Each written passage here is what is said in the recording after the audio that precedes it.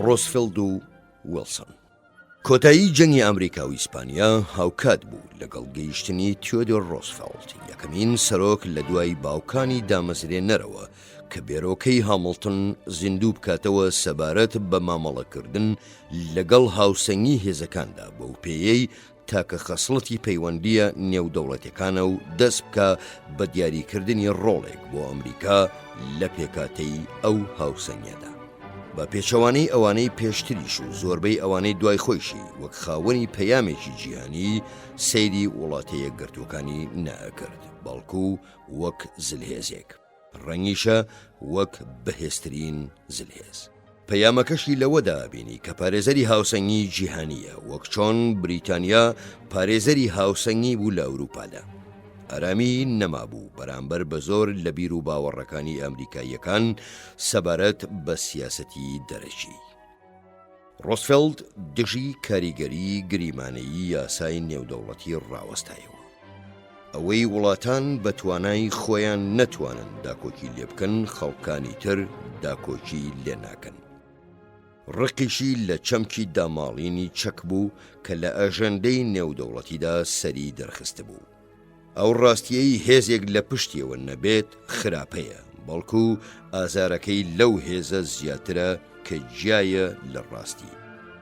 ڕۆزفێلد بە گرتنەبەری سیاسەتێکی واقع بینانەی تایبەت بەخۆی لە ساڵی 1970دا بە داگیرکردنی کۆریا قایل بوو لەلایەن ژاپۆنەوە، چونکە کۆریا نەیەتوانی داکۆکی لە خۆی بکات و وڵاتێک یان چەند وڵاتێکیش نەبوون ئامادەبن بۆ سەرکێشی داکۆکی لێکردنی. کۆریا بە دڵنیاییەوە مڵکی ژاپۆنە، بێگومان بە جۆرەی بەڵێننامە ڕێکەوتن هەیە لەسەرەوەی کۆریا بەسەربەخۆیی بمێنێتەوە، بەڵام کۆریا نەیتوانی بەڵێننامەکە بسەپێنێ. گریمانەی ئەوەش زۆر دوورە کە هیچ دەوڵەتێک ئەوە پێشکەش بە کۆریا بکە کە کۆریا خۆی نەیتوانیوە پێشکەش بەخۆی بکە.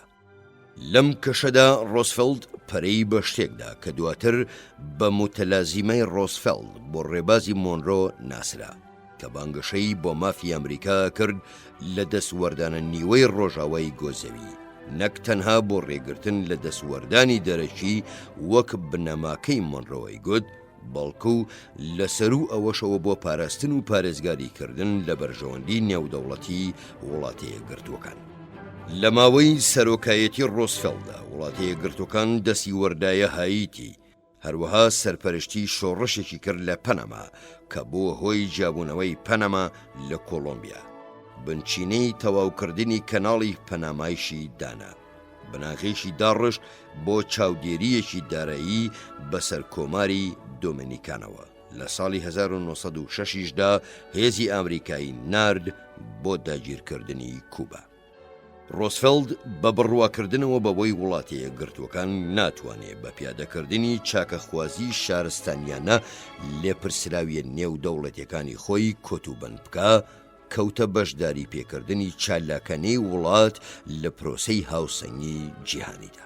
کاتێکی ژاپۆن و رووسیا لە ساڵی 1940دا چوونە جەنگەوە، بەرامبەری لە ژاپۆن نەگرت، ئەگەرچی ئەیزانی بە پێی پێوەرە هاوچەرخەکان دەستدرێژکارە، چونکە لەوە ترسا سەرکەوتنی رووسیا بواری بۆ بڕەخسێنێ کۆنتڕۆڵی ئاسیا بکات و دواتریش هەڕەشە لە هاوسەنگی هێزەکان بکە لەسەر ئاستی جیهان. بەڵام ئەم نیگەرانیە جیۆپۆلیتیکەی نەگۆڕی بۆ هەڵمەتێکی سەربازی بۆ سەر رووسیا. لەبری ئەوە و بە جێبەجێکردنی بنچینەکانی هاوسەنگی ڕۆزفێلد سەرەڕای ئەوەی ئەیویست رووسیا لاواز بکە، لە بەردەم بێرۆکەیەکدا وەستا سەبارەت بەوەی شکستی رووسیا بگاتە خاڵێک تایدا هەڕەشەی ژاپۆن جێگای هەڕەشەی رووسیا بگرێتەوە. بۆیە نوێنەرانی هەردوولایەنی بەشەڕهاتووی بانک هێشت کرد بۆ ماڵی خۆی لە ئۆستەربای لە نیویۆرک، کە لەوێ وەک نێوەند کەوتە نێوانیانەوە و دوجار گەیشتە ڕێکەوتنامەی پۆرتسماوس. چارەسەرەکە پشتی بە گریمانەیەکی هاوسەنگی هێز بەست لە ئاسیادا کە ژاپۆن بە پاڵپشتی بریتانیا هاوتای رووسیای ئیمپریەلیستی ببێتەوە و وڵاتە یەکگرتوەکانیش هاوسەنگی کۆتایی لە نێوان هەردوو لایەن لە ئاسیادا لە دەستی خۆیدا بهێڵێتەوە. وەک چۆن بریتانیا هاوسەنگی هێزەکانی ئەوروپا ئەپارێزێت. هەرەم ڕێبازە جیۆپۆلیتیکیە خۆشی هەڵوێستی ڕۆزفێڵدی لە جەنگی جیهانی یەکەم دیاری کرد. لەو کاتەدا کە کۆشتی سپی بەجێهێشت بوو، ماوەیەکی زۆر بەر لەوەی سەرۆک وێدرۆ وێلسن بڕیاری لێبدا ئەم ڕای لەسەر ئەوە بوو لایەنی بریتانیا و فەرەنسا بگیرێت لە جەنگدا. ڕۆزفێڵد لەوە ترسا کە ئەڵمانیای براوە لە جەنگدا بکەوێتە ملەتاتکێ بەسەر نیوەی ڕۆژاواوە کە ئەو نیوەیە بە سەرکەوتنی ئەڵمانیا ئەو پارێزگاریە لە دەست دەدا کە هێزی دەریایی بریتانیا بۆی فراهەم کردووە. ئەگەر لەو کاتەشدا ڕۆزفێڵد سەرۆک بووایە، ئەوە هەوڵی یەکلاییکردنەوەیەکێدا هاوشێوەی ڕێکەوتنامەکەی پۆرتسمۆوس کاریشی بۆ ئەوە کرد توانای ئەڵمانیا بۆ پاوانکردنی ئەوروپا کەم بکاتەوە. هاوکاتیش وەک فاکتەرێگەی هێشتەوە بۆ ڕاگررتنی هاوسەنگی نوێی هێزەکان. هیچ هەوڵێک نەدرا بۆ لابردنی حکوومەتەکانی وڵاتانی دوژمن یان دووبارە هێڵکێشانەوەی سنوورە سیاسیەکان لەسەر بنەماگەلێکی وەک مافی چارەی خۆنووسین. بەڵام ڕۆزفێڵد لە دەسەڵاتدا نەمابوو، لەبەری ئەو سەرۆکێک بە مێشکێکی تەواو جیاوازەوە لە کاردا بوو کە بیر و باوەڕەکانی بوون بە بناغەی سیاسەتی دەرەکی ئەمریکا بە درێژایی ماوەی دوای خۆی تا کۆتایی سەدەی بیستەم. ویلسۆن سەرکردایەتی وڵاتە یەکگرتوەکانی کرد بەرەو جەنگ لە پێناوی کۆمەڵێک بنەمادا کە لەگەڵ ئەزموونی مێژووی ئامریکادا زیاترە گونجان تا لەگەڵ هاوسەنگی ئەوروپاییدا. ئەبێ هەر دەوڵەتێک بیەوێت لە سیستەمێکی هاوسەنگیدا بەشداری بکە، باوەڕی بەوە هەبێ کە بەرەو ڕووی هەڕەشەیەکی ڕاستەقی نەبووتەوە خۆی بەتەنها ناتوانێ مامەڵەی لەگەڵدا بکە. بەڵام لە ساڵی 1940دا نەئەتوانرا گەلی ئەمریکا بەوە قایل بکرێ کە هەر گۆڕانکاریەک لەو هاوسەنگەی ئەوروپا کە لە ئارادا بوو هەڕەشەیە لە ئاسایشی ئەمریکا. هەرچەندە ئەگەری زۆریش هەیە، مێژوو یادی ڕۆزفێڵد وەک وردبینترین سەرۆکی ئەمریکا بکاتەوە لە بواری ناسینی تەحەدای بنەڕەتی سیاسەتی دەرەکی ئەمریکادا. بەڵام دوجار بیر و باوەڕەکانی ویلسۆن سەرکەوتن چونکە وێڕای بوێری و بڵندیان لە گوێی خەڵکانی تردا پیادەکردنی چەند ڕاستیەک بوون لەسەر ئاستی جیهان کە لە ماوەی 100 لە گۆشەگیری ئەمریکا ناوبانیان دابەوە. یەکەمین کاردانەوەی ویلسۆن بەرامبەر هەڵایسانی جەنگی جیهانی یەکەم گۆشەگیربوونێکی کلاسیکیانە بوو. لە 1940دا بانگهێشتێکی ڕۆزفێڵدی ڕەتدایەوە سەبارەت بە خۆپڕچەکردن، چونکە وهای دانا کە ئەو ئاگرەی لە ئەوروپادا کەوتۆتەوە جەنگێکی لەخۆ گرتووە. هۆکارەکانی پەیوەندیان بە ئێمەوە نییە و چونکە دەرفەتێکمان نەداتێ بۆ دۆستایەتی بەستن و خزمەتکردنی پاک و بێگەر.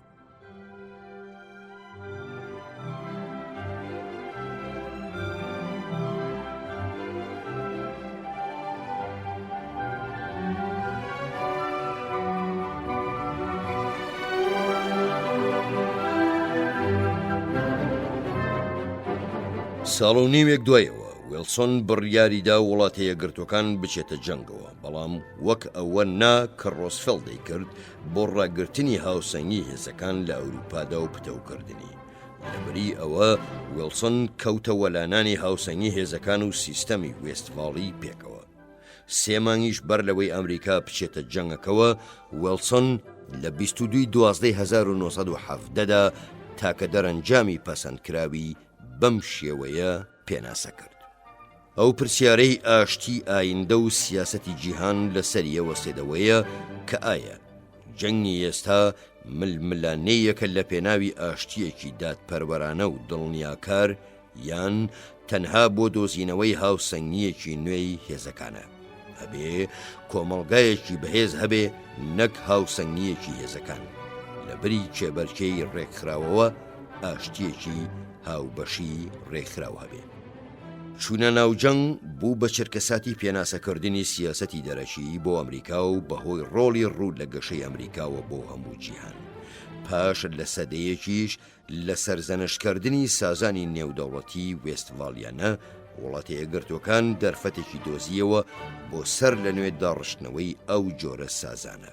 ئەمریکا ئەوەی نەویست لە گۆڕەپانی نێودەوڵەتیدا تەنها وڵاتێکی تر بێت وەک هەموو ئەوانەی تر کار بۆ بەدیهێنانی بارژەوەندیە نەتەوەییەکانی خۆی بکە.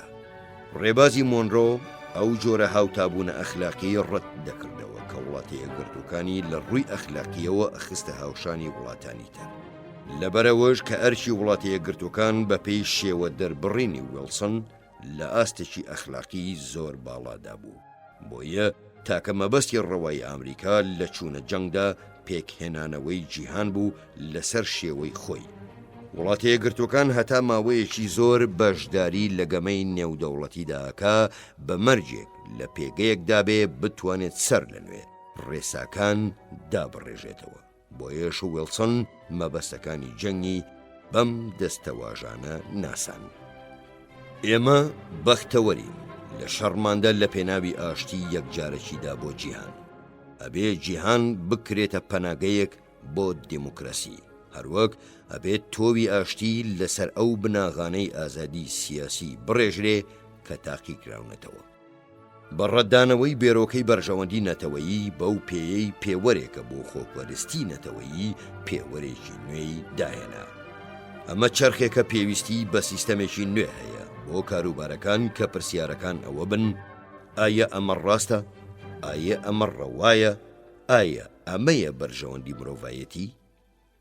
ویلسن سێ بێرۆکەی سەرەکی داڕشت کە سیاسەتی دەرەکی ئەمریکا دواتر پشتیان پێبەستن. لە پلەی یەکەمدا پێکەوە گونجان سیستەمی سروشتی کاروباری نێودەوڵەتیە.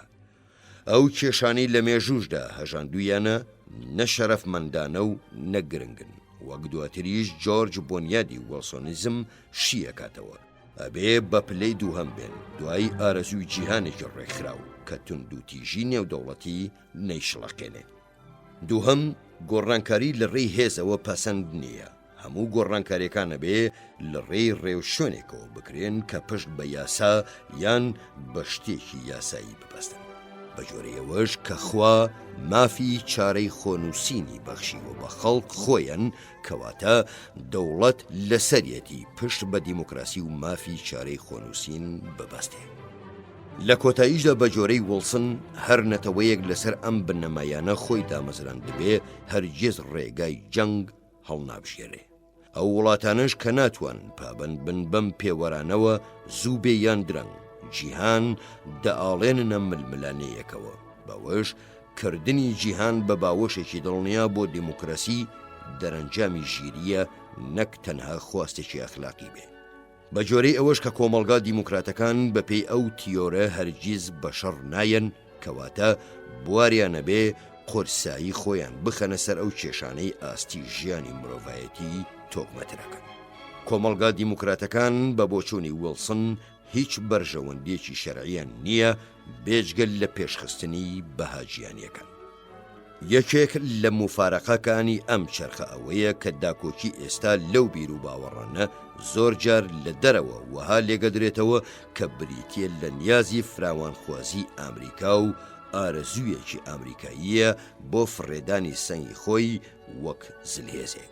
لە ڕاستیشدا زۆر لە مێژ بوو ڕادەی شیاوی پیادەکردنی سیمبولی ئەمریکایی بەسەر ناوچەکانی تری جیهاندا لە سەرەتای دامەزراندنی کۆماریەوە پرسێکی بنەڕەتی ئەمریکا بوو. ئەو داهێنانەی ویلسۆنیش وەرگێڕانی ئەو شتە بوو کە تا ئێستا بە شارێکی بریقەداری سەربەرزاییەک ئەناسرێ بۆ هەڵمەتێک بە مەبەستی بڵاوکردنەوەی ئەو بەهایانە، بە بەخشینی سروش بە خەڵکانی تر لەبارەی نمونە ئەخلاقیەکەی، ئەویش لە ڕێی سیاسەتێکی دەرەکی چالاکەوە.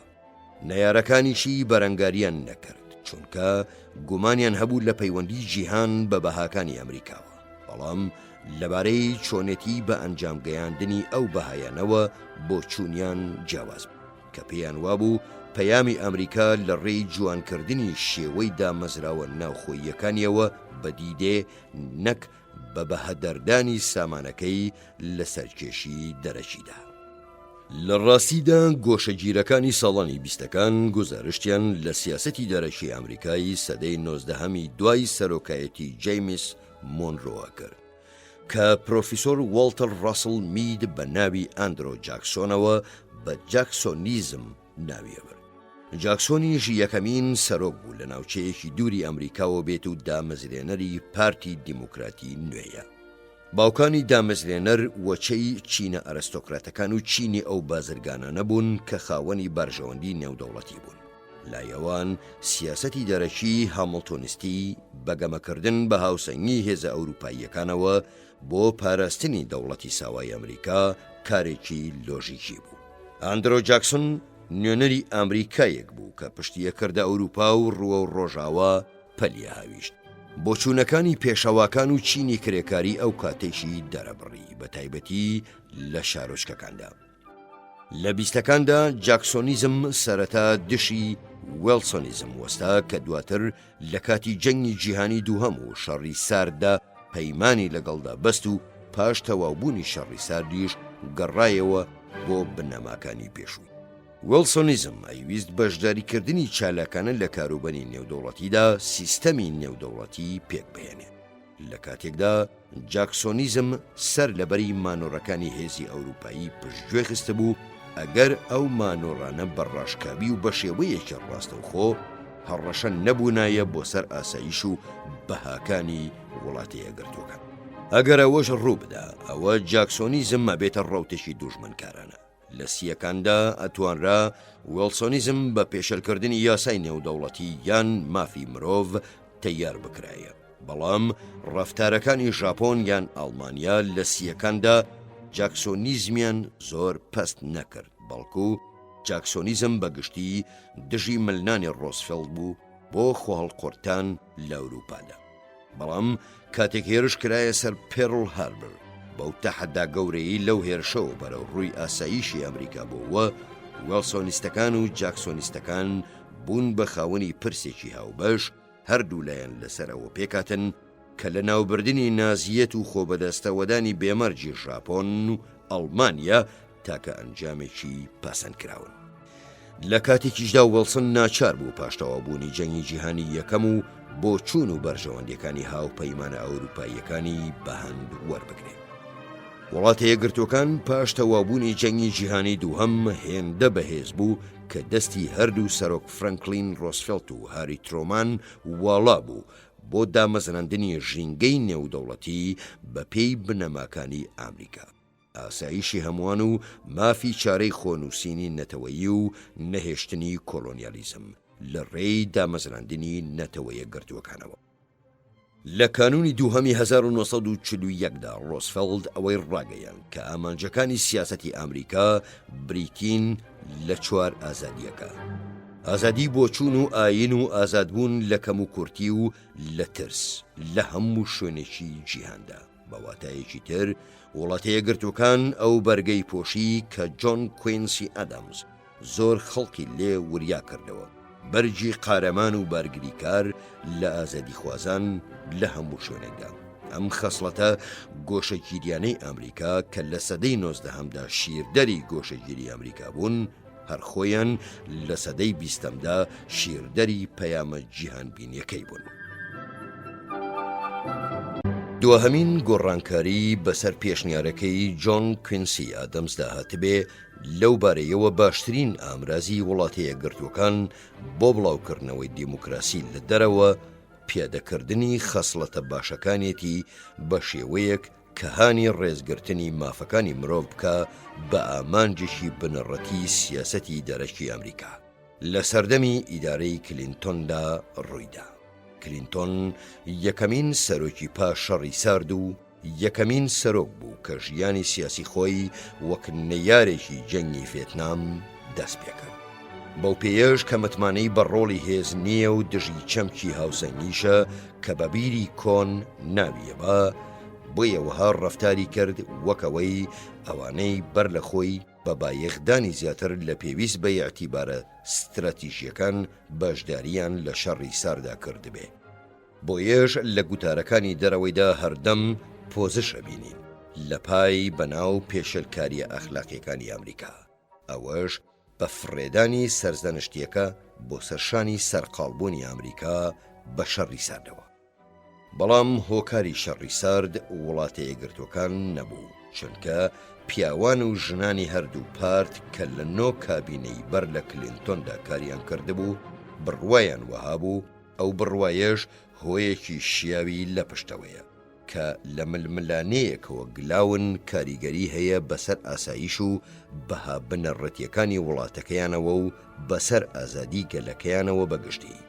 سیمای نوێی سیاسەتی دەرەکی ڕەتدانەوەی مێژوش و ڕوووەرگێڕانیشی لەو بیر و باوەڕە کلاسیکیانە لەخۆ گرتبوو کە پەیوەست بوون بە ئاسایش و بە سیاسەتی سروشتیەوە.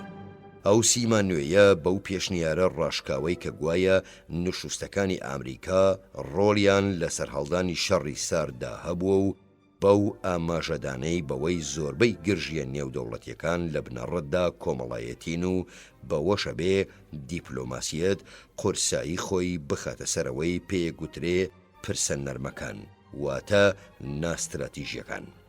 بەوانە با یەخنەدانی ڕاشکاوی خۆی بۆ هەموو ئەو دەستکەوتانە پیشاندا کە لە نیو سەدەی پاش جەنگی جیهانی دووهەمەوە بەدەست هاتوون. بردنەوەی شەڕی سارد ئەو شانازی بەخۆوەکردنەی لە ناو گروپەکانی تریشدا دروست کرد کە بردنەوەکەی کرد بە سەرکەوتنێک لەسەر ئاستی جیهان. پاشەوەیش کە وڵاتە یەکگرتووەکان دەستی گەیشت بە باڵاترین سیستەمی سیاسی و ئابووری، باشترین ڕێگا و بەدڵنیاییەوە تاکە ڕێگا لە بەردەم شوێنەکانی تری جیهاندا گرتنەبەری شێوازە سیاسی و ئابووریەکەی ئەمریکا بوو. بە کۆتایی هاتنی شەڕی سارد و نەمانی چەقێکی تری هێزی جێگرەوەی وڵاتە یەکگرتووەکان تیۆری کۆتایی مێژوو بەڕادەیەکی شیاو بوو بە تیۆرێکی پەسەندکراو. ڕەنگیشە ململانی ئایدۆلۆژیەکان بۆ هەتایە لە ناوچوو بن. هەموو جیهانیش شێوەی جیاجیایی سیستەمە سیاسی و ئابووریەکانی ئامریکایان گرتی بێتەبەر. کێبەرچێ واتایەکی هەبوو بەسترا بۆ بە خێرایی وەدیهێنانی ئەوەمانجا. قەیرانە داراییەکەی ئاسیای ساڵی 1990 زەخمێکی تریدا بەو سەرکەوتنەی ڕۆژاوە. لەمبارەیەوە سیاسەتێکی دەرەکی ئەمریکا پەیتا زیاترە کەوتە بەر پاڵی سیاسەتە ناوخۆییەکان. کاتێک گوشارخستنە سەر وڵاتانی بێگانە مەترسی بەدواوە نابێ، ئەوە ئاسوویەکی زیاتر لە بەردەم ئەوەدا بێ کە وەک ئامانجی سیاسەتی دەرەکی سەیری یاسا ڕێژکردنی ئەرکە لە پێشینیەکانی ناوخۆی ئەمریکا بکرێ.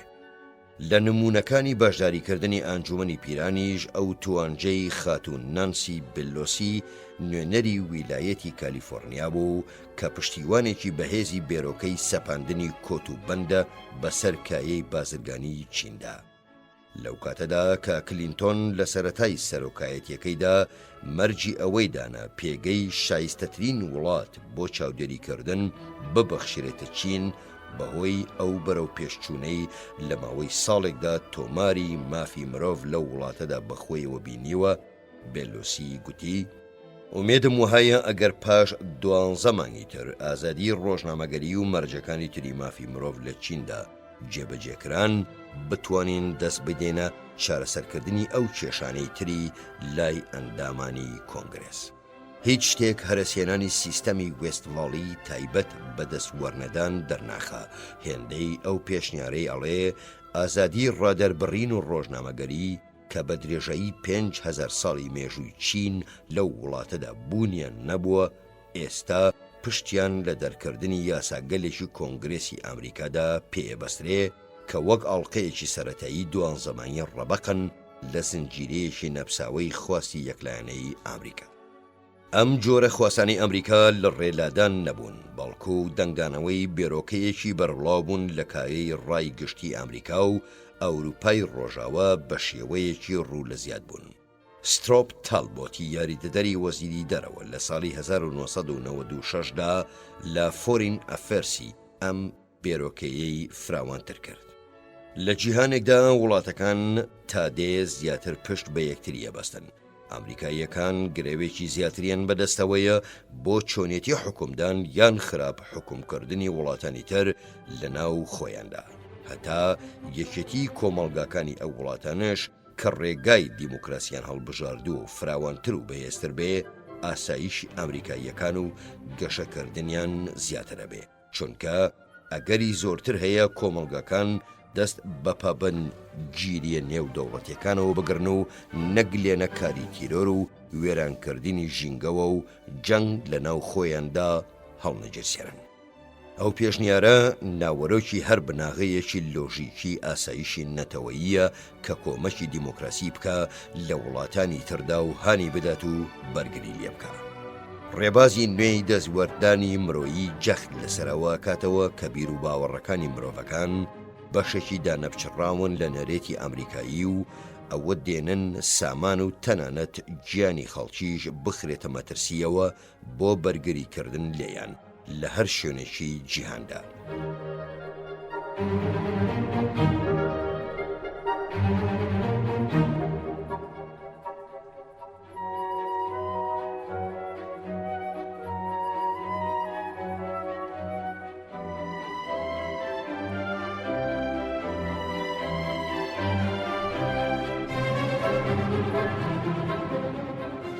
هیچ نەتەوەیەکی تر تا ئێستا ئەو ئامانجگەلەی نەخستۆتە ڕوو کە ئامانجگەلێکن هەڕەشەی ئەوەکەن وڵاتەیە گرتوەکان و هاوپەیمانەکانی ڕۆڵی پۆلیسی نێودەوڵەتی بجێڕن.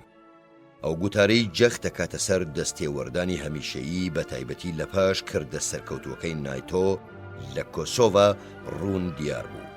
تۆنی بلێری سەرۆکوەزیرانی بریتانیا ئەرکەکەی کۆسۆڤایی وەها وەسەف کرد کە سەرکەوتنێکی بۆ ڕەوتە پێشکەوتن خوازەکانی ناو کایەی سیاسەتی دەرەکی بەوەی کۆمەڵێک چەمکی کلاسیکی تۆز لێنیشتویان گۆڕیوە. ئەم جەنگە لە پێناوی بنەمایەکی بنەڕەتی پێویستدا بۆ پێشکەوتنی مرۆڤایەتی بەرپامان کردووە.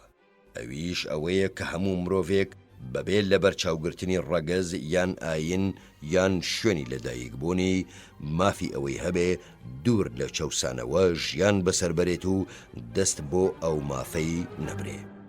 هەروەک گێرهارد شرۆیدەری ڕاوێژکاری ئەڵمانیا بە شێوەیەکی کاریگەرتر ئاماژەیدا بە هەمان خاڵ. ئەبوو هاوپەیمانیەکە ئەوە دەربخە کە لاواز لە ناتۆدا هاوڕێیەک و هاوپەیمانێکی ئامادەی تەیاری هەیە بۆ بەرگریکردن لە مافە مرۆییەکانی، بەڵام سەرۆک کلنتن ئەوە بەهێزترین دەستەواژەی بەکارهێنا. ئەتوانین بە هەموو گەلانی دنیا بڵێن چ لە ئەفریقا بژین یان لە ئەوروپای ناوەڕاست یان لە هەر جێگایەکی تر. ئەگەر کەسێک ڕاوەدووی خەڵکانی مەدەنی بێتاوان بنێت و بیەبێ کۆمەڵکوژیان بکە بەهۆی ڕەگەز یان ئاین یان باگراوندی ئیتنیکیان، ئەوە هێزەکەمان لێمانەخوازێ ڕێی لێ بگرین، هەر ڕێشی لێگرین. سەرکەوتنی وەلسۆنیزم بەسەر نەریتە ڕکابەرەکانیدا لە کایەی سیاسەتی دەرەکی ئەمریکادا لە میانەی ڕووداوەکانی شەژمانگدا و بە شێوەیەکی دراماتیکی ڕوون بووەوە کە لە تشرینی دووهەمی 1998ەوە دەستیان پێکرد. بە پێی پێوەرەکانی جاکسۆنیزم و هامڵتۆنیزم ئەکرێ هەڕەشەی عێراق بە دەستگرتن بە سەرکەنداودا وەک هەڕەشەیەکی بنەڕەتی بۆ سەر ئاسایشی نەتەوەی ئەمریکا سیر بکرێ. لە کانونی یەکەمدا عێراق پشکنەرەکانی نەتەوەیە گرتوەکانی دەرکرد کە ئەنجومەنی ئاسایش دایمەزراندەبوون بۆ ڕێگرتن لە بەرهەمێنانی چاچی کۆکوژ وەک مەرجێکی ئەو ئاگربەستەی کۆتایی بە شەڕی کەنداوهێنا.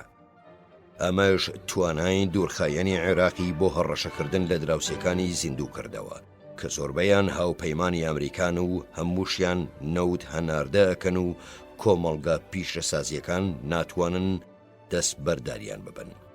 لەگەڵەوەشدا کاردانەوەی ئەمریکا تەنها ئەوەندە بڕی کرد کە بۆ ماوەی 4 شەو گورزی ئاسمانی بوەشێنێ بۆ کەمکردنەوەی زیانەکان لە ڕیزەکانی خەڵکی مەدەنیدا.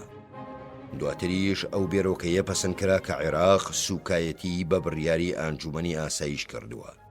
گریمانی دیار ئەوە بوو کە وڵاتەیە گرتوەکان لە کاتی خۆیدا مامەڵە لەگەڵ دەرەنجامە دوورەکاندا بکە، چونکە ترس لە باڵکێشانی عێراق بەسەرکەنداودا ئەو پرسە ئەخلاقیانەی لە خۆ نەئەگرت پاساوی کردە سەربازە هەمیشەیەکان بدەنەوە. لە بەرامبەردا دوای ئەوە بە 3 مانگ ناتۆ بەسەر لە قاندنێکی ئەمریکا و بۆ ماوەی 78 ڕۆژ و بە درێژایی شەو ڕۆژ کەوتە بۆردومانکردنی یوگۆسلاڤیا بۆ سنووردانان لە بەردەم پێشەلکاریەکانی مافی مرۆڤ لە کۆسۆڤا لەلایەن سربەکانەوە. لەگەڵەوەشدا کە کۆسۆڤا بە هیچ مانایەکی کلاسیکی هیچ هەڕەشەیەک بۆ سەر ئاسایشی نەتەوەی ئەمریکا پێک ناهێنێ. بنەماکانی وێڵسۆن هێزی پاڵنەری سەرەکی بوون لە سیاسەتی دەرەکی ڕۆژاوادا لە باڵکان. کۆسۆڤا شڵەپۆپەی زنجیرەیەک دەستێوەردان بوون بە ناوی مافی مرۆڤ و بەها مرۆییەکانەوە. ئەوەتا هێزەکانی ئەمریکا بە سۆماڵدا بڵاوکرانەوە لە بنەڕەتدا بۆ دابەشکردنی خۆراک و دواتریش بۆ هێنانەکایی حکوومەتێکی مەدەنی. هەروەک بەهای تیدا بڵاوکرانەوە بۆ ڕزگارکردنی دانیشتوانەکەی لە حکوومەتێکی میلیتاریستی کە لە ڕێی کودەتاوە گەیشت بووە دەسەڵات. لە بۆسنیاشدا بڵاوکرانەوە بۆ ناچارکردنی جەنگاوەرەکان کە کۆتایی بە شەڕی ناوخۆ بهێنن. لە کۆسۆڤاشدا بۆ گواستنەوەی دەسەڵات لە سربەکانەوە بۆ دەستی زۆرینەی دانیشتوانەکە کە ئەلبان نەژادەکان بوون. ئەم دەستوەردانانە سییانیان لە سەردەمی کلنتۆندا ڕوویاندا و بەگشتی چەند خەسڵەتێکی هاوبەشیانە بوو. هیچیان ڕنگدانەوەی بێرۆکەیەکی کلاسیکی بەرژەوەندی نەتەوەیی ئەمریکا نەبوون. بەمانەیەی ئەنجامەکانیان هیچ کاریگەریەکیان بەسەر هیچ پێناسەیەکی مێژووی ئاسایشی ئەمریکاوە نەبوو. هەمووشیان ڕایکردنی گوشارێکی بەهێزی ناوخۆ بوون بۆ نەهێشتنی ئەو ئەندێشە مرۆیانەی لاریان لەسەر نییە. دەسوەردانی بوش لە سۆماڵدا لە بنەڕەتەوە بۆ سەرپەرشتیکردنی دابەشکردنی خۆراک بوو بەسەر ئەو گەلەدا کە برسێتی تەنگەتاوی کردبوو. دەسوەردانەکانیش بێمەترسی بوون. هەرکە چەند حاڵەتێکی پێکرانی گرنگ هێزەکانی ئەمریکای لە سۆماڵدا گرتەوە بەپەلە پاشەکشە بەو هێزانە کرا. بەبێ گەڕانەوەش بۆ ڕەوتە مێژوویەکان ئەو دەستێوەردانانە ئەنجامدران. ئەم هەڵچوونە وێڵسۆنیا بوو بەهۆی جیابوونەوە لە جاکسۆنیزم بە هەمان ئەو شێوەیەی لە بیستەکاندا ڕوویدا. باڵی جاکسۆنی کە لەبەرەی ڕیگندا سواری کەشتی بوو بەردەوام بوونیشی لە خواستی دامەزراندنی ڕێکخراوێکی فرەلایەن بۆ جیهان ڕەت کردەوە. ئەنجومەنی پیران نەچۆژێر باری پەسەندکردنی بەڵێننامەیەکی سەرتاپەگیر بۆ قەدەغەکردنی تاقیکردنەوەکی ئەتۆمی. دوودڵیش بوو لە پشتگیریکردنی دادگای تاوانە نێودەوڵەتیەکان و بەگومانیش بوو لە هەر ڕۆڵێکی هەمیشەیی هێزەکانی ئەمریکا لە کۆسۆڤادا. ئەوەش مایەی گاڵتەجاڕیە کە وێڵسۆنیەکان کلنتۆن بە بەتواناتر دائەنێن لە ڕاپەڕاندنی ئەو ئەرکانەدا کە ڕۆڵی سەرکردەی باڵایە گەڕا تیایاندا. ئەوە یەمێنێتەوە ئەو دەستکەوتانەی کە لەلایەن هەردوو پارتەکەوە پشتگیریەکران خۆیان لە خۆیاندا هەمڵتۆنی بوون، وەک ڕێکەوتنامەی بازرگانی ئازادی ئەمریکای باکوور یان بە ئەندامبوونی ئەمریکا لە ڕێکخراوی بازرگانی جیهانی WTOدا. لێرەوە سەیری و چاوەڕوان نەکراو نییە کە ئەو ناکۆچیە بچووکەی لە هەڵمەتی هەڵبژاردننی سەرۆکایەتیدا لە ساڵی 2000دا دەرکەوت لەبارەی سیاسەتی دەرەکیەوە قورسایی خستە سەر هێڵی جیاکەرەوەین نێوان جاکسۆنیزم و وێڵسۆنیزم. کلنتۆن بەوە تاوانبار کرا کە لە دەستوەردانە سەربازیە جیاجیەکاندا پێداویستیەکانی بارژەوەندی نەتەوەیی تێپەڕاندووە. بەڵام لە ڕاستیدا ئەوەی ڕوویدا چ نەبوو بێجگەت لە هەوڵێکی کلنتۆن بۆ سەر لە نوێ پێناسەکردنەوەی بەرژەوەندی نەتەوەیی بە دەستەوەژەگەلێکی وێڵسۆنیانەی توندڕاو. جاڕدرا بۆ بەرگریکردن لە مافەکانی مرۆڤ و بەها مرۆییەکان. ئەگەر بەهێزیش بێ بەو پێیەی بنەمایەکی گشتی بەرژەوەندی نەتەوەیی ئەمریکان. لەو گوتارەی گۆڤاری فۆرین ئەفێرز کە پێشتر ئاماژەی پێدرا، سترۆپ تالبۆتی یاریدەدەری وەزیری دەرەوە کۆمەک و هاندان و پێشگیریکردنی لە دیموکراسی لە وڵاتانی تردا بە ناوەڕۆکی سیاسەتی واقعبینانە وەسف کرد. ئەو بناغی جەختکردنەوەیە لەسەر ڕەتدانەوەی ئاماژەکانی هەندێک لە واقعبینەکان بۆ پێچەوانەی ئەو بێرۆکەی ئەڵێ بەهاکانی ئەمریکا و بەرژەوەندیەکانی یەکتری بەهێزەکەن. دەستێوەردانی مرۆیی و بەرژەوەندی نەتەوەیی. 4 بنەماکە. بۆ ئەوەی دەستێوەردانی مرۆیی بکرێتە ئەرکی لە پێشینەی سیاسەتی دەرەکی ئەمریکا، ئەبێ 4 مەرج جێبەجێ بکرێ. ئەبێ بنەماکە لەوەدا بێ لەسەر ئاستی جیهان جێبەجێ بکرێ. ئەبێ ئەنجامێکیشی لێ بکەوێتەوە کە ڕای گشتی ئەمریکا پەسەندی بکە، ئەبێ کۆمەڵگای نێودەوڵەتیش بەدڵی بێ، پەیوەندیشی بەڕەوتی مێژووییەوە هەبێ. هەر چوار مەرجەکەش پەیوەندیان بەوەوە هەیە کە ئێستا وەک زاراوە پێگوترێ ستراتیژی دەرچوون کە کراوە بە پێوەری دیاریکردنی ئەوەی ئایا کەسێک گرفتێکی کاتی چارەسەرەکە یان لە زۆنگاوێکی هەمیشەییدا نقومە بێ.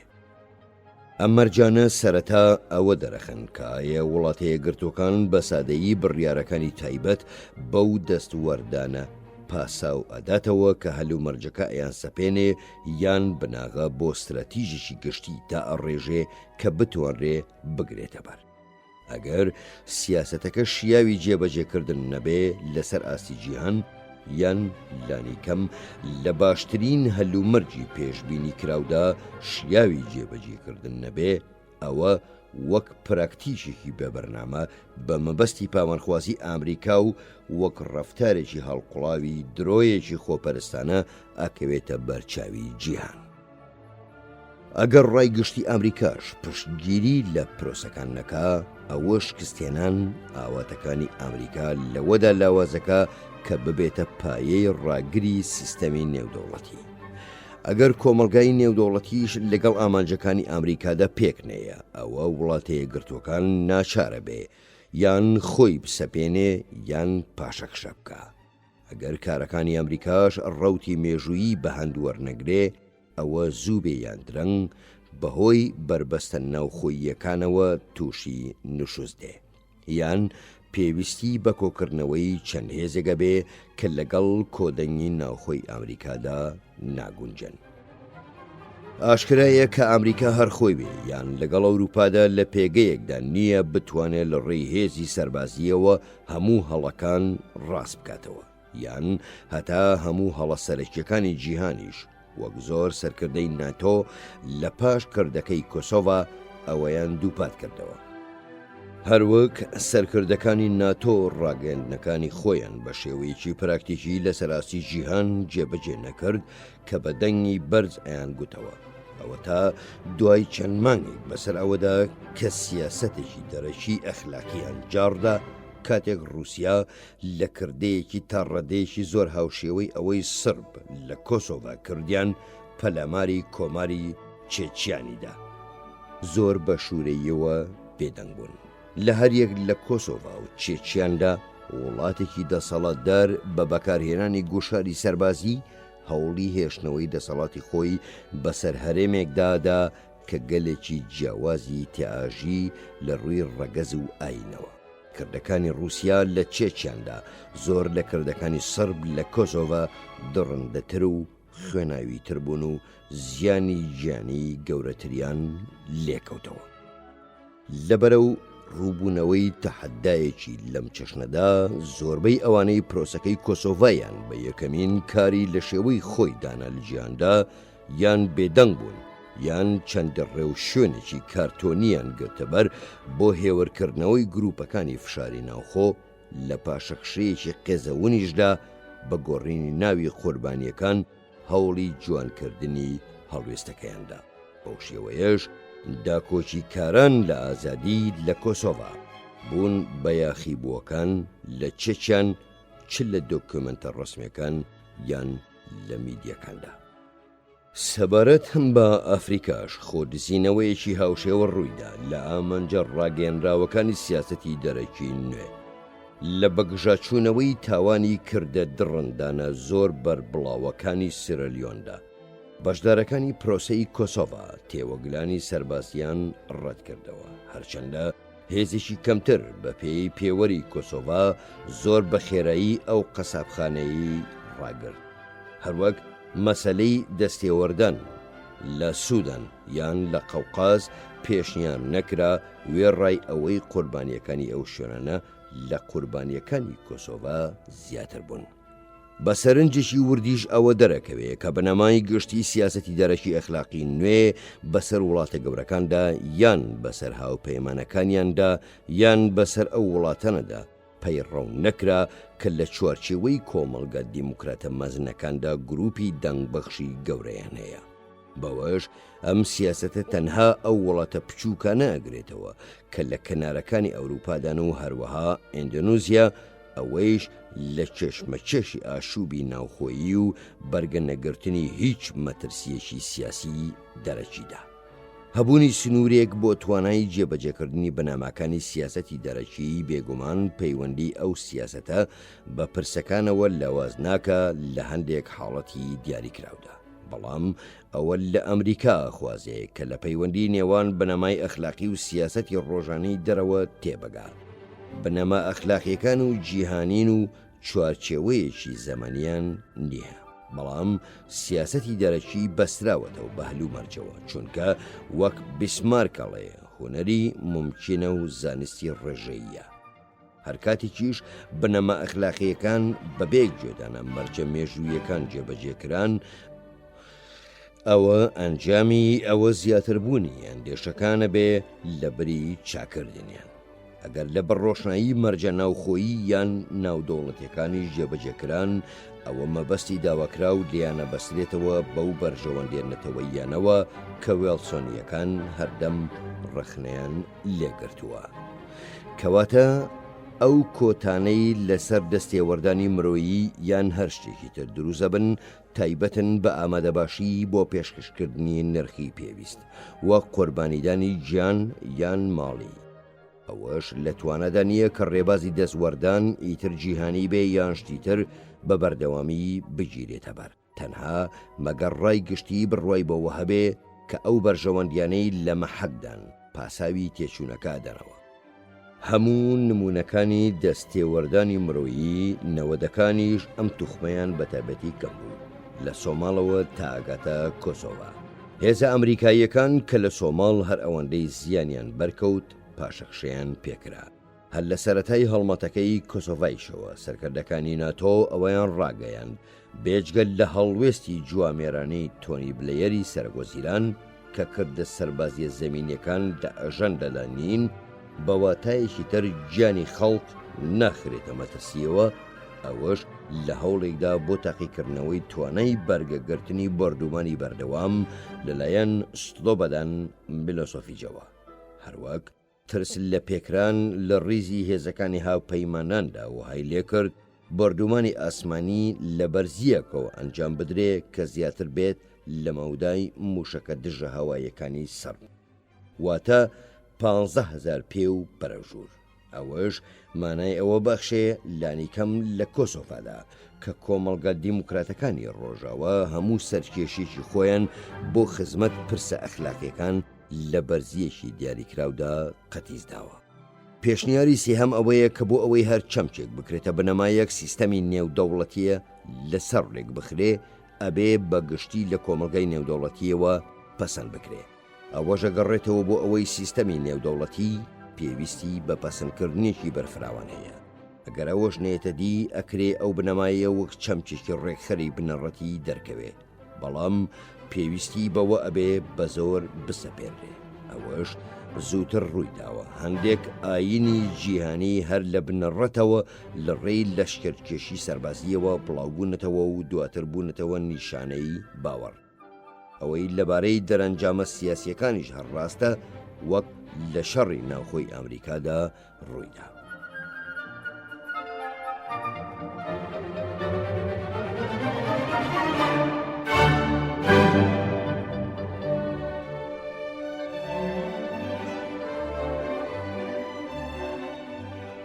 دەستێوەردانە سەربازیە مرۆیە جیاجیەکانی وڵاتی یەکگرتووەکان لە نەوەدەکاندا لە ڕووی نێودەوڵەتیەوە بە ئاستی جیاجیا پەسەندکران. هەڵمەتەکەی سۆماڵ پشتی بە بڕیارێکی ئەنجومەنی ئاساییش بەست بوو، هەروەک لەسەر داوای ڕاستەوخۆی ئەمینداری گشتی نەتەوە یەکگرتووەکان دەستی پێکرد. لەبەرەوە ئەو مەسەلەیە نەوروژێنرا کە ئایا ئەکرێت تاکلایەنە یان لەلایەن کۆمەڵێک وڵاتەوە بەبێ بڕیارێکی نێودەوڵەتی چارەسەری سەربازی بسەپێنرێ یاننا. هەر کە ئەرکەکە لە پرۆسەی پاراستنی ئاشتیەوە گۆڕدرا بۆ پرۆسەی دروستکردنی ئاشتی، لە سەرپەرشتیکردنی ئەو لایەنانەوە کە پێی قایل بوون گۆڕدرا بۆ سەپاندنی ئەنجامێک بە زۆر بەسەرلایەنێک یان زیاتر لەلایەنێک کۆدەنیەک بوو بە هەڵ. لە هاییتیش دەستێوەردانی مرۆیی ڕوویداوە گزارشتێک لە سیاسەتێکی نوێ کە ئەیویست وابەستەی ئامریکا بە فراحیزبیەوە دەربخا. لەوەی ئیدارەی کلنتۆن نەتەوە یەکگرتوەکانی قایل کرد بەوەی ڕێگا بدا بە بەکارهێنانی هێز بۆ گێڕانەوەی دەسەڵاتی مەدەنی. 2 هەفتەش دواتر لە 19 ئەیلولی 1994 هێزی ئامریکایی وەک بەشێک لە هێزێکی نەتەوە یەکگرتوەکان کە چەند توخمێکی لە دەرەوەین نیوەی ڕۆژاوای گۆی زەویش لەخۆگرتە بوو ڕەوانەی ئەو وڵاتەکرا.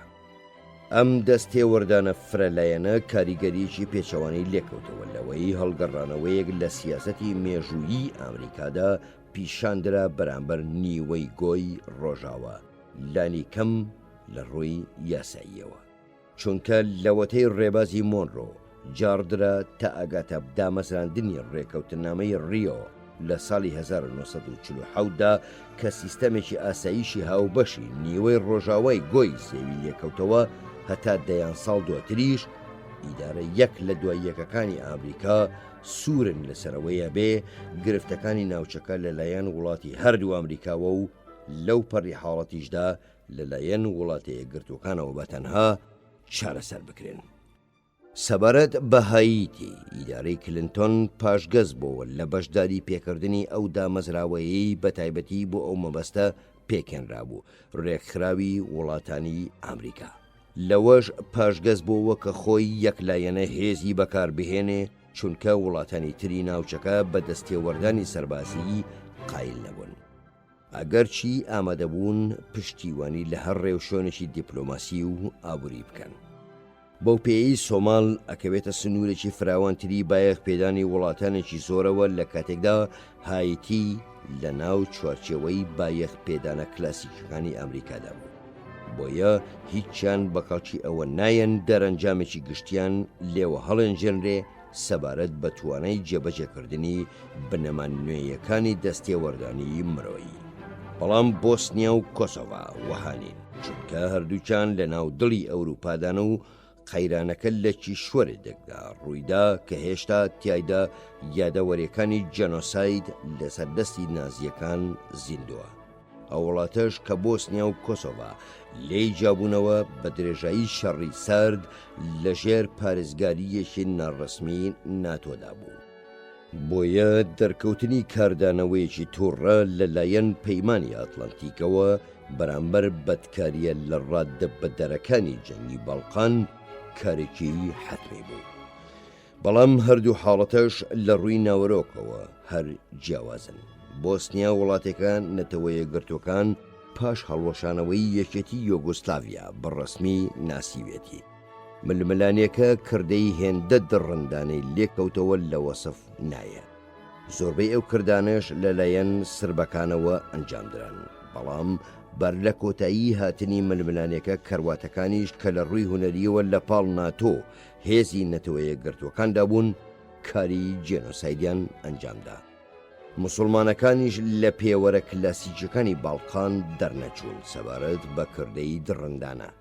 دەستێوەردانی مرۆیی ناتۆ لە بۆسنیادا دوای داواکاریەکی حکوومەتی ددان پێدانراوی بۆسنیا و لەژێر چەتری نەتەوە یەکگرتوەکانە گەیشتە خۆناغی یەکلاییکردنەوەی سەربازی کە ئەویش خۆناغێکە هیچ کێشەیەکی مەبدەئی نوێ نەوروژاند و لە هیچ کارێکی پێشخۆیشی نەئەچوو. هەروەک تونند و تیژی و کردن نابەجێکان لە ئاستێکدا بوون ویژدانی دیموکراتانەی ئامریکایان پاڵ پێوەنا بۆ بازدان بەسەر ئیعتیباراتی ئاسایشی نەتەوەی. دژواریەکانی بۆسنیا ئەنجامی دەستێوەردانەکە نەبوون، بەڵکو ئەنجامی ئەو یەکلاییکردنەوە سیاسیە بوون کە دوای ئەو هاتوو کە دواتر لێیە دوێن.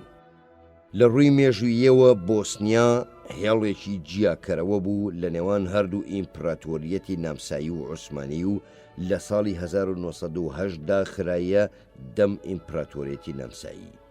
هیچ کاتێکیش بەشێک نەبووە لە سربیا، بەڵام کۆسۆڤا مەزارگەی بوژانەوەی ڕۆحی نەتەوەیەکانی سربیا بوو.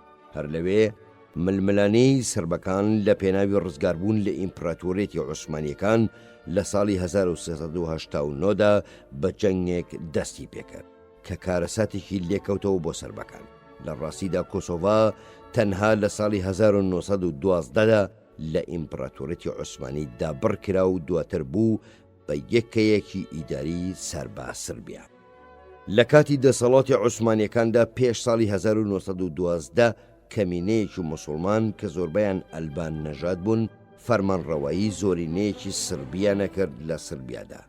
کاتێکیش سربیا لە دوای شەڕی باڵکانی ساڵی 1912دا دەستی بەسەردا گرت، ئەو پەیوەندیە پێچەوانە بووەوە. تەنها 6 ساڵ نەبێ لە داگیرکردنی لەلایەن نازیەکانەوە کە موسڵمانەکان ئەو دەرفەتەیان بۆ تۆڵەسەندنەوە قۆستەوە.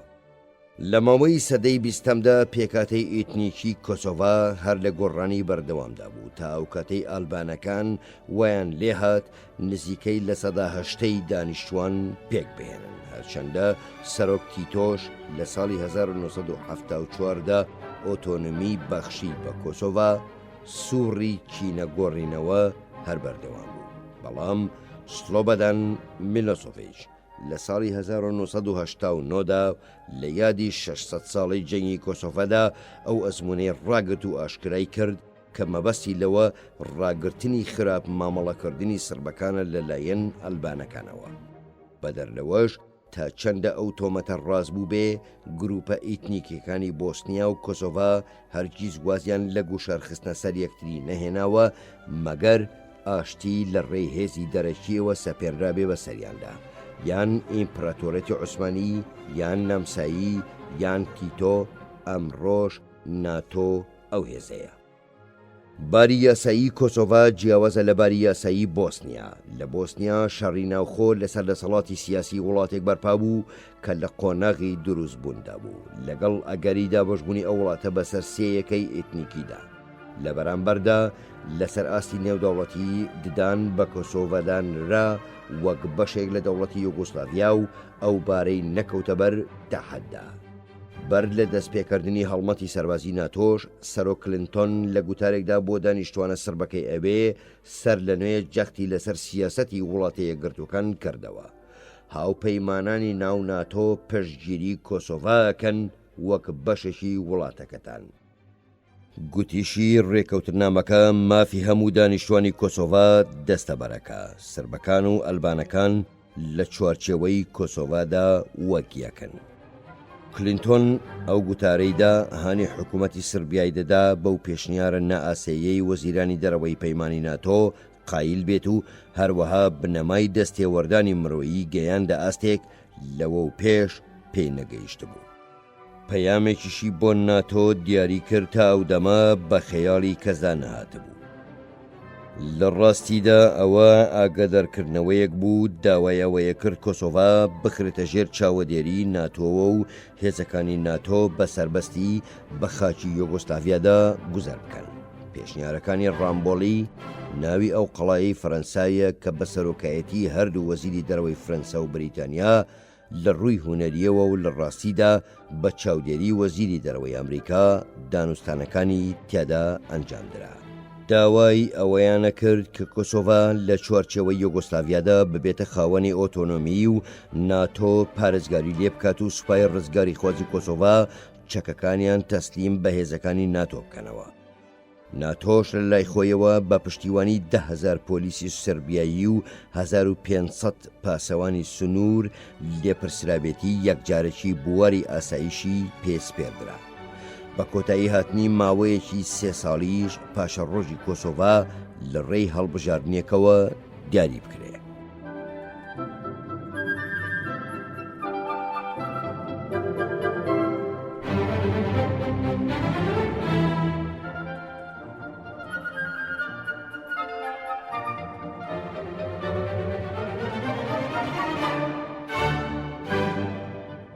ئەو هۆکارە مرۆییانەی لە پشت ئاگادارکردنەوەکەی ناتۆوەن شایستەی ڕێزلێگرتنن، بەڵام بۆ هەر کەسێک ئاگای لە مێژووی سربیا بێ گومان نەبوو لەوەی پێشنیارەکانی ڕامبۆڵی ئەبنە هۆی هەڵایسانی جەنگ.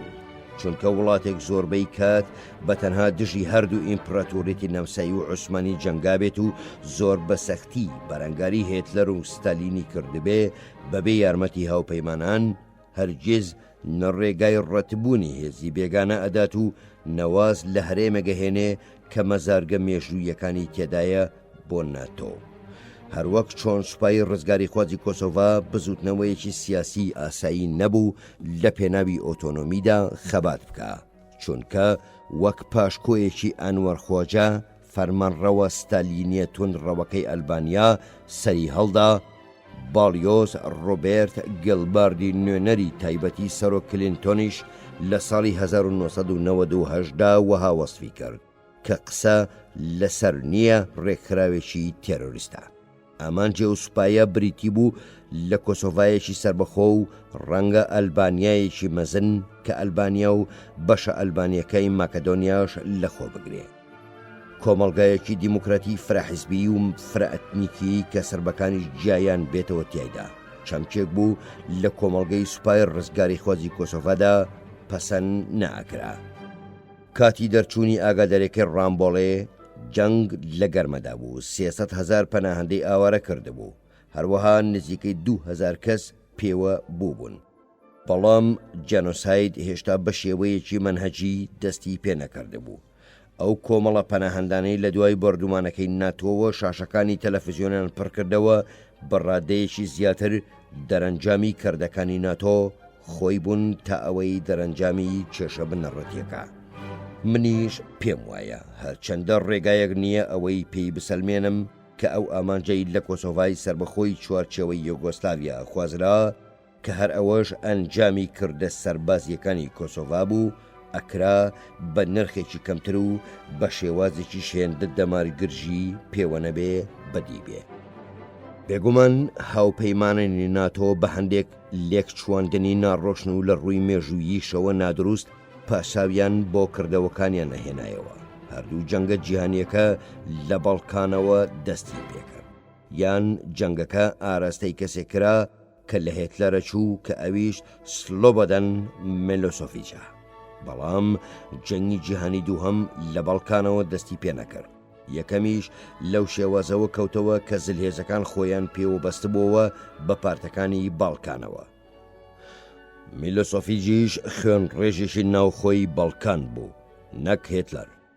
لە کامیشدا لەلایەن گەلەکەی خۆیەوە و لە ڕێی شۆڕشێکی ناوخۆییەوە وەلانرا کە زۆر لەو شۆڕشانە ئەچێ کۆتاییان بە هەموو سیستەمە ئۆتۆکراتە کۆمۆنیستەکانی ئەوروپای ناوەڕاست و ڕۆژهەڵات هێنا. سەرەڕای خۆپارێزیەکی زۆر دوجار لە چەندین چاوپێکەوتنی تەلەڤیزیۆنیدا کەوتمە پشتگیریکردنی پرۆسەی کۆسۆڤا، چونکە هەستم بەوە ئەکرد کە ناتۆ شکستێکی بەسەردا بێ ئەوە خراپترین سەرنجامە بێ. بەڵام سەرکەوتنی سەربازی نەبوو هۆیەوەی نیگەرانیم لە بڕیارەکەی ناتۆ بە بڕیارێکی تردا بگۆڕێ. ئەو بڕیارەی ئەبوو وڵاتێک پارچە پارچە بکە کە ئەندامانی ناتۆ هێشتا پەیوەندی دیپلۆماسی تەواویان هەبوو لەگەڵیدا. دەوڵەتێک تەنها بەر لە 2 ساڵ ناتۆ ڕێکەوتنامەیەکی لەگەڵدا بەستە بوو سەبارەت بە بۆسنیا. داواکاریەکانی ڕامبۆڵێ سنوورێک بوون لە نێوان دوو خۆناک لە مێژووی هاوپەیمانیەکە، چونکە سوور بوون لەسەر هەڵگیرساندنی جەنگ لەلایەن چەند وڵاتێکەوە کە بە درێژایی کات بیانووی بەرگریکردنانەی پوختیان بۆ یەکبوونەکەیان نەهێنایەوە. چونکە ناتۆ لە کاتی هاندانی ڕووسیادا بۆ قایلبوون بە فراوانکردنی هاوپەیمانیەکە چەندین جار جەختی لەسەر سروشتی بەرگری کارانەی خۆی کردوێتەوە. بەدەر لە بۆچوونی هەرکەسێکیش لەبارەی نەمانی ڕێبازی سەروەری نێودەوڵەتی ئەوە کۆبوونەوەی دووشت، پشت گوێخستنی پەردە لە ڕوو هەڵماڵراوی لەلایەن هاوپەیمانیەکی نێوان کۆمەڵگا دیموکراتەکان لەگەڵ دیپلۆماسیەتی توندوتیش گەیشتە ڕادەی دوورکەوتنەوە لەو ڕێسان نێودەوڵەتیانەی بە درێژایی ماوەی شەڕی سارد کۆمەڵگا دیموکراتەکان پێیان لەسەرداگرت. بەوەش کە لەنێک کەوتە نێوان ئەو لافانەی زۆربەی سەرکردەکانی هاوپەیمانیەکە لێیانەدا کە سیاسەتی دەرەکی ئەخلاقی نوێیان پیرۆزە کرد و کاردانەوەیکی زۆربەی وڵاتانی جیهان. وڵاتانی تازە پێگەیشت و بەگشتی ڕێبازی دەستێوەردانی مرۆیی وەها لێگەدەنەوە وەک کامرازێک بەدەست کۆمەڵگە دیموکراتە پیشەسازیەکان بۆ گرتنەبەری پاوانخوازیەکی کۆلۆنیالیستی نوێ. چینیش لەبەر چەند هۆیەکی لەو چەشنە ئەم ڕێبازەی ڕەتدایەوە. رووسیاش لەوە ترسا کە ئەو ڕێبازە مۆڵەتشی هەمیشەیی بدا بە ناتۆ بۆ دەستوەردانی سەربازی لە ئەوروپادا ئەوێک کە پەیوەندی مێژوویی بە سربیا ئەبەستێتەوە. ڕەنگە با یەکدارترین کاردانەوە لە هاوپەیمانە ئەوروپاییەکانەوە بوو بێ کە بۆچوونی جیاجیایان هەبوو. دوایەوەی لە کۆسۆڤادا وەک داکۆکی کار لە بنەما جیهانیەکان خۆیان ڕاگەیان.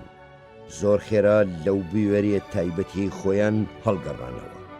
دوای ئەوەی سەرکردەکانی ئەوروپا هەرگیز نەچوونەوە سەربازی هیچ ڕەفتارکردنێک بەبێ ڕەزامەندی نەتەوە یەکگرتوەکان، چونکە چین و رووسیاش مافی ڤیتۆیان هەیە بەو پێیەی دوو ئەندامی هەمیشەیی ئەنجومەنی ئاسایشن. بۆیە ڕێبازی دەستێوەردانی مرۆیی بوو بە دژە ئاخنەیەک لە ڕواڵەتدا بە بنەمایەکی جیهانی کە بە دوای کۆدەنگی داگەڕێ. لە هەلومەرجێکی وەهادا ڕەنگە ڕێبازی دەستێوەردانی جیهانی بەڕووی خودی مرۆڤایەتیدا هەڵگەڕێتەوە.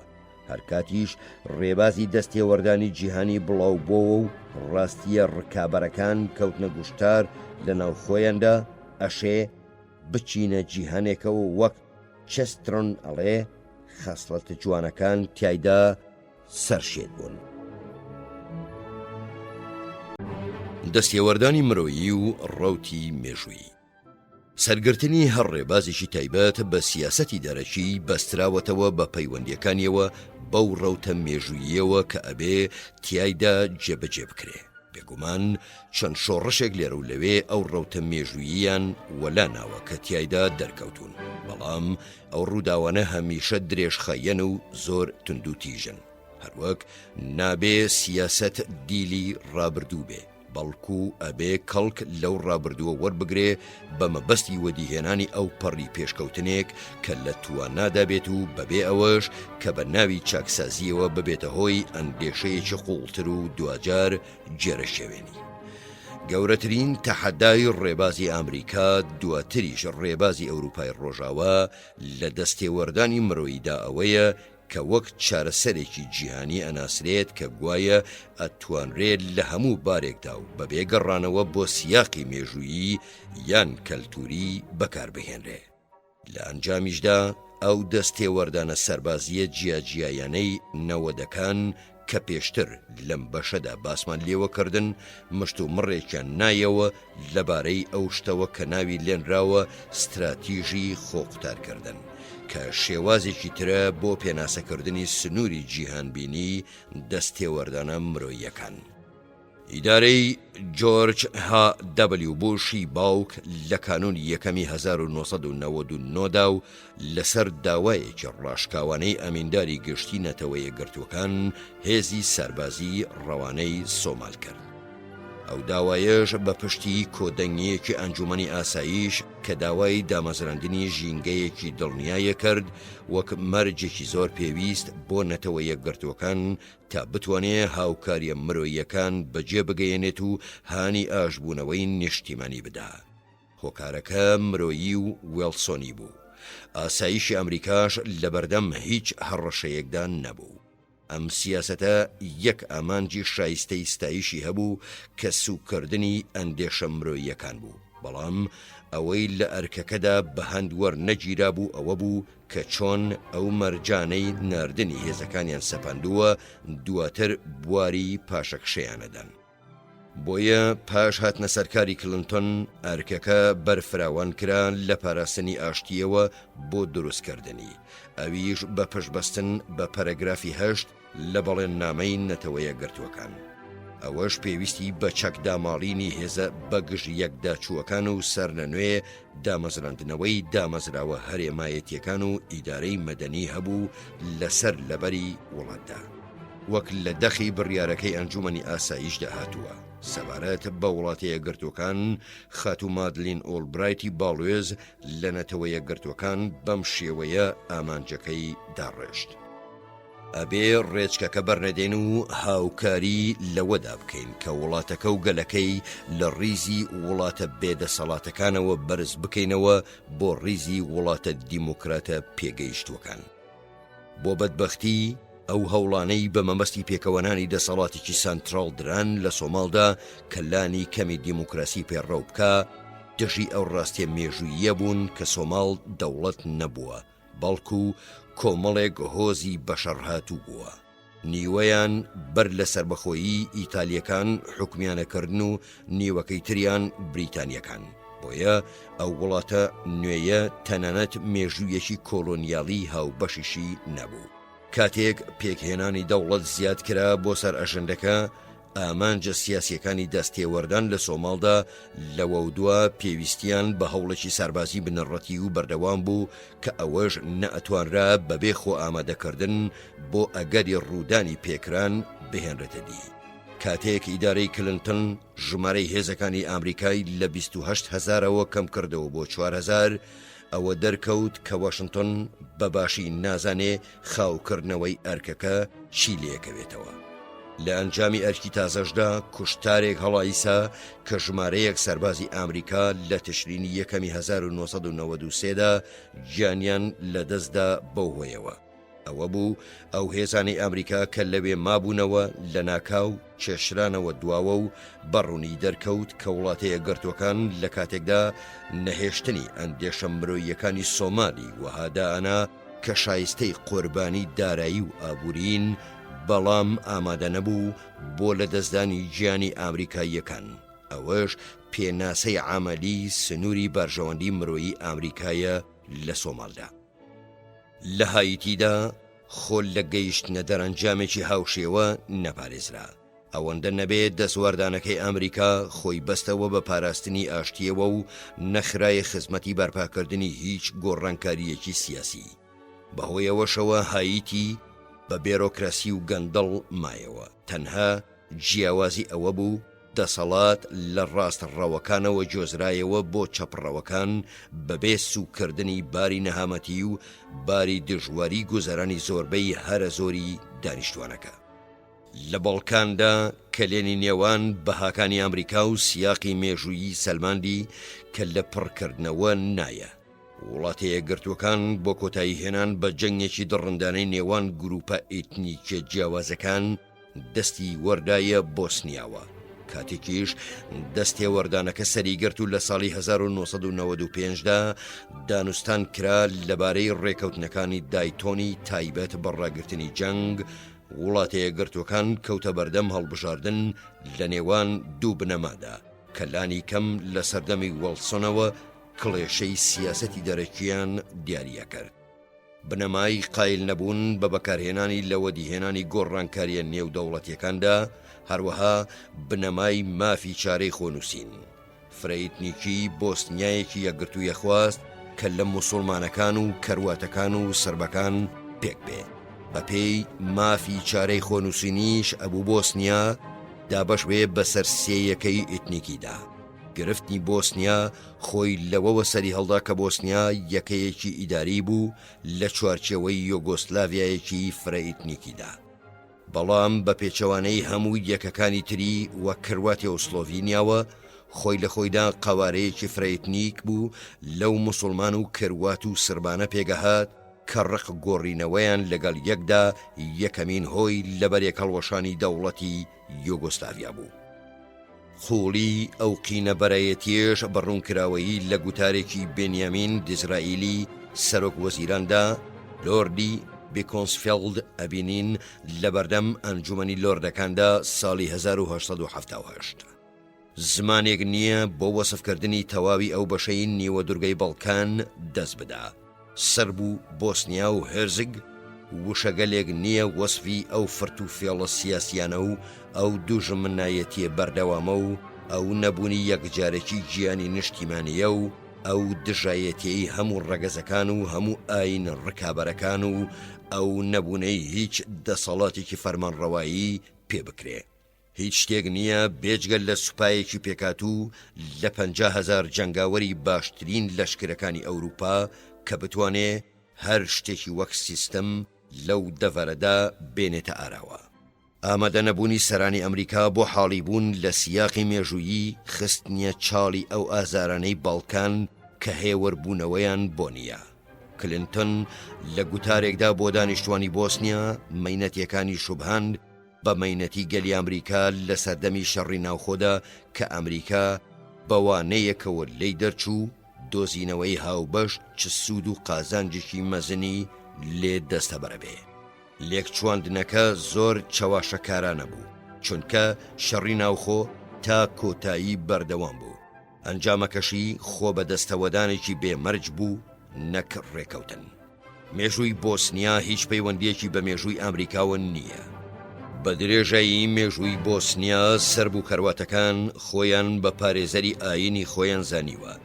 ئاستۆدۆکسی سربەکان و کاسۆلێکی کەرواتەکان یەکەم دژی تەوژمی ئیسلامی و دواتریش دژی یەکتری.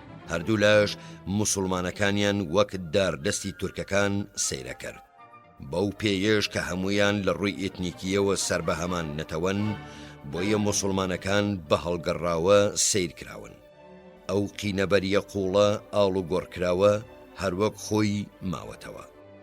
چونکە ململانەکەیان لە جەنگە 30 ساڵە نزیکتر بووە تا لە هەر ململانەیەکی تری هاوچەرخ.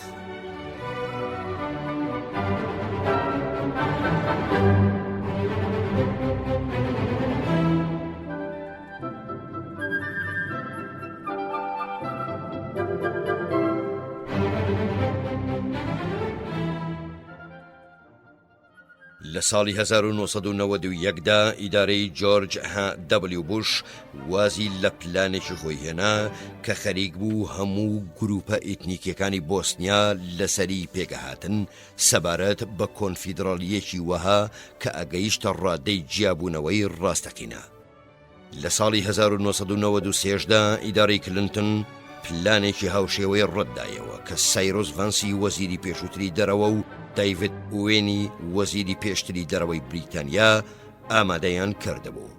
ئیدارەی کلنتۆنیش کە نەیەویستە حەدای ئابلۆقەکەی نەتەوەی یەکگرتوەکان بکات و بۆ ئەوەی بەپێ پێچووپەنا ئەو ئابلۆقەیە بۆ چەک گەیاندن ببەزێنێ لە ساڵی 1994دا کەوتە هاندانی ئێران تا بەنهێنی چەک هەواڵەی بۆسنیا بکە.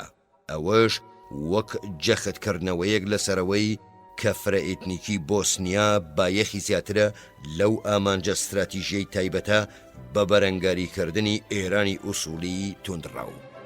بەم ڕێگایە وڵاتە یەکگرتوەکان لە کاتی دانوستانەکانی دایتۆنی ساڵی 1995دا بایدایەوە بۆ سەرپێداگرتن لەسەر دەوڵەتێکی بۆسنیایی یەکگرتووی فرەئێتنیک. هەرچەندە بۆسنیا تا کاتی دامەزراندنیشی لە ساڵی 1992دا هەرگیز دەوڵەتێکی سربەخۆ نەبووە. چونکە لانی کەم بۆ ماوەی 500 ساڵ بۆسنیا هەرێمێک بووە لەسەر سنووری نێوان هەردوو ئیمپراتۆریەتی عوسمانی و نەمسایی. ددانانی ناتۆش لە ساڵی 1992دا بە دەوڵەتێکی بۆسنیایی سربەخۆی خاوەن سەروەری گومانی تێدا نەبوو کە ئەبووە هۆی هەڵایسانی شەڕێکی ناوخۆ نەک پێکهاتنی دەوڵات. بەزانینی ئەو مێژووە ئەگەینە ئەو پێداگرتنە لەسەر دەوڵەتێکی فرەئێتنیک لە کۆتایی شەڕی ناوخۆدا ناتۆی ناچار بەوە کرد ڕۆڵێکی هەمیشەیی و ئامادەی هەبێ بۆ پاراستنی ئاشتی. بۆچی ئەبێ لە ڕێی هێزێکی سەربازی دەرەکیەوە دەوڵەتێکی فرەئێتنیکی بسەپێنرێ کە تەنها یەکێک لە گروپەکان خوازیارین. بارژەوەندی نەتەوەیی ئەمریکا یان ئەو مەبەستە گەورەیە چییە کە ئەم سیاسەتە خزمەتیەکە؟ دەستێوەردانی مرۆیی لە بۆسنیادا گزارشتی لەوە ئەکرد کە کۆمەڵگە دیموکراتەکان ئامادەنین لێبوردە بن دەرحەق بە جینۆسایدی بە کۆمەڵ لە نزیک سنوورەکانیاندا و لە ناوچەیەکدا کە پەیوەندی مێژووییان لەگەڵیدا هەیە. بەڵام دەرەنجامی سیاسی پێداگرتن لەسەر دەوڵەتێکی فرەئێتنیکی کە دوو نەتەوە لە سێ نەتەوەکە بەڕاشکاوی دژی بوون کارێک نەبوو بنەما مرۆییەکان خوازیاری بوو بن. ئەوە بڕیارێکی سیاسی بوو پشتی بەوە ئەبەست کە بنەمای دەست نەگرتنی زۆرە ملێ بەسەر خاکدا لە پێش بنەمای مافی چارەی خۆنووسینەوە دابنرێ.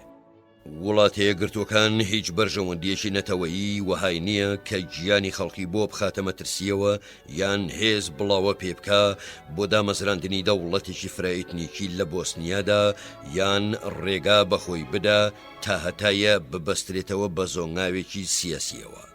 ئەبێ مەسەلەی دامەزراندنی دەوڵەتێکی فرائیتنیکی بۆ لایەنە پەیوەندیدارەکان واز لێ بهێنرێ ئەگەر بەدیهات ئەمریکا بەخێراتنی بکات و پێی لەسەردا نەگرێ بەوەی گیانی ئەمریکاییەکانی بۆ بخاتە مەترسیەوە لە ڕێی گوشار یان بوونی ساربازی ئەمریکاییەوە.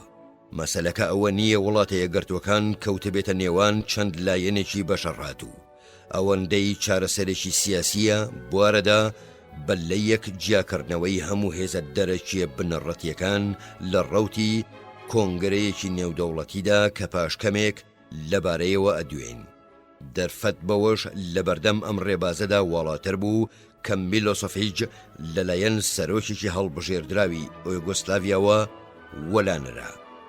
هەمان ئەو هەست و نەستانە خەسڵەتی دەستوەردانە مرۆییەکانی کۆسۆڤا بوون، چونکە لەلایەکەوە سەرکردەکانی ناتۆ حەزیان نەئەکرد بکەونە هەمان ئەو ڕاڕاییانەوە کەوای لێکردن لە دەستوەردانی بۆسنیادا خاوەخاو بکەن. لەلایەکی تریشە و بەیەغدانی مرۆییەکان پەیوەندیان بە هەرێمێکەوە هەبوو کە هەردەم وەک بەشێک لە یوگۆسلاڤیا ناساندویانە. لە ڕاستیدا لەوەدا زیاتر ڕوونبوون کە ئەیانەوەی خۆیان لە چیلا بدەن تا ئەوەی هەوڵی بەدیهێنانیەدەن و ئەوەش چۆن. دەسوەردانی ئەمریکان لە کۆسۆڤادا لەو کاتەوە دەسی پێکرد کە ئیدارەی جۆرج واو بوش لە دواهەمین هەفتەکانی مانەوەیدا لە کۆشتی سپی لە کانونی یەکەمی 1991دا میلۆسۆڤیچی ئاگدار کردەوە لەوەی لە کاتی ڕوودانی هەر کێشەیەک لە کۆسۆڤادا لە ئەنجامی ڕەفتارەکانی سربەکاندا وڵاتە یەکگرتووەکان ئامادەیە بۆ بڵاوە پێکردنی هێزی ساربازی دژی سربەکان لە کۆسۆڤادا و لە خودی سربیاشدا.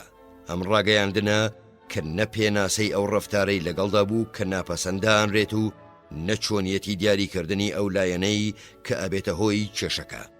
وڵاتە یەکگرتووەکانی لە کۆسۆڤادا تێوەگلاند بەبێ ئەوە چارەسەر یان تەنانەت بێرۆکەیەکی سەرەتاییشی پێبێ بۆ چارەسەر.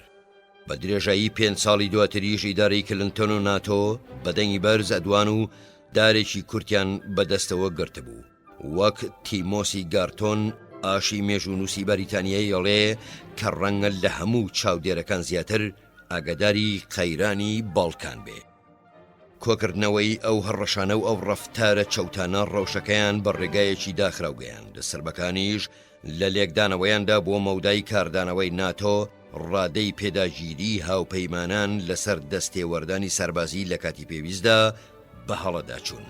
لەلایەنی ئەلبانیاوە ئیبراهیم ڕۆگۆڤای سەرکردەی ئەلبانەکان کە بە ڕادەیەکی فراوان کەسێکی پەسەندکراو بوو هەمیشەش شێوازێکی ئاشتی خوازانەیە گرتەبەر گۆڕدرا بە سوپای ڕزگاری خوازی کۆسۆڤا کە سوور بوو لەسەر قۆستنەوەی نیگەرانیەکانی ڕۆژاوە بەرامبەر مافەکانی مرۆڤ بۆ بەرزکردنەوەی ئاستی تونند و تیژی بە ڕادەیەک ناتۆ ناچار بەدەستێوەردان بکە. بە کورتی ڕێبازی ناتۆ هانی هەردوو لایدا کە پێ لەسەر ڕێبازێکی ڕەقتر دابگرن. کاتێک ناتۆ دەستی لە کاروبارەکەدا وەردا ئەوەی بە هەمان ئەو هەستە دژە ئاخنەیەوە ئەنجامدا کە خەسڵەتی ڕەفتارەکەی پێشووی بوون. پێشنیارەکانی ڕامبۆڵێ بێجگە لە دەستێوەردانی سەربازی هیچ ڕێگە چارەیەکیان نەهێشتەوە. لە هەمان کاتیشدا ناتۆ هێشتا بایی ئەوەندە وابەستەی ئەو بنەما وێستڤاڵیانە نەبوو کە تایبەت بوون بە سەروەریەوە کە جارێکی تر جەخت بکاتەوە سەر ناساندنی کۆسۆڤا وەک بەشێکی یوگۆسلاڤیا. جەنگەکەیشی بەوە کۆتایی هێنا کە بە بڕیارێکی ئەنجومەنی ئاساییشی تایبەت بەڕاگرتنی جەنگ ئەو وابەستەیەی خۆی پاراست. بەم شێوازە ڕاستیەکانی باڵکان خۆیان سەپاند بەسەر لاف و گەزافە ئەخلاقیەکانی دیپلۆماسیەتی نوێدا. ئەشتوانرێ ڕۆلی ناتۆ لە بۆسنیا و کۆسۆڤادا پاش کۆتایی هاتن بەکردە دوژمن کارانەکان لەگەڵ ئەو پێگەیەدا بەراورد بکرێ کە هەردوو ئیمپراتۆریەتی عوسمانی و نامسایی لە ناوچەکەدا هەیان بوو. کاتێک لەو پێگەیەوە توانرا ئاگربەستێک بەسەر گروپە ئیتنیکی ڕکابەرەکاندا بسەپێنرێ، بەڵام بەبێ ئەوەی ململانەیەکانیان لەگەڵ یەکتردا هێور بکرێتەوە. ناتۆ لەوەوە نزیکترە کە چاودێریەکی کلاسیکی بەسەر ئەو ناوچانەدا بسەپێنێ کە دەسەڵاتی هەیە تیایاندا تا ئەوەی سیاسەتێکی ئەخلاقی نوێ جێبەجێ بکە. هێزەکانی ناتۆ بە پێدەسەڵات پێبەخشینێکی نەتەوە یەکگرتوەکان لە خاچی کۆسۆڤەدان کە لە ڕاستیدا دژ بە ئاواتەکانی دانیشتوانە ئەلبانەکەی ئەوەیە، چونکە ئەلبانەکان لە پێناوی ئۆتۆنۆمیدا نەجەنگاون، بەڵکو لە پێناوی سربەخۆیدا. ئەو هەڵوێستێشیان ئەو کاتە دەربڕی کە پاش سەرکەوتنی ناتۆ 200,000 سربیان لە هەرێمەکەوە دەرنا.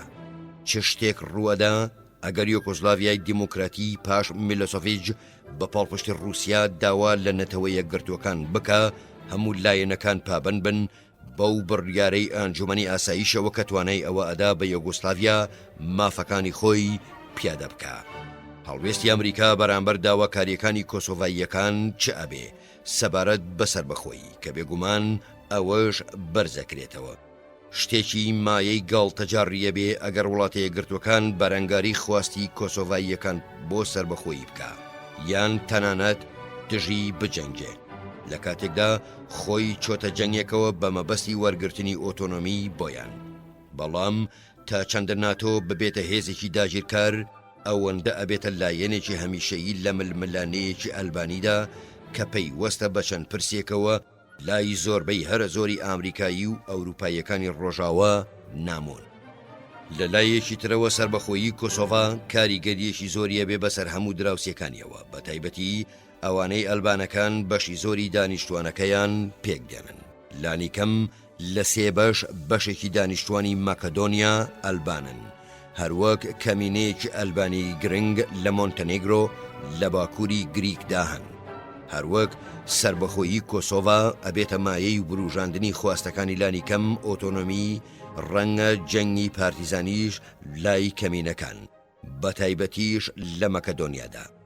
لەم سۆنگەیەوە ڕەنگە کێشەی ئەلبانیای مەزن بوروژێنرێ کە ئەلبانیا ئێستا و کۆسۆڤا و هەر کەمینەیەکی تری ئەلبانی وڵاتەکانی تر یەک بخە ئەگەر بتوانێ ئۆتۆنۆمی بەدەست بهێنێ. وەدیهاتنی خواستەکانی ئەلبانەکانیش بۆ ئەو وڵاتانەی لە سەدەی 19 و سەرەتای سەدەی 20دا لە پێناوی سربەخۆییاندا خەباتیان کردووە، وەک فیلمێکی سینەماییە بێ کە بە پێچەوانەوە لێ بدرێت و ئیسلامی تێدا دەربکەوێت و ئەنجامەکانی ململانیەکان لە پێناوی سربەخۆییدا پێچەوانە بکاتەوە.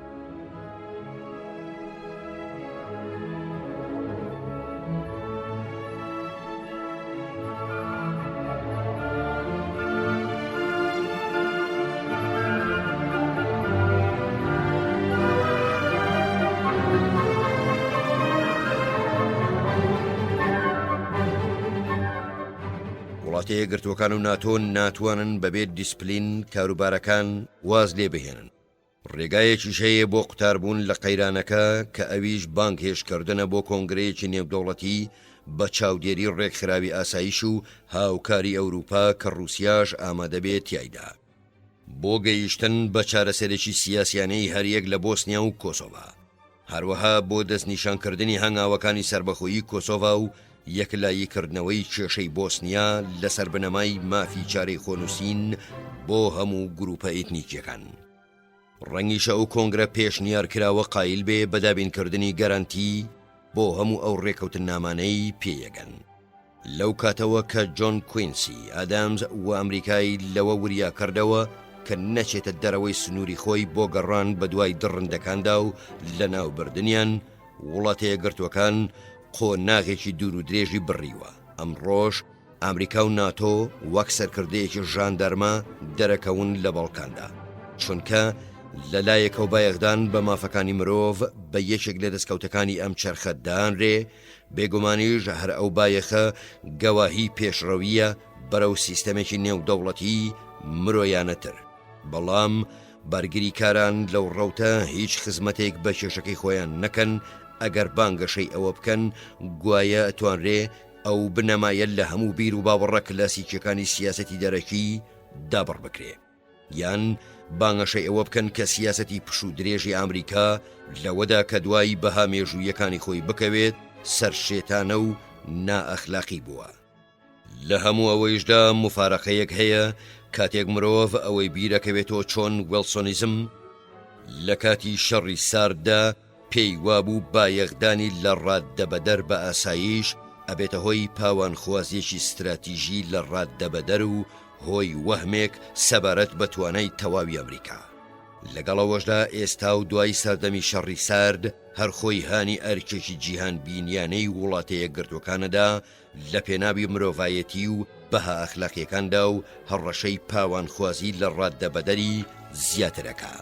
ئەم شوێن گۆڕچێیەی بەرەکانی مشتومڕی ناوخۆیی سەردەمی ڤێتنام لە ڕاستیدا ڕنگدانەوەیەکە بۆ هەمان ئەو بیرکردنەوە هەڵەیەی مشتومڕەکەی لە بنەڕەتەوە لەسەر دروست بوو. جیمی کارتەر وەک کاندیدێک بۆ سەرۆکایەتی لە ساڵی 1976دا ڤێتنامی زۆر وەک نمونە ئەهێنایەوە بۆ پیشاندانی دەوڵەتێک لە پێناوی سیاسەتی هێزدا واز لە بەهاکانی خۆی بهێنێ. لە ڕاستیدا ڤێتنام پێچەوانەی ئەوەی سەلمان ئەوە تا قەیرانی سیاسەتی دەرەکی ئەمریکا لە شەستەکان و هەفتاکاندا لەوەوە سەری هەڵنەدا کە وڵاتە یەکگرتوەکان شەیدای هێز بوو، بەڵکو لەوەوە بوو کە بەهاکانی لەسەر ئاستێکی زۆر فراوانی جیهان پەیڕەوە کرد. هەروەک هۆیەکە ئەوە نەبوو ئەمریکا زۆر قورسایی خۆی خستبێتە سەر بەرژەوەندیە نەتەوەییەکانی، بەڵکو چونکە لەبەر ڕۆشنایی بنەماکانی ویلسۆنیزم پێناسەیەکی بۆ بەرژەوەندی نەتەوەیی بەکارەهێنا بەبێ جیاکردنەوەی حاڵەتەکان. ئەم دابەشبوونەی نێوان هێز و ئەخلاق بەسەر هیچ سەردەمێکی مێژووی ئەمریکادا ناچەسپێ. ئەوە تا ئامانجی ئەخلاقی پێکاتەیەک بووە بە شێوەیەکی بنەڕەتی هاندەری هەموو سیاسەتە سەرەکیەکانی ئەمریکا و هەموو جەنگەکانی بووە لە سەدەی بیستەمدا. لە جەنگیدا بۆ نەهێشتنی جەنگ لە ساڵی 1970دا هەتا بەرهەڵەسیکردنی خراپەکاری شمولیانە لە جەنگی جیهانی دووهەمدا تا بە گژاچوونەوەی دەستدرێژی کارە کۆمۆنیستەکان لە کۆریا و ڤێتنامدا هەتا بەرهەڵەسیکردنی پەلاماردانی کووەیت لەلایەن عێراقەوە. لە هەموو حاڵەتەکانیشدا سەرۆکە ئەمریکاییەکان بە شانازیەوە جەختیان لەسەرەوە کردوتەوە کە وڵاتە یەکگرتوەکان خزمەتی بەرژەوەندیە جیهانیەکانی کردووە نەک خۆپەرستی خۆی. بێگومان ڕوخساری جیاکەرەوەی بەشداریکردنی ئەمریکا لەو جەنگانەدا نەبوونی هیچ بەرژەوەندیەکی نەتەوەیی ئەمریکا بووە بە تەواوی. بەم شێوەیەش ڕێبازی نوێی ئەمریکا ڕادەی پەلهاویشتنی بەهاکانی ئەمریکا سلمێنێ نەک ئەو بایەخەی پیانەدرێ. سیرکردنی بەرژەوەندی استراتیژیەکانی ئەمریکا وەکەوەی بە پلەیەکی نزمتر بێن ئەوە ئەگەیەنێ کە وڵاتە یەکگرتوەکان تەنانەت لەوەشدا لە پەلوپۆ بخرێ کە هەوڵی وەدیهێنانی ئامانجی ئەخلاقی ڕوتیش بدا. هەرکاتیش گیانی ئەمریکاییەکان لە مەحەکدا بێ چەمکی بەرژەوەندیە زیندەگیەکانی ئەمریکاش هەروە بێ. بە پێچەوانەوەش بچێتە جەنگەوە و ئامادەی قوربانیدانی گیانی نەبێ مانای وایە مەسەلەکە هێندە زیندەگی نییە و ئەمریکا تەنها بۆ ئەوەی کە داکۆچی لە بنەماکانی خۆی بکە. ئەوەش هانی دوژمنەدا خۆڕاگر بێ لە بەرامبەردا. هەموو ئەو جەنگانش کە لە ماوەی 100 ساڵی دواییدا ئەمریکا تێکەوتووە لەسەر بناغەیەکی ڕانەگەیەنراو بوون کە ئەویش ئەوە بووە ئەمریکا دوجار بەوازهێنانی لەدەست پێشخستن قوربانی زیاترە بێ بدا. لە سەدەی نوێژدا ئەبێ سەرکردەکانی ئەمریکا حکمی وەها بدەن بەسەر پرسە کوت و پڕیەکاندا و ئەو پرسانەش کە لەم لاپەڕانەدا باسییان لێوەکەین کە شیاوی بەراوردکردن بن. جۆزیف نەی جۆنیۆر لە وتارێکی سەرنجڕاکێشدا لە گۆڤاری فۆرین ئەفێرس باس لە چوار بنەمای بنەڕەتیەکە لەبارەی دەستێوەردانی مرۆییەوە. دادپەروەری کێشەکە لە دیدی خەڵقانی ترەوە گونجانی ئامرازەکان لەگەڵ ئامانجەکاندا ئەگەری زۆری بەدەستهێنانی سەرکەوتن هەروەها هەر کاتێک لە توانادا بێ زیادکردنی بەرژەوەندی تری نەتەوەیی مەزن بۆ پرسە مرۆییەکە. کاتێک کێشە وروژێنراوەکان لە ڕێی دەستێوەردانی مرۆییەوە سەر لە نوێ بەم گیانەوە پێناسەکرێنەوە، ئەو جوداییە گوتاریەی نێوان بارژەوەندی مرۆیی و نەتەوەیەکان ڕوو لە نەمانەکە. ئەو تەحەدایەی سەرکردەکانی ئەمریکا و کۆمەڵگا دیموکراتەکانی تر بەرەو ڕوویە بنەوە وەڵامدانەوەی ئەم پرسیارانەیە. ئەو پرسە مرۆییانە چین کە وڵاتە یەکگرتوەکان ڕێگای بەکارهێنانی هێزی سەربازی ئەگرێتە بەر تیایاندا و کەی ئەوە ئەبێ. ئەو مەترسیانە چین کە ئامادەیە بەرگەیان بگرێ. بێجگە لە هێز ئەو ڕێو شوێنانە چین کە ئەتوانرێ بگیرێنە بەر. چەندیش ماوە پێویستە. سەدەی نوێ پێناسەیەکی نوێ لە وڵاتە یەکگرتوەکان ئەخوازێ بۆ بەرژەوەندی زیندەجیەکان و استراتیژیەکان و هەروەها ئەخلاقیەکانیش. بارگری کاران لە دەستێوەردانی مرۆیی بە هەڵەدا نەچوون کاتێک دەستێوەردانیان پێشنیار کرد. بەڵام پرسیارەکە ئەوەیە ئایا ئەم دەستێوەردانە ڕادەی ئاڵۆزی تەحەدانەتەوەیەکانی ئەمریکا بە هەند وەرەگرێ؟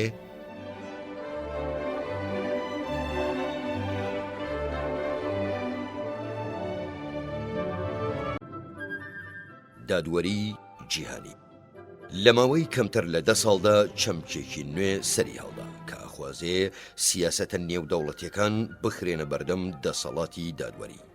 بە خێراییەکی سەرسوڕهێنەر بڵاو بووەوە و مشت و مڕی لەسەر بەرپانە بوو. بەشێکی ئەوەش ئەگەڕێتەوە بۆ هەڵپەی ترسناکی لایەنگرەکانی. ئەوە تا پێشێلکاریەکانی مافی مرۆڤ و تاوانەکانی جەنگ و جەنۆساید و ئەشکەنجەدان لە چەندین ناوچەدا بوونەتە مایەی شەرم بۆ چەرخی نوێ بەڕادەیەک هەوڵەکانی هێنانەکایەی پێوەری یاسایی بۆ ڕێگرتن لەم ڕەفتارانە و سزادانی ئەنجامدەرانی مایەی شانازی ئەوانن کە بانگەشەی بۆەکەن. بەڵام مەترسیەکە لەوەدایە کە ئەم هەوڵانە بگەنە کۆتاییەک دادوەری گۆمڕا جێگەی حکوومەتەکان بگرنەوە. وەک مێژوش زۆرجار دیکتاتۆریەتی باش خەسڵەت پێشڕەویەکە بەرەو دادگای لێپێچینەوە، بەڵکو بەرەو ڕاوەدونانی جادوگەران. ڕێبازی دادوەری جیهانی جەخت لەسەرەوە ئەکاتەوە کە تاوانگەلێک هەن هێندە قێزەوەنن ناکرێ ئەنجام دەرەکانیان بە وروژاندنی پرسی وەک سەروەری و پیرۆزی سنوورەکانی نیشتیمانەکان بتوانن لە سزا قوتار بن. بەم دواییەش دوو شێواز پەیدا بوون بۆ بەدیهێنانی ئەم ئامانجە. یەکەمیان هەوڵەدات ڕێوشوێنە دادوەریە ناوخۆییەکان بەسەر پێشەلکاری ئەو پێوەرە نێو دەوڵەتیانەدا بسەپێنێ کە خۆیان لە ژمارەیەک ڕێکەوتنامەی نەتەوە یەکگرتوەکاندا ئەبیننەوە لە ڕێی مۆڵەتدان بە داواکارەکانی ناوخۆ کە بە جۆرەی ڕێوشوێنەکانی بەدەستەوەدانی تاوانکاران تاوانبارەکان بەکێش بکەن بۆ ناوچەکانی دەسەڵاتی خۆیان. دووهەمیشیان دادگای تاوانە نێودەوڵەتیەکانە ICC کە کۆنگرەیەک گرتی خۆی لە تەموزی ساڵی 1998دا لە ڕۆما بەسترا و 59 دەوڵەت بە زۆربەی دەوڵەتەکانی ئەوروپاوە پەسەندیان کرد. هەروەک زیاتر لە 10 دەوڵەت ئیمزایان کرد و هەر کاتێکیش 60 دەوڵەت بە مەرجەکانی قایل بن ئەچێتە قۆناغی جێبەجێکردنەوە. لە 12 2000دا سەرۆک کلنتن بەر لە چەند سەعاتێک پێش تەواوبوونی ماوەی سەرۆکایەتیەکەی دادگای تاوانە نێودەوڵەتیەکانی ئیمزا کرد. بەڵام ئاماژەی بەوەدا کە نە ئەی خاتە بەردەم ئەنجومەنی پیران بۆ ڕەزامەندی دەربڕین لەسەری نە ئامۆژگاری جێگرەوەکەشیەکە بەوە تا ئەو کاتەی بەڵێننامەکە لەم کڵێشەی ئێستایدا بمێنێتەوە. بێرۆکەی دادوەری جیهانی تا ڕادەیەک نوێیە. ئەوە تا چاپی شەشەمی فەرهەنگی بلاکس لۆ دیکشنەری کە لە ساڵی 1990دا ئەم دەستەواژەیی تێدا نییە نزیکترین چەمکیش لێوەی هۆستس هیومانی جێنەریس واتە دوژمنانی ڕەگەزی مرۆڤ ئەمڕۆژ تەنها بەسەر چەتە دەریاییەکاندا ئەچەسپێنرێ چونکە کردەکانیان لەسەر دەریاکاندایە و زۆربەی جاریش ئەکەونە دەرەوەی سنووری دەسەڵاتی دادوەری هەر دەوڵەتێکەوە و بەوەش ملکەچی هیچ سیستەمێکی دادوەری جینایی نین. لەوەتەی هۆڵۆکۆست ڕوویداوە و ئەو تاوانە قێزەونانەی دوای ئەو هاتن هەوڵێکی زۆرە درێ بۆ پڕکردنەوەی ئەو بۆشاییە. لەوانە دادگای نۆرنبێرگ لە ساڵی 1945-1946 و جارنامەی گاردوونی مافی مرۆڤ لە ساڵی 1948 و ڕێکەوتنامەکانی ڕیسواکردنی جێنۆساید لە ساڵی 1948 و ئەو ڕێکەوتنامەی ئەشکەنجەدان قەدەغەکە لە ساڵی 1998.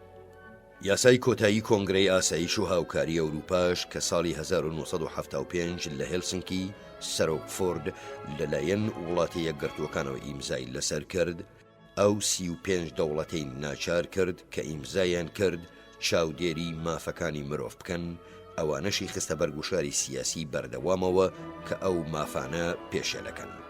ئەو یاسا کۆتاییە بوو بە یەکێک لە چەکەکانی دەستی گروپە بوێرەکانی ئەوروپای ڕۆژهەڵات بۆ داماڵینی شەرعیەت لە دەسەڵاتی کۆمونیستی و دواتر لە ناوبردنی ئەو دەسەڵاتە. لە 90ەکانیشدا چەند دادگایەکی نێودەوڵەتی بە سەرپەرشتی ئەنجومەنی ئاسایش گرێدران بۆ بە دوواداچوونی ئەو تاوانانەی لە یوگۆسلاڤیا و ڕواندا ئەنجامدران. هەروەک ئەو دادگایانە هەوڵی ئەوەیاندا سیستەمێکی لێپێچینەوە بهێننەکایەوە بۆ چەند ناوچەیەکی دیاریکرا و کە دووچاری کاری توندوتیژی زۆر بووبوونەوە. بەڵام هیچ کام لەم هەنگاوانە پێشەکیەک نەبوون بۆ سیستەمێکی دادی جیهانی. ئەگەری ئەوەش کەمە دەوڵەتانی قایل بە ڕێکەوتنامەکانی نەتەوە یەکگرتووەکان یان یاسایی کۆتایی هێلسینکی بیریان لەوە کردبێتەوە دادوەرە ناوخۆیەکانیان بەکاربهێنن بۆ داوای بەدەستەوەدانی چەند تاوانبارێک کە لە دەرەوەی سنووری دەسەڵاتی دادوەری خۆیان تاوانەکانیان ئەنجامدابێ.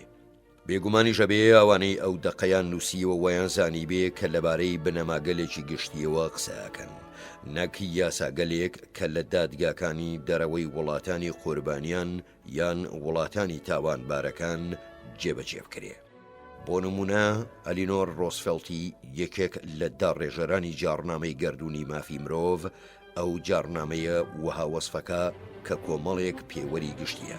بەو پێیەش کە خۆم یەکێک بووم لەوانەی لە دانوستانەکانی هێلسینکیدا بەشداریم کرد، ئەتوانم بە دڵنیاییەوە بڵێم کە ئەو ئیدارەیەی من نوێنەرایەتیمە کرد ئەو کۆنگرەیەی وەک چەکێکی دیپلۆماسی سەیرە کرد کە بتوانێ بەکاری بهێنێ دژی ئەو گوشارەی یەکێتی سۆڤێت ئەیخستە سەر گەلەکەی خۆی، نەک وەک چەکێکی یاسایی دژی سەرکردەکان لە بەردەم دادگایەکی دەرەوەی وڵاتەکەی خۆیان.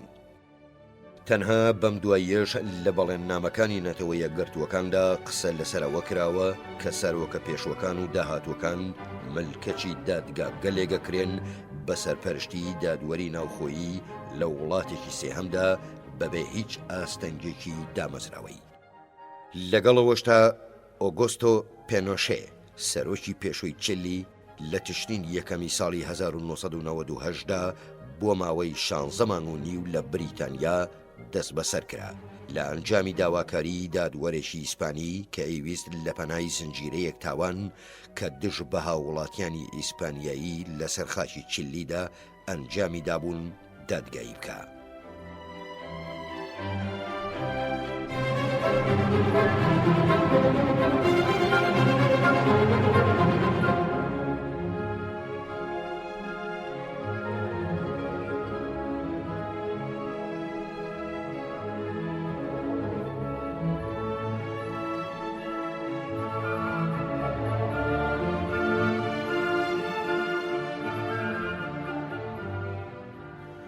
بۆ داکۆچیکاران لە سیستەمێکی دادی جیهانی ئەو دەست بەسەرکردنە قاڵکردنەوەی بەنەمایەکی دادپەروەرانە بوو. بەڵام هەر سیستەمێکی جیهانیە بێ ڕێو شوێنێک لە خۆ بگرێ نەک بۆ سزادانی خراپەکاران و بەس، بەڵکو بۆ جڵە و گیرکردنی پاڵنەرە ئەخلاقیەکانیش ئەبێ ڕێگان نەدا بنەما یاساییەکان وەک چەکێک بەکار بهێنرێ بۆ یەکلاییکردنەوەی حساباتی سیاسی. دواتریشە بێ وەڵامی ئەم پرسیارانە بدرێنەوە. ئەو پێوەرە یاساییانە چین کە چەسپێنراون. ڕێساکان سەلماندنی تاوانی ئەنجامدرا و چین. ڕێو شوێنە خۆپارێزیەکانی تاوانبار چین. دادگاکان بە چ بارێکدا کاریگەریانە بێ لەسەر بەرژەوەندی و ئامانجە بنەڕەتیەکانی تری سیاسەتی دارەچین. ئەبێ جیهان بە قوڵی بیر لە پێداویستیەکانی ڕێو شوێنێ بکاتەوە کە دەسەڵات دەبەخشێتە دادوەرێک لە هەر شوێنێکدا بێ بە ئارەزووی خۆی دەسەڵاتی دادوەری خۆی بەسەر هاووڵاتێکی وڵاتێکی تردا بسەپێنێ بەهۆی تاوانگەلێکەوە کە ئەڵێن لە وڵاتی خۆیدا ئەنجامی داون. هەروەها دەسەڵاتی ئاداتێ کە داوای بەدەستەوەدانی ئەو تاوانبارە لە دەوڵەتێکی سێهەم بکە بەبێ گوێدانە ئەو ڕێوشێنی گونجاندنەی کە ڕەنگە لە وڵاتی تاوانبارەکەدا هەبێ بۆ مامەڵەکردن لەگەڵ کێشەکەدا. جێی خۆی نییە لێرەدا باس لە ڕادەی ئەو گومانە بکرێ لەبارەیە و شێوازەی بۆ چارەسەرکردنی کێشەکەی پێنۆشێ گیرایەبەر. لای هەموو پارتە چەپڕەوەکانی ئەوروپا ئۆگۆستۆ پێنۆشێ دەست درێژی باڵی ڕاستڕە و بەرجەستەیەکە بۆ سەر دیموکراسی، چونکە سەرکردایەتی کودەتایەکی کرد دژی سەرۆکێکی هەڵبژێردراو. هەر لەو کاتێشدا خەڵکانێکی تر لەوانە سەرکردەکانی پارتە دیموکراتەکانی چیلی وەک مارکسیستێکی تونڕە و سەیری سلڤادۆر ئەلەندیانە کرد کە حەزی بە سەپاندنی دیکتاتۆریەتێکە لە چەشنێکی تر لەسەر شێوازی کاسترۆ بە یارمەتی سەربازگەلێکیش کە کوبا مەشقی پێکردبوون و بە چەشی کوبیش هەر بۆیەش سەرکردەکانی پارتە دیموکراتەکان باشکرا بە گەرمی پێشوازیان لە ڕووخەندنی ئەلەندی کرد، بەڵێ بە گەرمیەوە.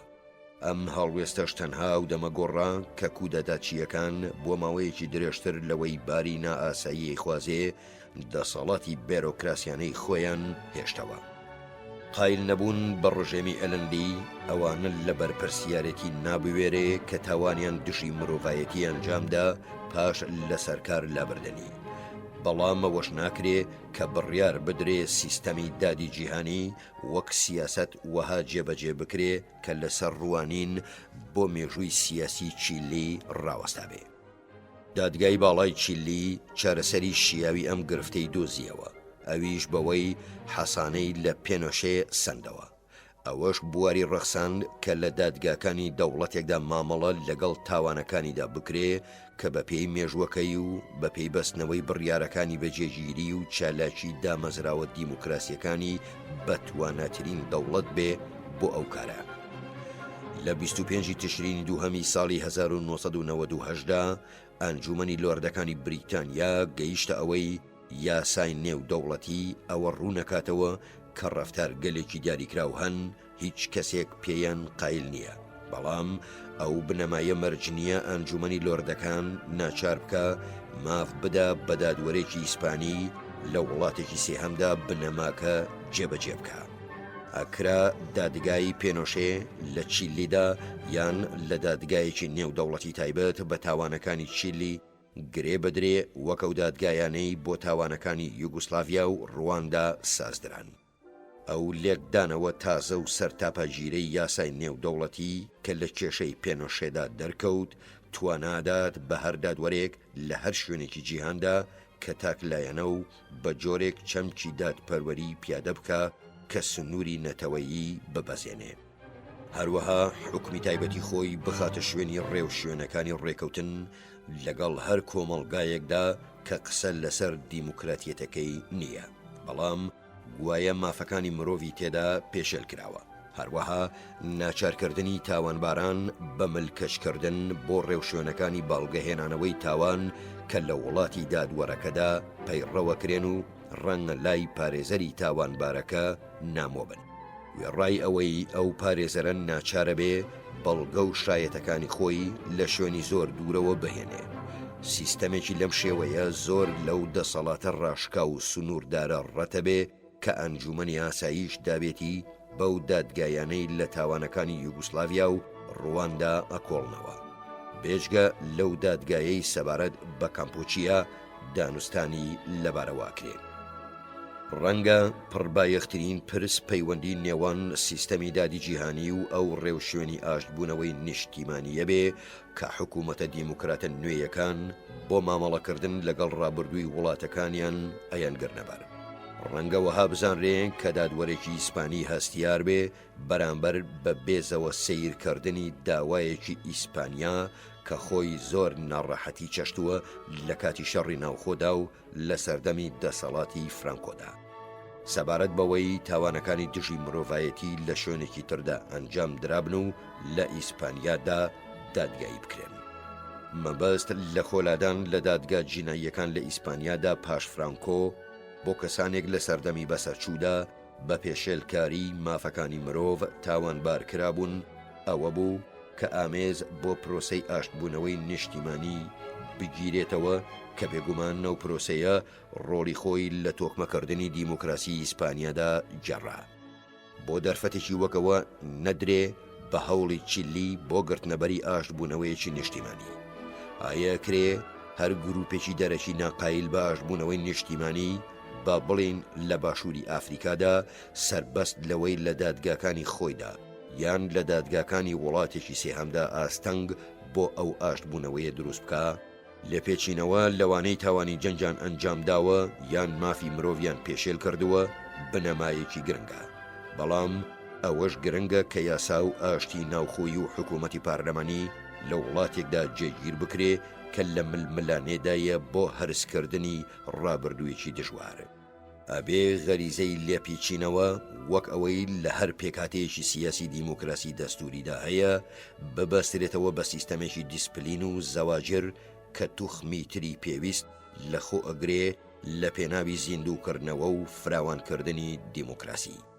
کێشە گرنگەکەی تر بەکارهێنانی ڕێوشۆنەکانی تاسلیمکردنەوەی تاوانکارە ئاساییەکانە. ئەگەر کێشەکەی پێنۆشێ پێشینەیەک بوو بێ، ئەوە دادوەرانی هەر جێگایە دەتوانن بەبێ ئەگادەرکردنەوەی تاوانبار و بەبێ لە بەرچاوگرتنی ئەو سیاسەتەی لە وڵاتی تاوانباردا لە کاتی ئەو جۆرە تۆمەتانەدا مامەڵەی پێکرێ داوای تەسلیمکردنەوە بکەن.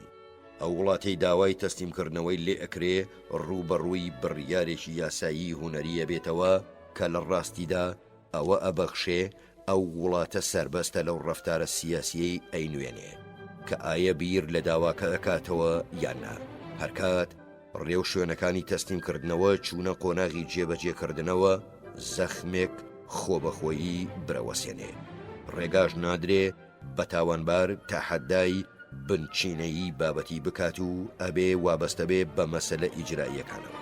واتە بۆ نمونە ڕوودانی هەڵەیەکی هوەری لە داوای تەسلیمکردنەکەدا یان سیستەمی داد لە وڵاتەدا کە داواکەی پێشکەش کردووە نەتوانێ دانیشتنێکی گوێگرتنی دادپەروەرانە فراهەم بکە، یان ئەو تاوانەی بەهۆیەوە داوای تاوانبارەکە ئەکرێ لەو وڵاتەدا کە داواکەی بەدەسەگا وەک تاوان سیر نەکرێ.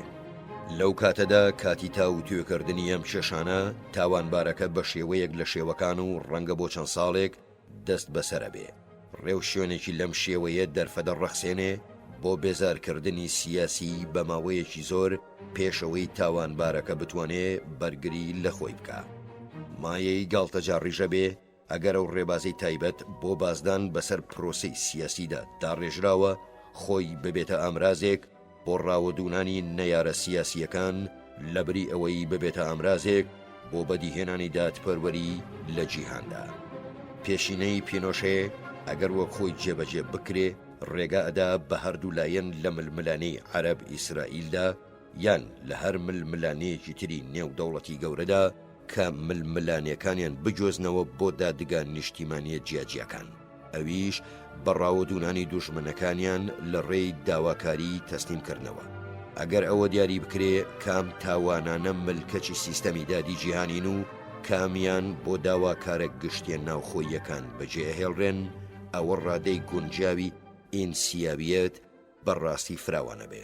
تا ئێستا سیستەمی دادی جیهانی تەنها بۆ دژی پیاوێکی نەفرەت لێکراوی ڕاستڕە و بەکارهێنراوە. لە کاتێکدا کەسانێکی زۆر لە سەرکردە کۆمۆنیستەکانی ئەوروپای ڕۆژهەڵات بێجگە لە سەرکردە گەلێک لە ناوچەی کاریبی و ڕۆژهەڵاتی ناوەڕاست و ئافریکا لەوانەی ئەشکەنجەی نەیارەکانیان داوە و ئازاریان پێگەیاندون ناچار نەبوون بەرەو ڕووی داوای لەو شێوەیە ببنەوە.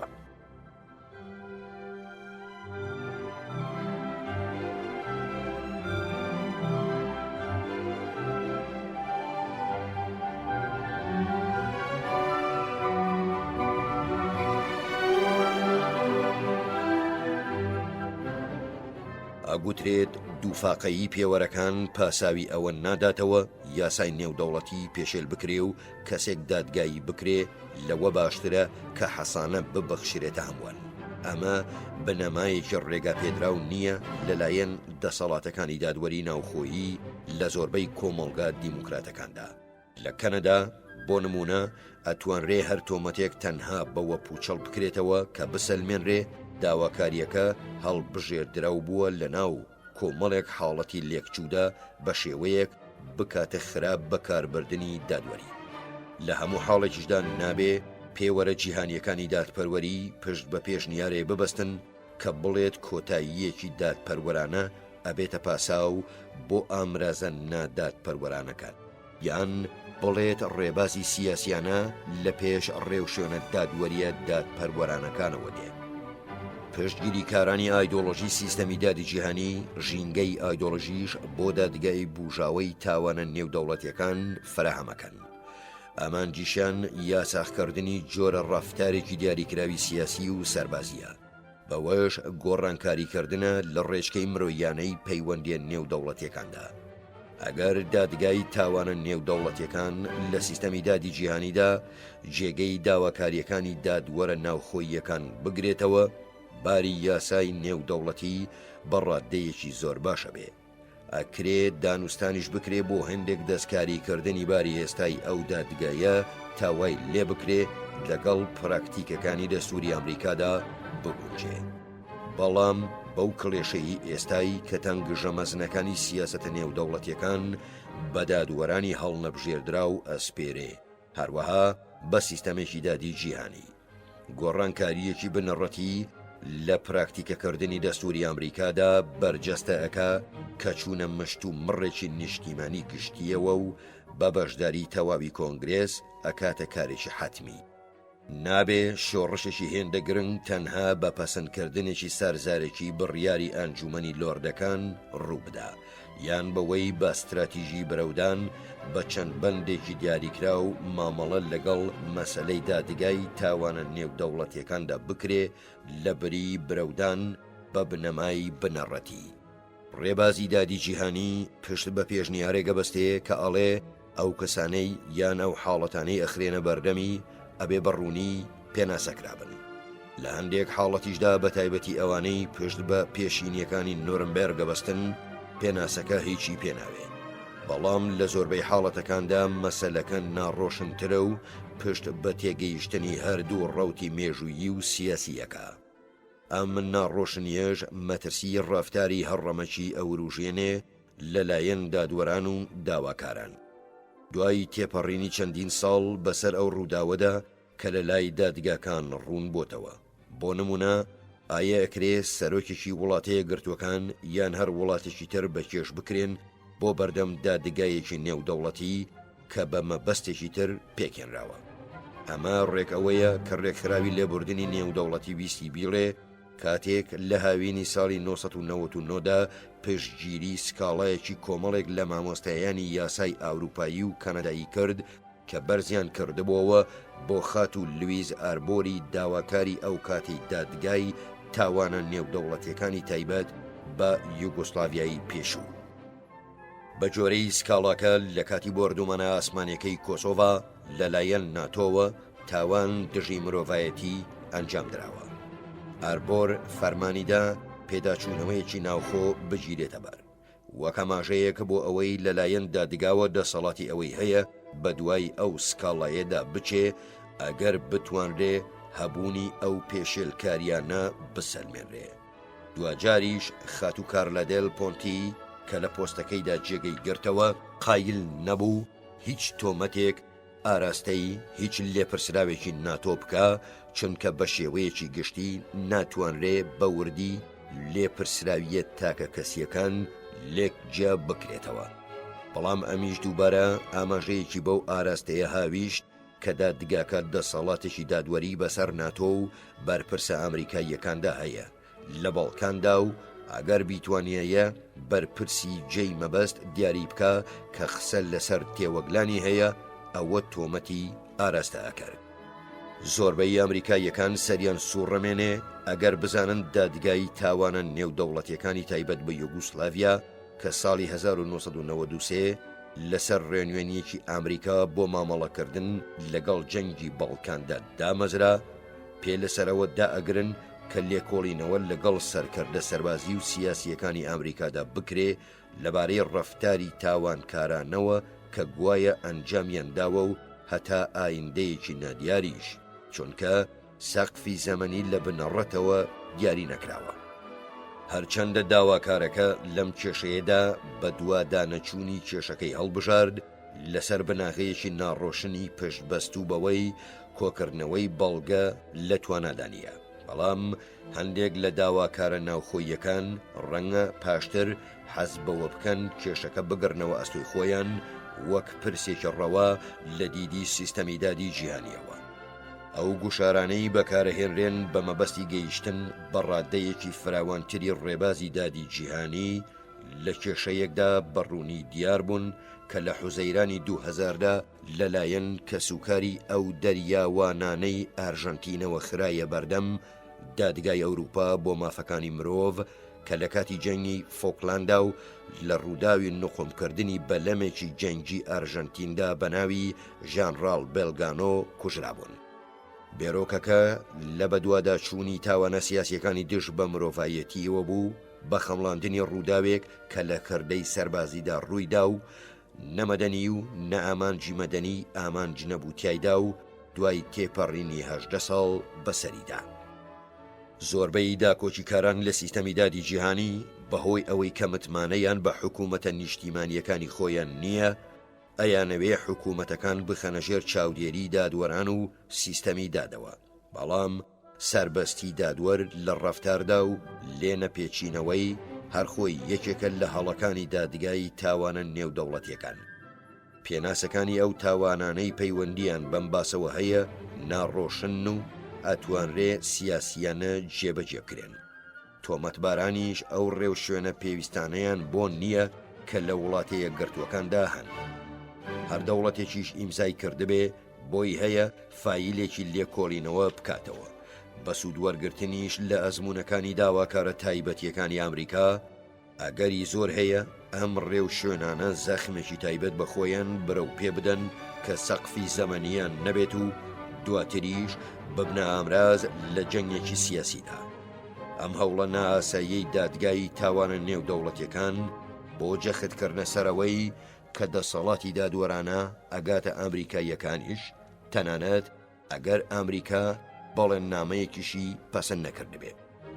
ئەم هەوڵە بوو بەهۆی هاتنەکایی یاساگەلێک لە کۆنگرێسدا بۆ بەرەنگاریکردنی.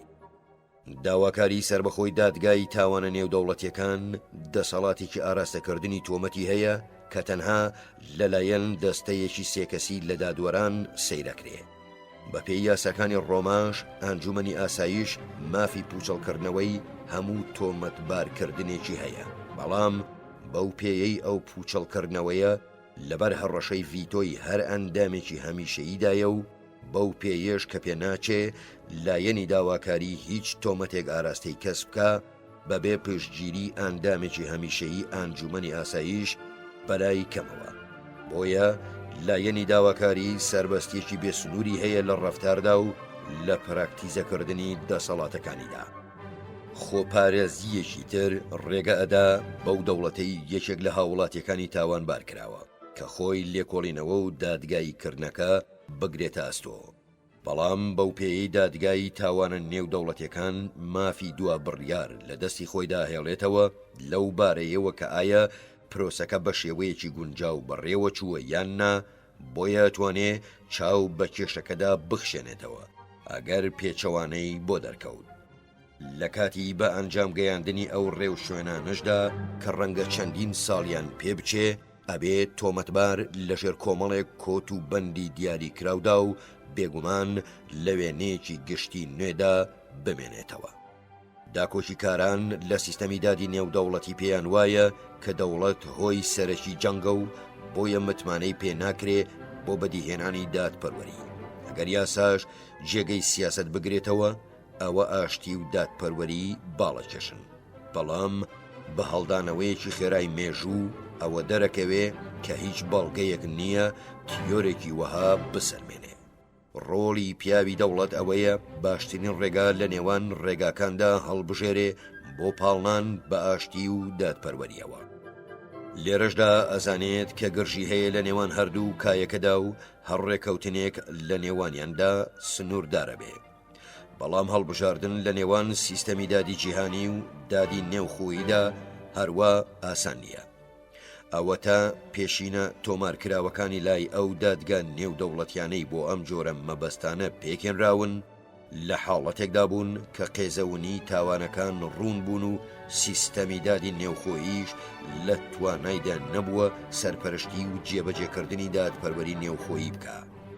وەک یوگسلاڤیا و ڕواندا هەر ئەو دادگایانەش دەریان خستووە کە کاتێک سزاکرێ هەبێت کە حکم و ئەزمموی سیاسی لە پرۆسەکە دانەبڕێ. لەم کاتانەدا کرێ چاو بە یاساکانی دادگای تاوانە نێودەوڵەتیەکاندا بخشێنرێتەوە بۆ زانینی لایەنەکانی کەم و کورت و مەترسیەکان. بەڵام هەتا لەو کاتەشدا نابێت وڵاتی یەکگرتوەکان لەوە زیاتر هەنگاو بنێ بۆ سیستەمێکی ڕەسمیتر لەوەی هەیە ئەگەر ئەم مەرجانە ڕەچاو نەکرێن. ئەنجومەنی ئاساییش لێژنەیەکی مافەکانی مرۆڤ پێک بهێنێ یان لقە لێژنەیەکی تایبەت بە ئاگادارکردنەوەی ئەنجومەن لە هەر پێشێلکاریەکی ڕێکخراوی مافەکانی مرۆڤ کە ببێتە پاساو بۆ کردەیەکی دادوەری.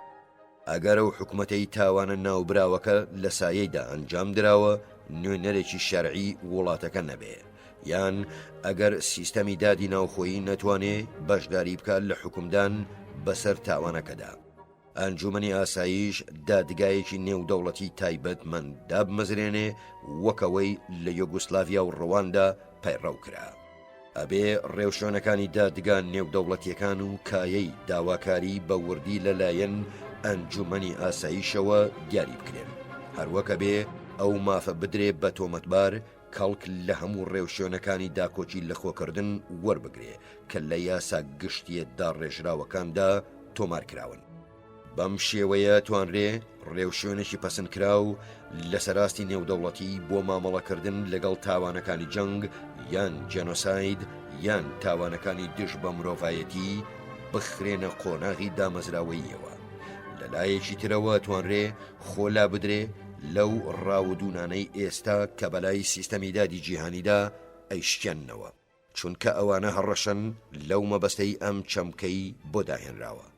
لە کۆتاییشدا ڕەنگە زیادڕەوی لە پشبەستن بە سیستەمی دادی جیهانی ببێتە هۆی ئەوەی ئیرادەی سیاسی بۆ پارێزگاریکردن لە پێوەرە مرۆییەکانی ڕەفتاری نێودەوڵەتیدا لاواز ببێت کە ئەو ئیرادەیە ئێستا زۆر پێویستە بۆ لابردنی قورسایی ئەم کاتانەی ئێستا تێیان کەوتووی. کۆتایی، زانیاری و زانست. کاتێک کۆمەڵگایەک بەرەوڕووی تاحەداگەلێکی ئاڵۆزی وەکەوە ئەبێتەوە کە وڵاتەیە گرتووەکان بەرەوڕووی بۆتەوە، ئاگوترێ کە ئەو کۆمەڵگایە لە بەردەم خاڵێکی وەرچەرخاندایە. بەڵام هەر تاحەداکان نین کە دانسقن، بەڵکو پێناسەی ئەو شتەش کە خاڵی وەرچەرخان پێک دێنێ. ئەم دەستەواژەیەش لە مێژوودا بەستراوەتەوە بە کۆمەڵێک ڕێگەی دیاری کراوەوە کە یەکێک لەو ڕێگایانە ئاقاری سیاسەتی پاشەڕۆژ پێکەهێنێ. لە سەرەتای سەدە و هەزارەی نوێدا وڵاتە یەکگرتووەکان ئەوە نادۆزێتەوە کە چ دەرمانێک بە کاڵکی هەموو دەردەکاندێ، لەبەرەوەش کە زیاتر پێویستی بە چەمکێکی دوورخایەن هەیە تا سیاسەتێکی دیاریکراوە و بۆیە ئەمریکا ناچارە استراتیژێکی جیهانبینی وەها بگرێتە بەر کە بە هیچ زەمانێکی دیاریکراوەوە نەبەسترابێتەوە. ئەوە قەدەرە پاڵی بەنەتەوەیەکەوە ناوە کە بڕوای بەجێبەجێکردنی چەند بنەمایەکی گشتگیر هەیە لە سەراستی جیهانێک پێشکەوتنی مێژوویی پێکاتەکانی چوون یەک نین و پێویستی بە چەند استراتیژێکی دەست نیشانکراو هەیە. بەرەو باشتر چوونی وردەوردەی کۆمەڵەیەک گرفتی سیاسی و ئابووری و استراتیژی جۆراوجۆر پێوەرە بۆ سەرکەوتنی ئامریکا لە جیهانێکی وەهادا. کەمترین گرفت لەو گرفتانە گومان لەوەدا هەیە چارەسەری یەکجارێکی هەبێ. هەریەکەشیان ئەگەڕێتەوە بۆ کۆمەڵێک کاردێکی جیاواز و ڕەنگە دانسقاش. ڕۆڵی ئەمریکا ئەوە ئەسلمێنێ کە لە چارەسەرکردنی زۆربەی ئەو کێشانەدا مرکزیە، بەڵام وڵاتە یەکگرتووەکان هەرچی سامانە دارایی و دەرونیەکانی هەیە لە بەینیانە بە ئەگەر فێری ئەوە نەبێ چۆن ئەو شتانە جیا ئەکاتەوە کە پێویستە بیان کات لەوانەی کە خۆی حەز بەکردنیان نەکات و لەوانەی لە توانایدا نییە بیانکە. پێویستیشە لەسەری ئەم هاوسەنگیە لە کاتێکدا دابڕێژێ کە نەک تەنها ئەو هەلو مەرجە بابەتیە بگۆڕدرێ کە کار لە سیاسەتی دەرەکیەکە، بەڵکو شێوازی بەدەستهێنانی زانست و شێوازی گەڵاڵەبوونی چامکەکانیش بگۆڕدرێن. وەسفکردنی چاخی زانیاریەکان بەوەی یەکێکە لە مەزنترین شۆڕشە کەلتوریەکانی مێژوو یان ڕەنگە هەر مەزنترینیان بێ، هەروەها تەرکیز خستنە سەر لوقوپۆ کۆمەڵایەتی و ئابووری و سیاسیەکانی کارێکی باوە. زۆر بەکەمیش قسە لەسەر کاریگەریەکانی ئەو چاخەکرێ بەسەر پەیوەندیە نێو دەوڵەتیەکانەوە، تەنها ئەو قسانە نەبێ کە لە میانەی توێژوینەوەی جیهانیدا ئەگوترێن سەبارەت بە ئامرازە نوێیەکانی گەیاندن، واتە کاریگەریەکانی خێرایی گەیاندن، بەڵام ئەوەی کڵێشە بۆ پەیوەندیە نێو دەوڵەتیەکان و لەوەوە بۆ ڕەوتی مێژووە کێشێ ژمارەی ئەو کەسانە نییە کە ئەگەنە زانیاریەکان، چونکە لەوە گرنگتر ئەوەیە چۆن ئەو زانیاریانە شیەکرێنەوە. بەو پێیەش کە قەبارەی زانیاریە بەدەست هاتووەکان سنووری توانای هەڵسەنگاندنیان ئەبەزێنن، بۆیە ئەو کەلێنەی لە نێوان زانیاری و زانستدایە فراوانتر بووە، لەویش زیاتر کەلێنی نێوان زانست و دانایی. هیچ نەوەیەکی بەر لە ئێمە نەڕادەی ئەو زانیاریانەی بە مێشکدا هاتووە کە ئەمڕۆ لەبەر دەستدان نە ئەو دەست پێگەیاندنەی ڕاستەوخۆ لە ڕێی کیبۆردێکەوە و بە شێوەیەکی نیمچە میکانیکی بڕێواچێ. داهێنانی چاپیش لە هەموو شتێک زیاتر لە کاریگەری شۆڕشی گەیاندنی هاوچەرخەچێ. ئەوە تا بەر لە چاپ زانست پشتی بەزەین یان بەڕێگایەکی هەڵگرتنی هێندە ئاڵۆزە بەست کە نەیە هێشت بڵاو بێتەوە. چاپ بەڕادەیەکی زۆر بڕی ئەو زانیاریانەی زیاد کرد کە بتوانرێ هەڵگیرێت و بنێردرێ، بەڵام کتێبیش کۆگایەکی زۆر بێزارکارن بە بەراورد لەگەڵ ڕێسای داتا ئەلکترۆنیەکان. ئەبێ لە ڕێی پێڕستێکیشەوە چاو بە ناوەڕۆکەکانیاندا بخشێنرێ کە کاتی زۆری پێوێ. بەم شێوەیەش بەدەستهێنانی زانست لە ڕێی کتێبەوە پێویستی بە کۆمەڵێک چەمک هەیە کە ئەرکیان بەستنەوەی پاراگرافە تاکەکانی زانیاریە بە یەکتریەوە و دواتریش کۆکردنەوەی ئەو ڕووداوانەی لە یەکەچن لە خانەی جیاجیادا. هەروەک ئەو شێوازەی بۆ ئاسانکردنی کاری خوێندنەوە داڕێژراوە، ئەوە ئەسەلمێنێ کە خوێندنەوە خۆی لە خۆیدا تەنها لەززەتێکی ستاتیکیە. سەرڕای سنوورداری داهێنانی چاپیش کە بەهۆیەوە ئەم چاخەی ئێمە زۆر لەوە و پێش بە ئولفەتترە، بەڵام ئەو داهێنانە شۆڕشێکی گەورەی لە ئایدیای ئاینی و فەلسەفی و سیاسی لەگەڵ خۆی داهێنا. هەروەک بواری ڕەخساند بۆ بڵاوبوونەوەی زانست بەوەی ئامرازێکی فراهەم کرد کە زانیاریە عیلمیەکان بەهۆیەوە بەڕادەیەکی فراوان بڵاوبوونەوە. قۆرەخکردنی کڵێسایشی بۆ زانیاریەکان نەهێشت. چاپەمەنی هەلومەرجێکی ڕەخساند بۆ جیابوونەوە لە کڵێسایی زانکۆ بەواتای کۆکەرەوەی هەموو کایەکان، بەوەی بێرۆکەی دەوڵەتی نەتەوەیی و بڵاوبوونەوەی ڕێبازی ژیری خوڵخاند و چاخی زانیاری و دۆزینەوەکانی دەست پێ کرد، هەروەک 2 سەدەی پڕ لە شۆڕشی بەدواداهات. لە کاتێکدا گۆڕانکاریەکان خۆیان دەئاخنیە قوڵایی هۆشی مرۆڤەکان و دامەزراوە سیاسی و ئاینیەکان. هێشتا ئەم چاخەی ئێمە لە سەرەتای چەندین گۆڕانکاری کەلتوری و سیاسیدایە کە ئەگەری زۆر هەیە کە سەر تاپاگیرتر بن لەوانەی بەدوای داهێنانی چاپەمەنیدا هاتن و بێگومان خێراتریش بن. لەم دەمەشدا پرسیارێک دەوروژێت سەبارەت بەوەی ئایا ڕێگان نوێیەکانی شیکردنەوە و چارەسەرکردنی زانیاریەکان توانەکانمان لە بواری فێربوونی پەیوەندیە نێو دەوڵەتیەکاندا جڵەوگیرەکە، چونکە لە کاتێکدا شۆڕشی تەکنۆلۆژیا کەرەسەی زۆر باشمان بۆ دەسەبەرەکە بۆ ڕێکخستنی زانیاریەکان، بەڵام بڕێوەبردننی سیاسەتی دەرەکی بەر لە هەموو شتێک پێویستی بە توانایەکی خۆڕسک هەیە لە هەستکردن بە پاشەڕۆژ و دواتریش مامەڵەکردن لەگەڵیدا. چونکە سەرکردایەتی خۆی هونەری پڕکردنەوەی کلێنی نێوان ئەزمون و دید و بۆچوونەکانە. هەر لەبەرەمەیە زۆربەی پیاوە مەزنەکانی سیاست خاوەنی زانستی قوڵ نین، هەرچەندە ئەبێ لانی کەمی زانستیان هەبێ. ئەوەندەی تێگەیشتنێکی غەری زیان هەیە بۆ ڕەوتە مێژوویەکان، تواناشیان هەیە ئەو شوێنەوارە دەرونیانە بناسنەوە کە لە ژمارە نایەن و تایبەتن بە هەستەکانی ئەو کەسانەی ئەگەری زۆر هەیە ڕۆڵیان لە ڕەسمکردنی پاشە ڕۆژدا هەبێ. ئەمەش وای لە ئۆتۆڤۆن بیسمارکی یەکەمین واقعبین کرد بەم دەستەواژانەی خوارەوە تێڕوانینی خۆی بۆ سەرکردایەتی کورد بکاتەوە. باشترین شتێک کە سیاسەتمەدارێک بیکە ئەوەیە کە بیر لە موعجیزەکانی خوا بکاتەوە و پەندی لێ وەربگرێ و لەبەر ڕۆشناییاندا هەنگاو بنێت بەرەو پێشەوە.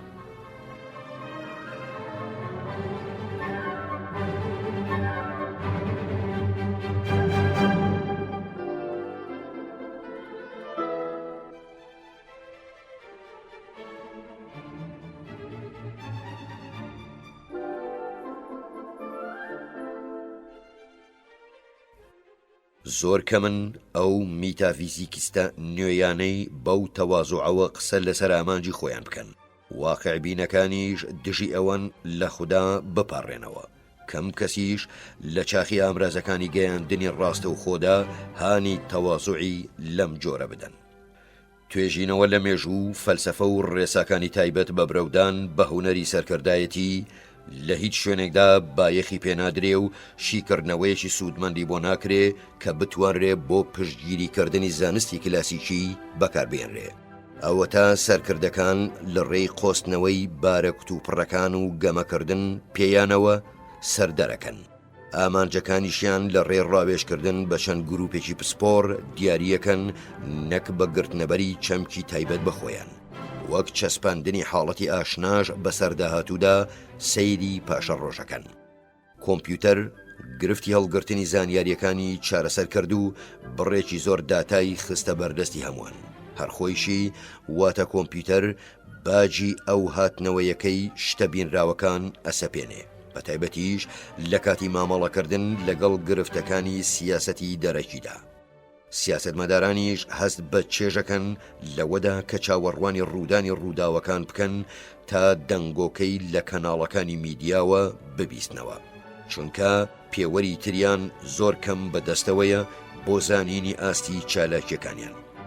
لەم سۆنگەیەشەوە زۆرجار دیدگاکانی پەیوەست بە پاشە ڕۆژەوە لە وردەکاریەکانی خۆیاندا نوقمە بن. گرفتەکەش لە نەشیاوی کەسە سەرکردەکاندا نییە، باڵکو پەیوەندی ڕێڕەوی پێگەیاندنی ڕۆشنبیریانەوە هەیە. تەحەدای وڵاتە یەکگرتوەکانەوەیە چۆنەتوانێ چاخی کۆمپیوتەر لەشیکردنەوەی داتاکانەوە بجۆزرێتەوە بەرەو ڕێعایەتدان بە دیدی شارەنووسی کۆمەڵگاکەمان. دوهەمین تەنگژە بۆ سیاسەتمەدارەوەیە چۆنەگاتە هاوسەنگیەک لە نێوان بەهاکان و بەرژەوەندیەکاندا. هەندێک جاریش لە نێوان ئاشتی و دادپەروەریە. ئەو دووبەرەکیەی نێوان ئەخلاق و بەرژەوەندی یان میتافیزیکیا و ڕیالیزم کە زۆر کەس وەک شتێکی ئاسایی لێڕوانن، یەکێکە لە بیر و باوەڕە لێڕاهاتوەکانی دایەلۆگی ئێستا لەمەڕ سیاسەتی دەرەکی. لە ڕاستیشدا ڕێگەیەکی ڕوون نییە بۆ دەرچوون، چونکە زیادە ڕەوی لە واقعبینیدا ئەبێتە هۆی سستی، زیادە ڕەویش لە میتافیزیکیدا ئەبێتە هۆی هێرشی تونند و تیژ و ئەبێتە هۆی ڕزگاربوون لە وەهم. ئەمە ئەگەڕێتەوە بۆ پێداگیریەک لە سەرنجامی ئەخلاقیانە لە کاروباری نێودەوڵەتیدا کە سۆنگەکەی جیاوازە لە سۆنگەی سیاسەتە نێوخۆییەکان. سیاسەتی دەرەکی سەرکەوت و پێویستی بە ئیدارەکردنی کۆمەڵێک جیاوازی هەیە لە پرۆسەیەکی ڕانەوەستاودا. سیاسەتە نێوخۆییەکانیش پەیوەستن بەڕێکخستنی ئەو بەرژەوەندیانەوە و بە بەڕێکردنی ئەو یاسایانەوە کە دواتر لە ڕێی سیستەمێکی دادی شیاوەوە ئەسەپێنرێن. لە کایەی دیپلۆماسیدا ئەخلاق لە ئامادەییدا بۆ کۆڵنەدان گزارش لە خۆیەکە کە لە زنجیرەیەک هەنگاودا دیارە هەریەکەیان بەتەنها ناکامەڵە. سیاسەتی نێوخۆییش دەستکەوتەکانی خۆی بە سەقفی زەمەنی کورت و بە واتای ڕەهاتر ئەپێوێ. دوجاریش هەموو مەسەلەکە بریتیە لەوەی وڵاتە یەکگرتووەکان چۆن لە خۆیەگا، ئەوە تا وێڕای ئەوەی خۆی دژی تەما ئیمپریالیستیەکانە وەستێتەوە و هەیکەلیەتێکی ئیمپریالیستیانەی نییە، بەڵام زۆر لە وڵاتانی تر بە وڵاتێکی خۆسەپێن و باڵچێش واتە بە فیعلی ئیمپریالیستی ئەزانن. باڵچێشانی ئەمریکاش کۆمەڵێک کاردانەوەی لێکەوتۆتەوە. ئەو کاردانەوانەیش لە نێوان یەکێتی ئەوروپا و شەراکەتی استراتیژی ڕووسیا، چین و مێرکۆسوور لە ئەمریکای لاتین و ناوچەی بازرگانی ئازادی ئاسیا کە لە قۆناغی سەرەتاییدایە لەگەڵ برەودانی زیاتر بەدەسەڵاتەکانی ئەنجومەنی ئاسایشدا دێنوەچن. هەموو ئەوەش بە بیانووی بەدەستهێنانی ئازادیەکی زیاتر لە بەردەم وڵاتە یەکگرتووەکاندا یان لانی کەم سنووردانان بۆ ئازادی ڕەهای ئەمریکا لە ڕەفتارکردندا. ئەو کاردانەوانە تا ڕادەیەکی زۆر ئەنجامی حەتمی پێگە دانسقەکەی ئەمریکان وەک تاکە زلهێز کە لە گۆڕەپانەکەدا ماوە، بەدەر لەوەی چۆنیشکایی دیپلۆماسی خۆی بەڕێوە بە. ئەو پێگەیە هەروە ئەمێنێتەوە چونکە هێزی باڵچێش بە شێوەیەکی ئۆتۆماتیکی هەوڵدان لای کۆمەڵگاکانی تر بەو ئاراستەیەدا ئەوروژێنێ کە شوێنێکی باشتر بۆ بڕیارەکانی خۆیان بپچڕن و ئەو پێگەل لە پێشترەی دەوڵەتێکی بەهێزتر هەیەی بیهێننەوە یەک. بەڵام تەنانە دەگەر ئەم کۆڕ و کۆمەڵانە بە هەوێنیشدا بنرێن بۆ دامەزراندنی پێکاتەی نوێی سیستەمی نێودەوڵەتی، پاشە ڕۆژی جیهان هەر پشت بەوە ئەبەستێ کە ئایا وڵاتانی تر ناسنامەکانی خۆیان وە هاوکار ئەبیننەوە لەگەڵ وڵاتە یەکگرتووەکاندا یان وەک بەرهەڵسکار. هەندێک لە ئەمریکاییەکان بە خۆهەڵکێشان بە هێزی وڵاتەکەیانەوە هانی ئەوە ئەدەن ڕاشکاوانە جەخت لەسەر باڵادەستی خێرخوازانەی ئەمریکا بکرێتەوە. بەڵام ئەم خواستە قورساییەکە خاتە سەرشانی وڵاتە یەکگرتووەکان هیچ کۆمەڵگایەک بۆ ماوەیەکی زەمەنی دیاری نەکرا و نەیتوانیوە بەرگەی بکرێ.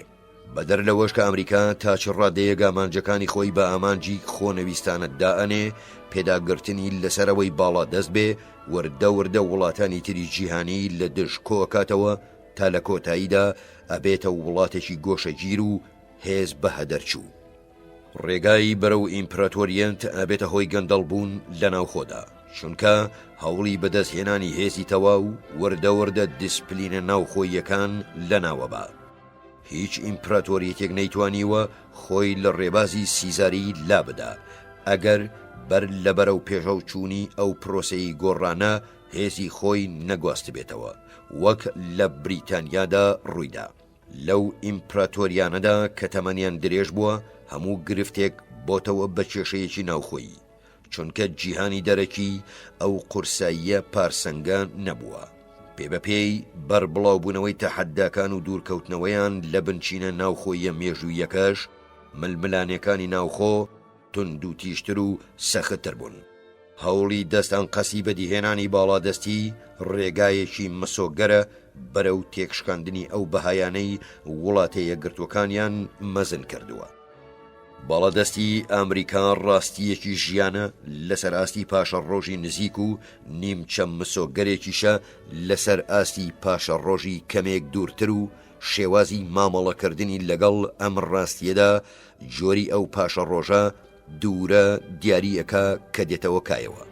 سەرۆک جۆرج دەبلیو بوش لەوەدا دانایە کە داوا ئاستێک لە خۆ بەکەمزانینەکە لە ئەمریکا. کۆڕەڵ بێڵی زانای ئوسترالی زۆر بە لێهاتوویەوە وەسفی ئەو تەحەدایەکە کە وڵاتە یەکگرتووەکان بەرەو ڕووی بۆتەوە. ئەتوانیت هەست بە باڵادەستی خۆی بکە بە مەرجێک سیاسەتەکەی بە شێوەیەک بەڕێوە ببە وەگەوەی هێشتا لە جیهانێکی پڕ لە ناوەندەکانی هێزدا بێ. لە جیهانێکی وهاشدا ئەمریکا تەنها هاوبەش بۆ ئەوە نادۆزێتەوە کە باری دەرونی سەرکردایەتی لەگەڵ هەڵگرن، بەڵکو هاوبەش لەوەشدا کە سیستەمێکی نێودەوڵەتی وەهای دابڕێژن کە لەگەڵ ئازادی و دیموکراسیدا یەکان گیر بێتەوە. لە کاتێکیشدا شێوازە نەمەتە کلاسیکیەکان لە گۆڕاندان و بناغەی ئەزمون و زانست ملی بۆ گۆڕانکاریەکی ڕیشەیی کەچ کردووە. تەحەدای بنەڕەتی ئەمریکا ئەوەیە کە هێزەکەی بکە بە کۆدەنگیەکی ئەخلاقی، هەروەها بەهاکانی لە ڕێهێزەوە بڵاو نەکاتەوە، بەڵکو بەوەی بیان کاتە بەهاگەلێکی پەسەندکراو لە جیهانێکدا کە زۆر پێویستی بە سەرکەردایەتیەکی بەرچاو ڕۆشنە.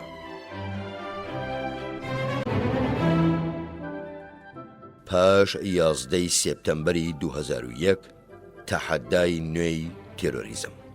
پاش نووسینەوەی ئەم کتێبە ڕووداوێکی گرنگ جیهانی هەژاند. ئەویش ئەو هێرشە تێرۆریستیە بوو کە لە 11 سێپتەمبەری 2001دا کرایە سەر وڵاتە یەکگرتووەکان.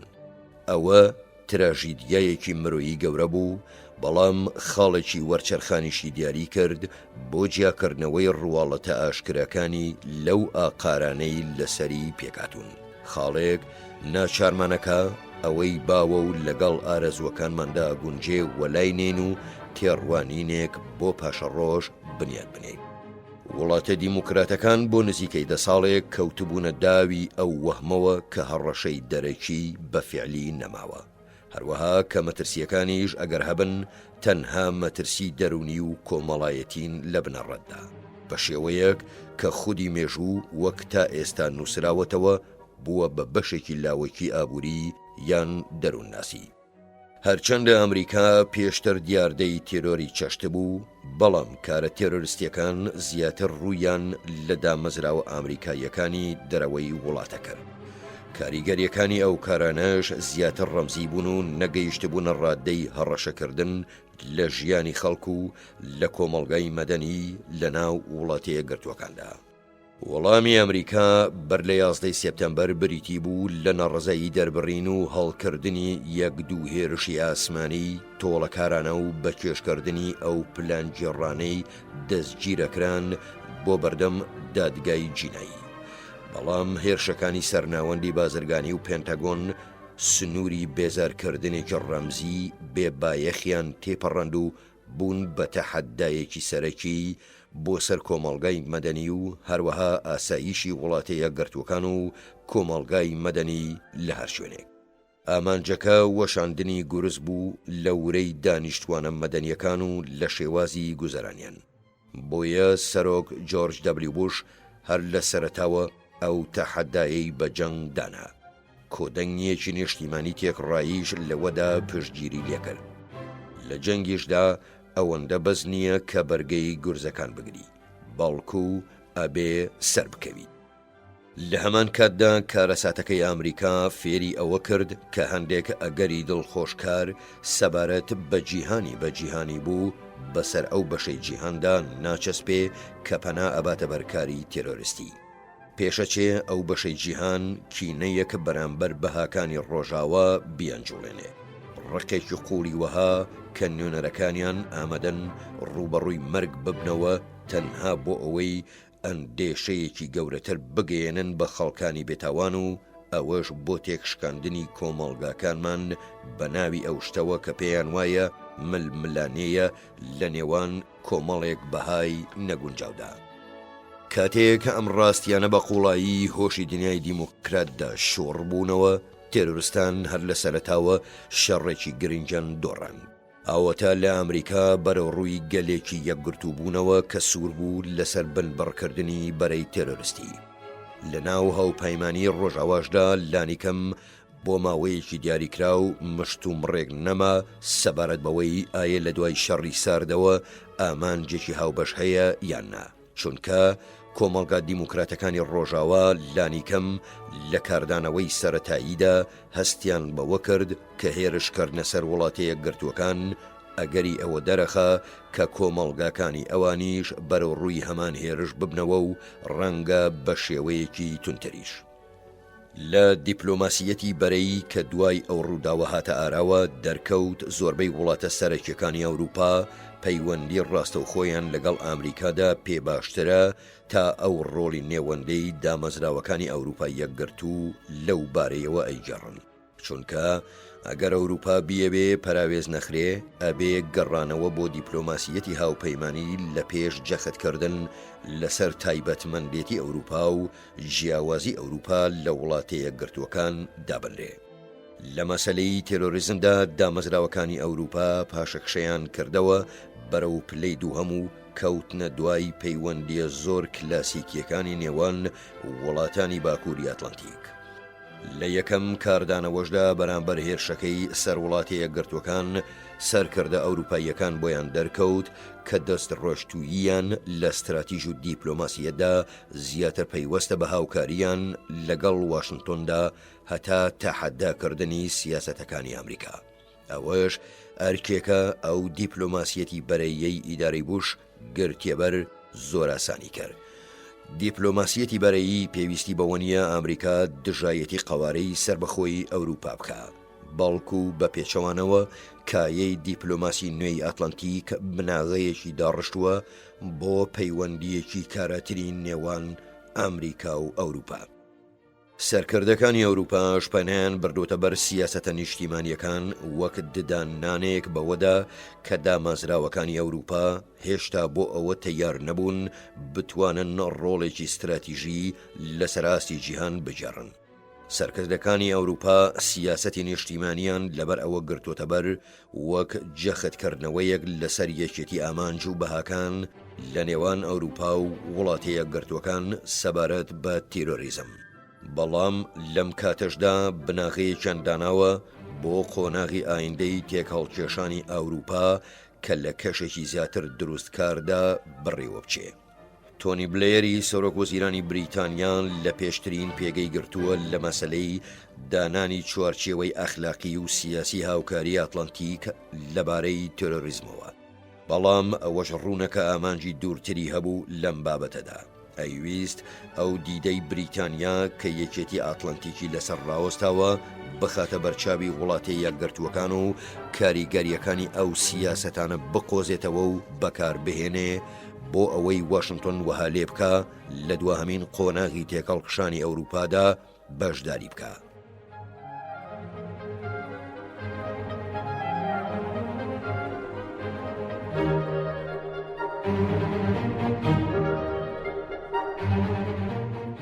گێرهارد شڕۆیدەری ڕاوێژکاری ئەوروپاش سیاسەتێکی تەریبی گرتەبەر.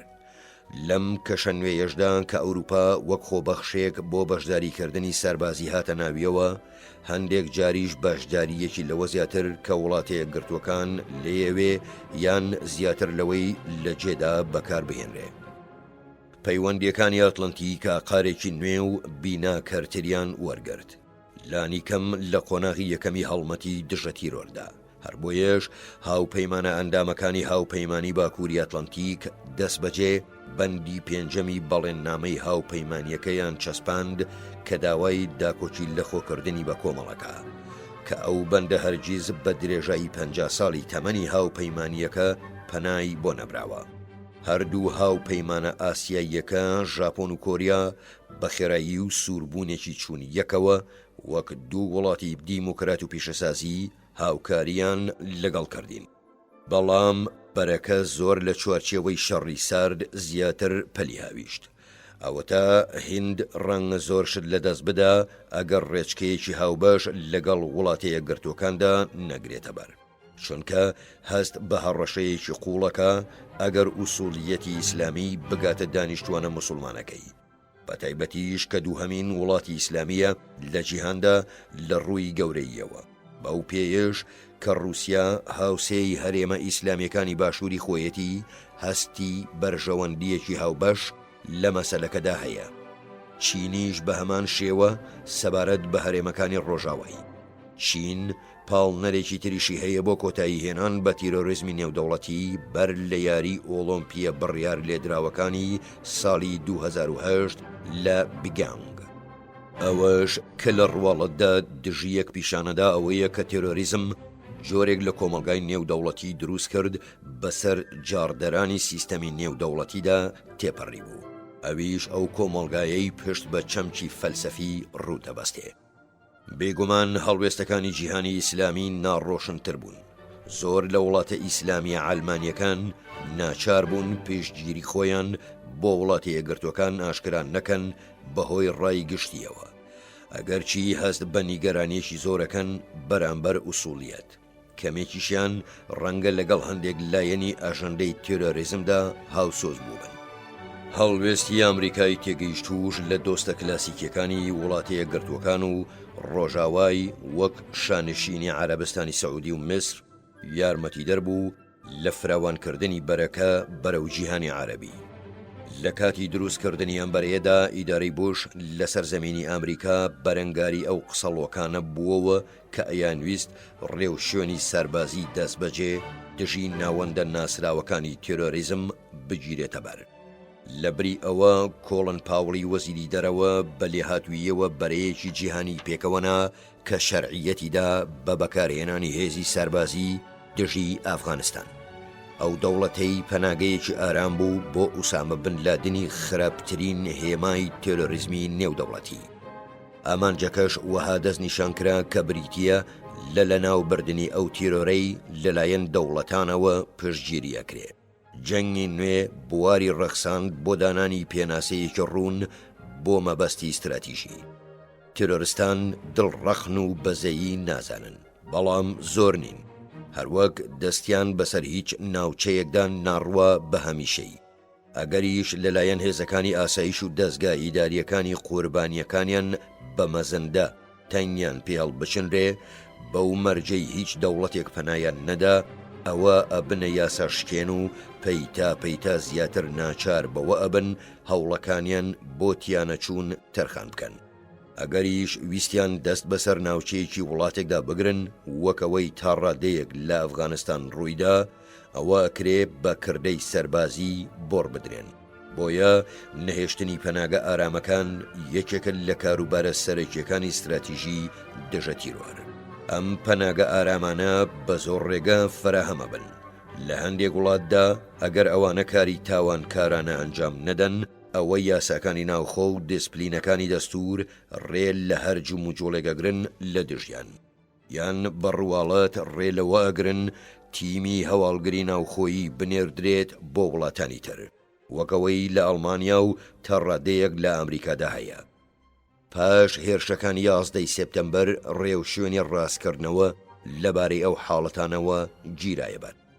بەڵام زۆربەی زۆری پەناگە ئارامەکان لەو جێگایانەدان کە حکوومەت چاوی خۆیە نوخێنێ، لەبەرەوەی لانیکەم لەگەڵ هەندێک لە ئامانجەکانی تێرۆریستاندا هاوسۆزە، وەک ئافغانستان و سۆمال.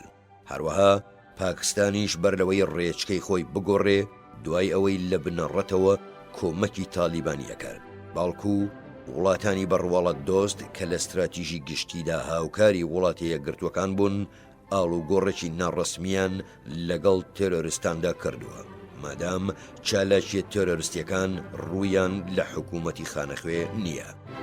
بەرەی دژە تیرۆر کە وڵاتی یەکگرتووەکان پێشی هێنا هەوڵی شکاندنی ئەم پەیوەندیەیدا. زۆر لە وڵاتە خانەخوێکان بەر لە 11 سێپتەمبەر لەوە زانیاریان هەبوو کە ئامادە بوون بیگەین نەجێی خۆی. کۆمەڵێک پاڵنەریش دانران بۆ بەشداری هەواڵگری و هاوکاریەکی ئەمنی کە بەو مەبەستە داڕێژرا بوو، سەرچاوەکانی دارایی تێرۆریستان وشک بکرێ و تەنگ بە پەیوەندیەکانیان هەڵبچنرێ و گوشار بخرێتە سەر ئەو وڵاتانەی داڵدەیانەدەن، هەتا بە گوشاری سەربازیشەوە لەو حاڵەتانەدا کە ڕێگەی تر نامێنێ. ئەگەرچی لە ناوبردنی بن لادن و تۆڕەکەی و شەریکەکانی وەک هێزێکی یەکگرت و دەستکەوتێکی گرنگ بوو، بەڵام ئەوە یەکەمین پێکەڵپژان بوو لە هەڵمەتێکی جیهانی نەپساوەدا. پەیمانی ئاتلانتیک و عێراق کاتێک ئامانجی هەوڵەکانی ئەمریکا لە لەناوبردنی گروپە تێرۆریستە دیاریکراوەکانی وڵاتێکی دیاریکراوەوە تێپەڕی کرد بۆ لەناوبردنی توانایی دابەشکردنی چەکی کۆکوژ، کۆدەنگیەکەی ناوبەرە کەوتە کەسبوون، بەڵکو لە هەندێک لایەنیدا کەوتە هەڵوەشانەوە. ئەوە تا لە ماوەی چەند مانگێکی نیمچە کۆدەنگی سەبارەت بە پرۆسەی ئافغانستان بانگەشەیەکی سەرۆکایەتی بۆ جەنگ بووە هۆی هەرایەک کە تا ئەو کاتە شتیوە ڕووی نەدابوو. ئەوەی جێگای تێبینی ئەوەیە کە ئەو هاش و هوشەی نرایەوە بۆ بەگژە چوونەوەی توانجێکی سەرۆک بوش لە گوتارێکیدا لەبارەی حاڵەتی یەکێتی لە 29 یەنایەری 2002 لەمەڕ میحوەری خراپەکاری کاتێک ئاماژەیدا بە کۆریای باکوور و ئێران و عێراق و بەوەی چەکی کۆکوژیان هەیە. باشێکی زۆر کەمی ئەو هاش و هوشە پەیوەندی بە ناوەڕۆکی وتاکەوە هەیە. ڕەخنەکە زیاتر قورساییە خاتە سەر هۆکارەکان. هەڵبژاردنە نزیکەکانی کۆنگرێس لەلایەن وەزیری دەرەوەی بریتانیا و ئیمپریالیزمی ئەمریکا، وەزیری کاروباری دەرەوەی کۆمسیۆنی ئەوروپا و ڕێکردن بەرەو گۆشەگیری ئامریکا و سیاسەتی پاوانخوازی ڕۆژنامە گەورەکانی ئەڵمانیا. لەگەڵەوەشدا بوش مەسەلەیەکی بنەڕەتی سەبارەت بە ئاسایشی نێودەوڵەتی وروژاند. پەیوەندی نێوان ڕێکخراوە تێرۆریستیەک گەورە و گورز وەشێن و تۆکمەکان لە ڕووی ڕێکخراوەیەوە وەک ئەلقاعیدە و ئەو وڵاتانەی تێرۆریزمیان بەکارهێناوە و پشتیوانیان لێکردووە وەک کۆریای باکوور و ئێران و ئەوانەی چەکی کۆکوژیان بەرهەمهێناوە و بەکارهێناوە وەک عێراق. وڵاتە یەکگرتووەکان و هاوپەیمانەکانی بەر لە 11 سێپتەمبەر و تاکاتی ڕوودانی هێرشی تێرۆریستی بەفعلی خۆیان لە جوموجۆڵی سەربازیەوە نەگلند. سیاسەتی دیسپلینیش بنەمای بەرگرتنەوە ئەگیرایە بەر کە بەسەر چەکی کۆکوژی زلهێزەکاندا پەیڕەوەکرا. مەزەندەکردنی ئەوەی سەرکردە ژیرەکان کارێک ناکەن ببێتە هۆی لە ناوچوونیان، بەڵام کاتێگە و چەکانە ئەکەونە دەستی چەند سەرکردەیەکی وەها کە دامەزراوەی ناوخۆیی یان ڕایگشتی نایان بەستێتەوە، سەرکردە گەلێک دژی دراوسێکانیان و دژی گەلەکەی خۆیان بەکاریان هێناون وەک عێراق، یان سەرکردە گەلێک تیرۆرکردنی بە بەرنمەیان کردوتە بەشێک لە سیاسەتەکەیان و ژیانی هەزاران کەسیان کردوتە قوربانی بەهۆی برسێتیەوە وەک کۆریای باکوور، یان پشتگیری گروپە تێرۆریستە خراپەکارەکان و بارمتەگرەکانیان کردووە وەک ئێران. کاتێکیش هێرشەکان لە ڕێکەسانی خۆکوژەوان جامەدرێن ئەو کاتە ڕەنگە دیسپلین هیچ کەڵکێکی نەبێ. کاتێکیش پەیوەندی نهێنی و بەسترانەوە بە تێرۆریستانەوە بەردەوام لە توانادا بێ، ئەو کاتە ئەبێ بیر لە ڕێوشێنی خۆپارێزی بکرێتەوە. بێگومانە بێ بە ئامرازگەلێک مامەڵە لەگەڵ ئەو سێ وڵاتەدا بکرێ کە سەرۆک بوش ناوی هێنان کە لەگەڵ بارودۆخی تایبەتیاندا بگونجێ. عێراق تەحەدای دەستە و یەخەترە، ئێرانیش پێویستی باڵۆسترین سیاسەت هەیە، کۆریای باکووریش لەسەر ئاستی ناوخۆییدا لە عێراقەچێ، بەڵام لە ساڵانی دواییدا زۆر جار وەها پێچوو کە دەست بۆ ڕێبازێکی نوێ ببا. کایەی دیپلۆماسی لەگەڵ عێراقدا لە هەمویان بەرتەسکترە، ومێدیش وایە لەگەڵ ئێراندا لە هەمویان کراوەتر بێ. بۆیەش سەرۆک بوش و کۆڵن پاوەڵی وەزیری دەرەوەی ئاماژەیاندا بەوەی هیچ نیازێک لە ئارادا نییە بۆ ئەوەی بە ئامرازی سەربازی مامەڵە لەگەڵ ئێران و کۆریایی باکووردا بکرێ. بەڵام دوجار مەحەکی هەر سیاسەتێکەوەیە تا چەند نەتوانرێ ئەو مەترسیانە کۆنتڕۆڵ بکرێن کە هەڕەشە لە ئاسایشی جیهانیەکەن بەهۆیەوەی چەند ڕژێمێکی ترسناک چەکی کۆکوژیان هەیە. پەیمانی ئەتلانتیک کە بە درێژایی تەمەنینەوەیەک بەردی بناغەی سیاسەتی دەرەکی ئەندامەکانی بوو، چیتر ناتوانێ خۆی لەو مەسەلەیە ببوێرێ. ئاستێکی ئەو مشت و مڕەی لە ئارادایە ڕنگدانەوەی جیاوازی قوڵە لە ئەزمموی مێژوویدا. ئەمریکا لانی کەم لە شەڕی 1812ەوە هەرگیز زەویەکانی نەکەوتونەتە بەر هەر ڕەشەیەکی ڕاستەوخۆ. وڵاتانی ئەوروپاش بە درێژایی 1000 ساڵ ناوەناوە لە سەردەستی هاوسێکانیان دووچاری وێرانبوون بوون. ڕەنگە تەنها بریتانیا وانەبوو بێ. بۆیە ڕووداوەکان 11 سێپتەمبەر بۆ ڕایگشتی ئەمریکا زۆر زیاتر سەدمە بوون تا بۆ ئەوروپاییەکان. هەر کاتێکیش تەحەداکە دەست نیشان کرابێ، ئەمریکاییەکان لە هەوڵدا بوون بۆ زاڵبوون بەسەریدا و بە شێوەیەکی یەکلاییکەرەوە. بەڵام کۆمەڵگاکانی ئەوروپا زۆر بەدەگمەن بەشی ئەوە دەرامەتیان هەبوو ئەو کارە بکەن. هەمیشەش ئارەزوویەکان هەبووە بۆ هەوڵی ئیدارەکردنی گرفتەکان لە بری چارەسەرکردنیان کە مێژوو ئەو ئارەزوەی سەقڵ کردووە. هۆیەکی تریشەیەوە کە ماوەیەکی کەم دوای بەدەستهێنانەوەی یەک ڕیزی هاوپەیمانان بەڕواڵەت هەست بە پەژارە بکرێ. ئەویش سیاسەتی ناوخۆیی ئەوروپایە، چونکە بیر و باوەڕە کەلتوریەکانی سەرۆک بوش لەلایەنە محافیزەکارەکەی ئاوێزەی سیاسی ئامریکاییەوە سەری هەڵداوە و دروست بووە. هەروەک لەبەر ئەو بیر و باوەڕانشی دەنگی دەنگدەرانی پچڕیوە. لە سیاسەتی دەرەکیشدا ئەو حاڵەتەی بەوە دەربڕیوە کە نەگۆڕانە پابەند بووە بە ئاسایشی نەتەوەییەوە و چاودێری پەیوەندەکانی کردووە لەگەڵ هاوپەیمانە کلاسیکیەکاندا و جەختی کردوتەوە سەر بەرژەوەندی نیشتیمانی. هەرەوەش لەلایەن هەندێک کەسەوە وها لێک دراوەتەوە کە بادانەوەیە بەرەو تاکلایەنی. لە بەرامبەردا حکوومەتە میان چەپەکانی ئەوروپا دوای بادانەوەیان لە کاروباری ناوخۆیاندا بەلای ئەو سیاسەتانەدا کە ملکەچی بازاڕن ملیان شۆڕ کردووە بۆ باڵە چەپەکان ئەیانەوێ پارێزگاری لە بنەما ئاشناکانی چەپڕەوی بکرێ. لانی کەم لە سیاسەتی دەرەکیدا ئەمەش چەند شتێگە گرێتەوە. بەرهەڵستی هەر گۆڕانکاریەکی ئەو هاوسەنگی ئەتۆمیەی لە ئارادایە مەگەر بۆ کەمکردنەوەی گومانکردن لە خەرجی و مەبەستە سەربازیەکانی ئەمریکا و لە کەمکردنەوەی بودجەکانی ئاسایشی ئەوروپا. جەختکردنە سەرە و پرسانەی ناویان لێنراوە پرسە ئاسانەکان وەک ژینگە. ئەوە زمونە سیاسی سەرکردە ئەوروپاییەکانی پێگەیاندووە بەدەست هاتووی ماوەی ناڕەزاییەکانی دژ بە شەڕی ڤێتنامی حەفتاکان و خۆپیشاندانەکانی دژ بە موشەکی هەشتاکانە. لە کاتێکدا ئەزمموی سیاسی پێگەیەنەری ئەندامە سەرەکیەکانی ئیدارەی ئەمریکا بەدەست هاتووی ماوەی سەرۆکایەتی ڕێگنە کە دژی ئەو هەڵوێستانە بوو، بۆیە ململانێ لە نێوان چەمکەکاندا هەر ئەبوو ڕووبدا.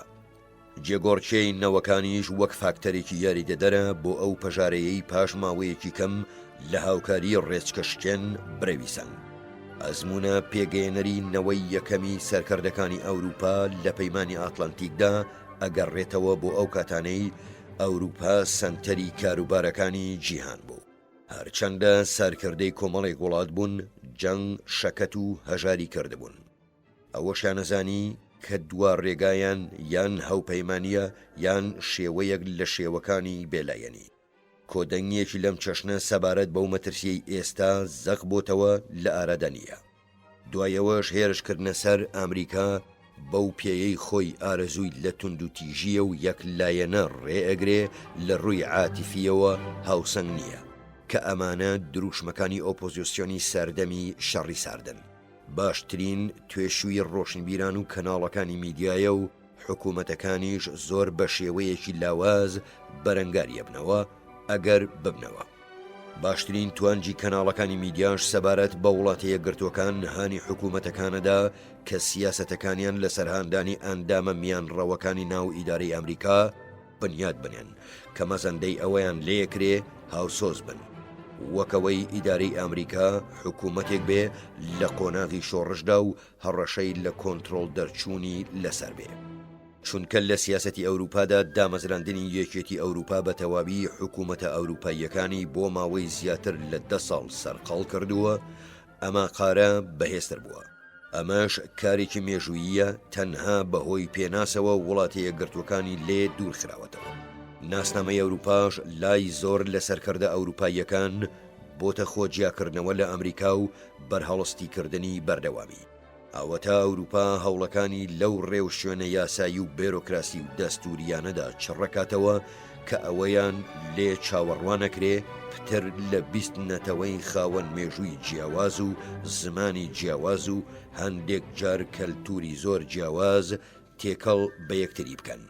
لە کاتێکدا وڵاتە یەکگرتوەکان ئاهەنگ بۆ سروشتی ڕێچکەشتێنی دامەزراوەکانی ژەڕێت و جاری ئەوە ئەدا کە بەسەر هەموو جیهاندا ئەتوانرێ پەیڕۆ بکرێ. جیاوازی ئاستەکانیش لە نێوان هێزی سەربازی ئەمریکا و ئەوروپا ئەوەندەی تر جیاوازی بۆ چوونەکانیان ئاڵۆسترەکە، چونکە ئەو باڵکێشانەی ئەمریکا بەسەر وڵاتانی تری جیهاندا بەدەستی هێناوە حاڵەتێکە لەوە و پێش ڕووی نەداوە. نەئێستا و نە لە پاشە ڕۆژێکی بەرچاویشدا هیچ وڵاتێک یان کۆمەڵە وڵاتێک لە توانایاندا نابێ تەحەدایەکی سەربازی بۆ وڵاتە یەکگرتوەکان پێک بهێنن. ئەم بارەش تەمای ئەوەی لای نەیارەکان ئەوروژێنێ کە لە ئاستێکدا تەحەدای وڵاتەیە گرتوەکان بکرێ تەحەدای کلاسیکی تێپەڕێنێ وەک تێرۆریزم بۆ نمونە. هەندێک لە نەتەوە دۆستەکان ترسی ئەوەیان هەیە کە ئەمریکایەک بتوانێ ئەرکە پێشخراوەکانی بسەپێنێ. لە هەموو حاڵەتێکدا بە پەنابردننی ڕاشکاوانە بۆ هێز ئەوە ئەکا. ئەمە قاری بیرکردنەوانش بەوە بەهێزترە بن کە ناوەناوە ئەمریکاییەکان ئیعجابی خۆیان بەو بارە دەرەبڕن کە تیایدان وەک تاکە زلهێز و هەروەها ئیعجابیان بە باڵا دەستی ئەمریکا. جیاوازی لە بۆچوونەکاندا کارێکی حەتمیە، بەڵام ئەبێ ئەوە هاندەری سەرکردەکانی هەردوو دیوی ئاتلانتیک بێ کە لە یادیان بێ شەراکەتی بەردەوامی هەموو کۆمەڵگا دیموکراتەکانیان لە جیهانێکدا کە تا دێ پشێوترە بێ چ بایەخێکی هەیە. وڵاتەیە گرتوەکانیش ئەوەی لەسرە لە بەردەم شەریکەکانی لەبەرەدا کە بڕێک ئاگاداریان بداتێ لەسەر ئەو ڕێگا سەربازیانەی لێیانە کۆڵێتەوە و ئەو ئەنجامە سیاسیەی چاوەڕێیەکە. سەرکردە هاوپەیمانەکانیش ئەوەیان لەسرە ئەگەرەیانەوێ پەیوەندیەکی کلاسیکی بنەڕەتی وەک خۆی بهێڵنەوە بەگژ ئەو وێنە کاریکاتێریەی ئامریکادا بچنەوە کە وەک دێوێکی خۆبەزلزانی حەز بە توندوتیژی نواندن دەرەکەوێ تیایدا.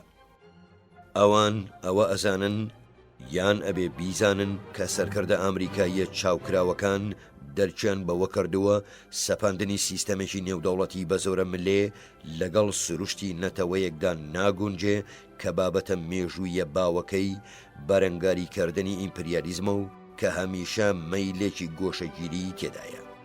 نابێ بەرژەوەندی درێژخایەنی ئەمریکاش لەوەدا بێ کە هەموو مەسەلەیەک بکە بە میانەی تاقیکردنەوەی هێز، چونکە ئەم ڕێبازەهانی وڵاتانی ترەدا دژ بە ئەمریکا یەک بگرن. مێژوش ئەو ڕاستیە دەرەخا کە ئیمپراتۆریەتەکان هەمیشە کاتێک لە ناوخۆیاندا هەرەسەهێنن کە هەموو گرفتێک لایە نەبێتە ناوخۆیی و شەکەت بوونی دەرونی و مادیان دەست پێیەکە. وڵاتەیە گرتوەکان پێناسەیەکی ئەو مەترسیانەی خستۆتە ڕوو کە عێراق و هاوشێوەکانی پێچی هێنن. هەبوونی چەکی کۆکوژ لە ژێر دەستی حکوومەت گەلێکدا کە ئارەزووی بەکارهێنانی ئەو چەکانەیان سەلماندووە دوژمنایەتی خۆشیان لەگەڵ ئەمریکا و هاوپەیمانەکانیدا ئاشکرا کردووە. دامەزراوە ناوخۆییەکانیشیان جڵە و گیریان ناکەن.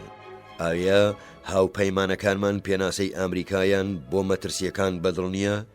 ئەی ئەگەر دژی ئەوەن بە ئامرازی سەربازی مامەڵەی بکرێ چ شتێک پێشنیارەکەن لەبری ئەوە؟ ئەگەر ئامرازە سەربازیەکان ڕەتدانەوە چی هەیە لەبری ئەوەن؟ هەر کاتێک پێکدادان بە دەستەواژەی دەرونی وەک هێورکردنەوەی دوژمن پێناسە بکرێ ئەوە ئەبێتە هاوڕاوەی دڵڕاییکردن. ئەی ئەو گۆڕانکاریانە چین کە پێکدادان لە عێراقدا وەدی هێناون، ئەو کەڵکانەش چین کە بریتانیان لە سەردانی وەزیری دەرەوەیدا بۆ تاران بەدەستی هێناون، ئەو کارە بێبایەخەی شاندی یەکێتی ئەوروپا لە بیۆنگیانگ ئەنجامیاندا بە چ ڕێگایەک ڕەفتاری بیۆنگیانگیان بەرامبەر سیۆڵ و جیهان چاک کرد کە کاریە و شاندە ئاماژەیەک بوو بۆ لادان لە وتەکانی بوش کە لە ئەوروپادا بە توندڕە و سیر کران.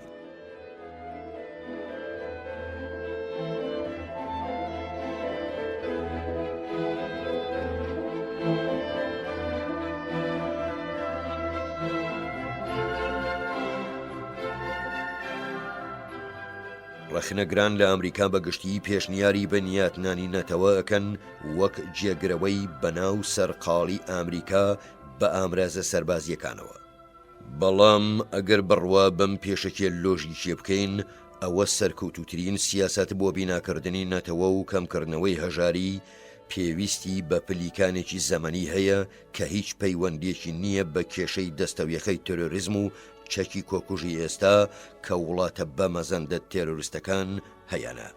بەڕاستی ژەتوانرێ ئەو پێشنیارە بەو شێوەیە پشتیوانی بکرێ کە بیناکردنی نەتەوە تەنها دوای گۆڕینی ڕژێمی تێرۆریستی پەیوەندیدارە بێ، وەکەوەی لەگەڵ تالیبان ڕوویدا و ڕەنگە لەگەڵ عێراقیش ڕوو بدا، بەڵام بەر لەوە ئەو کارە مەحاڵ و بێئەنجامە. سەرەکی ترین شت کە بتوانێت جێگەی ڕێبازەکەی ئیدارەکەی بوش بگرێتەوە بە تایبەت لەمەڕ عێراق ئامادەکردنی پلانێکە بۆ پشکنینی چەکی کۆکوژ.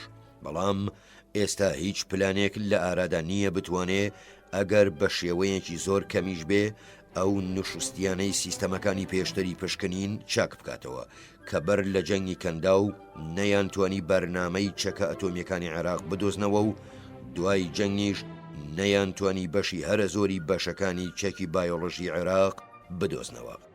هەموو ئەو شتانە پێکەوە گرفتی عێراقیان خستە پێش هەموو گرفتەکانی تر.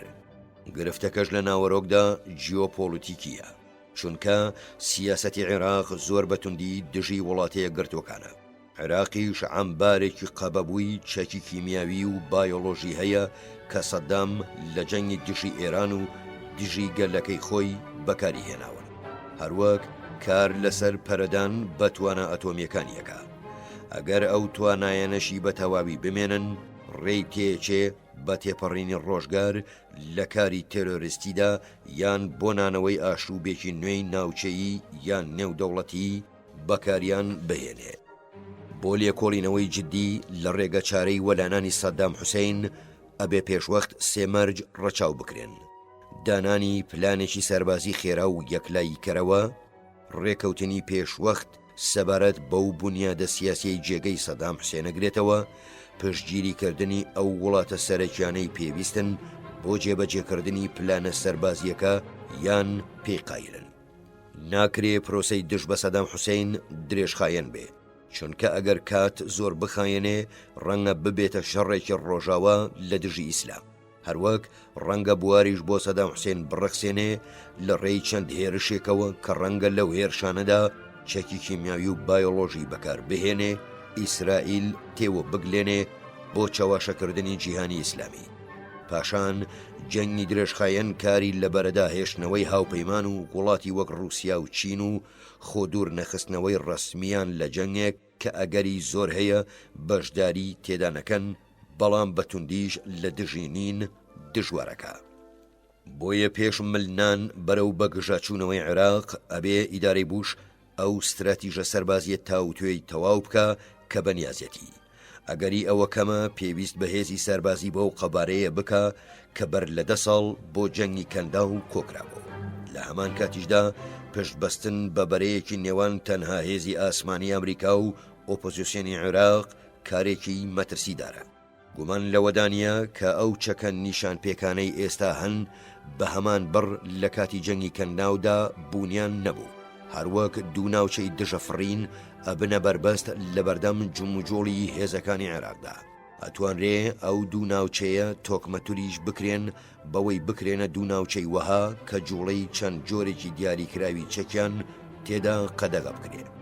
لەگەڵەوەشدا ناتوانین سەرلەبەری ئاسایشی نەتەوەی ئەمریکا یان بەشی زۆری بخەینە گرەوێکەوە لەسەر هێزە ناوخۆیەکانی ئۆپۆزیسیۆن کە هێشتا بوونیان نییە و تواناکانیان لە شەڕدا تاقی نەبووتەوە.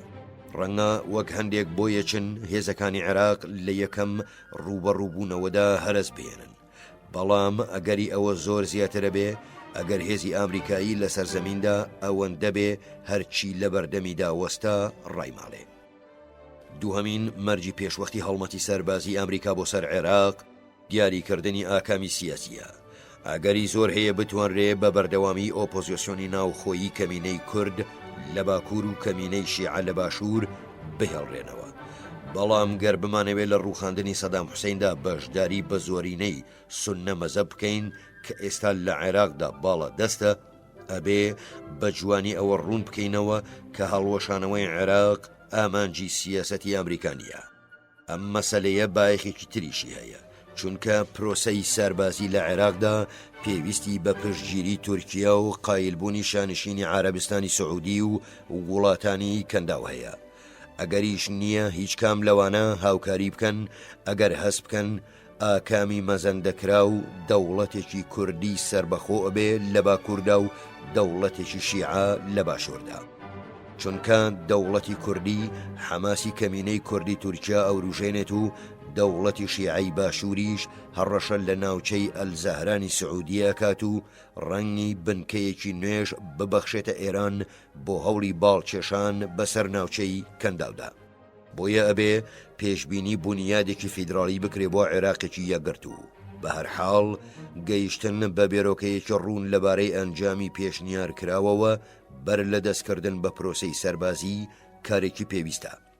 پێکەوەنانی بەرەیەکی گونجاو بۆ هەوڵێکی لەم چەشنە و دامەزراندنی چەند بنکەیەک بۆ هێزە سەربازیە پێویستەکانی ئەمریکا کارێکی گرانە بێ. زۆریش پێچێ ئەم هەوڵە ئەو ئەندامانەی بەرە کە بۆ بەدەستهێنانی توانایی بەکارهێنانی ڤیتۆ دژی ڕێوشێنەکانی ئەمریکا پەیوەندیان کردووە لەوانە جیا بکاتەوە کە حەزیان لە گرتنەبەری استراتیژێکی درێژخایەنە. لەگەڵەوەشدا ئەو دیبلۆماسیەتە کارامەیی کڵێشەی قۆناغی یەکەمی هەڵمەتی دژە تێرۆری کێشا مادەی زۆر بەدەستەوە ئەبێ شتی خۆی لەسەر بنیان بنێ. ئەوە تا سەدام حوسێن هیچ دۆستی لە ناوچەی کەنداودا نییە. بریتانیاش بە ئاسانی دەستبەرداری ڕۆڵی میحوەری خۆی نابێ. بە جۆرەی ئەو پەیوەندیە تایبەتیەی لەگەڵ وڵاتەیە گرتوەکاندا هەیەی کە لە کاتی قوڵبوونەوەی قەیرانەکەدا بەدەستی هێناوە، رووسیا و چین و ژاپۆنیش هەمان شت. بۆیە سیاسەتی توندوتۆڵی ئەمریکا بە گشتی سربەستیەکی زیاتری جوڵەی هەیە لەوەی چاوەڕێیەکرێ. پێویستیەک هەیە بۆ ئەوەی لەلایەنی دیپلۆماسیەوە زۆر بە چاوەدێریەکی وردەوە بناغە دابنرێ، چونکە وڵاتەیە گرتوەکان ناتوانێ هەموو ئەو پرسانەی کار لە ناوەرۆکی ئاسایشی نەتەوەی خۆیەکەن ببەستێتەوە بە کۆدەنگی وڵاتانی تر. بەڵام هاوکات نابێ دەست بە کۆمەڵێ کار بکە کە کاریگەریان هەبێ بۆ سەر ناوەرۆکی بەرژەوەندەکانی کۆمەڵگاکانی تر بەبێ هیچ هەوڵێک بۆ گەیشتنە لێک گەیشتن، تەنانەت لەو کاتانەشدا کە گەیشتنە کۆدەنگی مەحاڵە بێ. وەک بەهێزترین دەوڵەت لە سەرمانە کە مافی خۆمان لە سەرکردایەتیدا پاڵ نەدات بە باڵکێشانەوە، وەک چۆن لە بەشێکی تری ئەم کتێبەدا ئاماژەم پێدا. پاش 11 سپتەمبەر بەرەیەکی جیهانی لەسەر گریمانی ئەوە دروست بوو کە ئەندامانی ئەو بەرە جیهانیە ئازادن لە دیاریکردنی ئاستی بەشداریکردنیاندا. ئیدارەی بەرەکەیش ئەو کاتەی ئەندامێتی کەمێک لەوە زیاتری ئەویست کە تەنها لە ڕووی بنەماوە جەخت لەسەر دژایەتی تێرۆریزم بکرێتەوە بەباشی بەپێی خواست هەڵەسوڕا. بەردەوامبوونی سوودمەندی ئەو بەرەیەش لە حاڵەتی عێراقدا پەیوەستە بە چۆنێتی پێناسەکردنی دیسپلینەکانی بەرە. ئایا کاروانەکە لەسەر ڕێتمی خاو خلیچکترین هەنگاو ڕێیەکە یان هەندێک بەشی ئەتوانن بە تەنها شەپۆل ببڕن؟ لە حاڵەتی یەکەمدا هەوڵ و تەقەلای بەرەکە پەیتا پەیتا و بە پێڕێکەوتن لەسەر بچووکترین خەسڵەتی هاوبەش دیاریەکرێ کە هەر ئەوە سیستەمی پشکنینی نەتەوە یەکگرتوەکانی لە عێراقدا سەربڕی. ئەتوانرێت لەبری ئەوەش بەرەکە وەک گروپێک سیر بکرێ کە کۆمەڵێک ئامانجی هاوبەش کۆیان نەکاتەوە. بەڵام بواری ژەدا بە گرتنەبەری ڕێو شوێنی سربەخۆ لەلایەن هەر کۆدەنگیەکی بەدەست هاتووش، یان تەنانەت لە حاڵەتی زۆر ناچاریدا لەلایەن وڵاتەیە گرتوەکانەوە و بەتەنها. هاوسەنگی نێوان سەرکردایەتی ئەمریکا و کۆدەنگی نێودەوڵەتی لە ئەزموونی جەنگی کەنداوی ساڵی 1990دا دەرەکەوێ.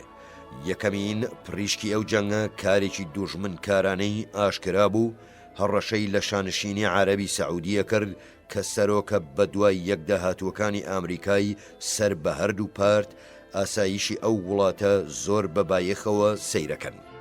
بۆیە وڵاتەیە گرتوەکان بڕیاریدا لە چەند مانگێکی کەمی بەر لە هاتنی هاوین سەر کێشیەکەی سەدام لەناو ببە پێشەوەی گەرمای هاوین کردەی سەربازی بەرفراوان بکاتە کارێکی مەحاڵ.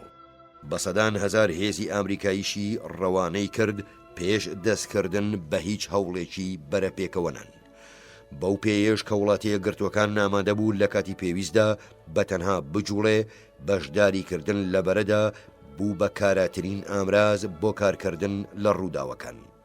کەواتە مەسەلەکە هەوڵی ئەمریکانیە بۆ خۆسەپاندن بەسەر سیستەمێکی نێودەوڵەتیدا، بەڵکو ئەوەیە کە هەر ئەندامێکی بەرە مافی ڤیتۆیە بێ بەرامبەر دیدە بنەڕەتیەکانی ئاسایش.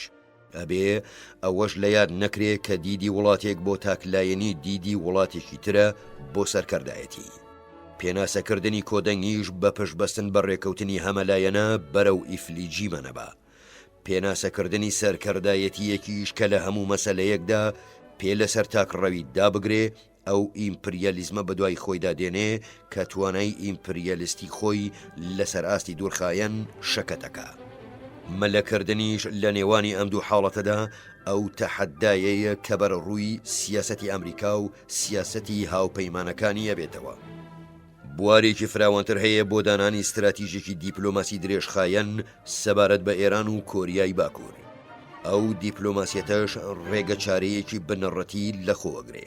ئەو مشتومڕێی هەیە لەمەڕ مامەڵەکردن لەگەڵ ئەو دوو ڕژێمەدا بە شێوەیەکی گشتی جەختەکاتە سەر چۆنیەتی هاندانی کەسە میان ڕەوەکانی ناو خودی بنیادی ئێستایان، بە تایبەتیش ئەوانەی لە چواردەوری سەرۆک محەممەد خاتەمیدان لە ئێران. بەڵام ئەتوانرێ بیانوویەکی بۆ خزمەتی ئەو بۆچوونە بهێنرێتەوە کە ئەڵێ ململانەی ڕاستەقینە لە نێوان ئەو جەماوەرەدایە کە تا دێ بە ئەزمونتر و ئاگاترە بێ لەگەڵ ڕژێمی سەرکوتکاردا.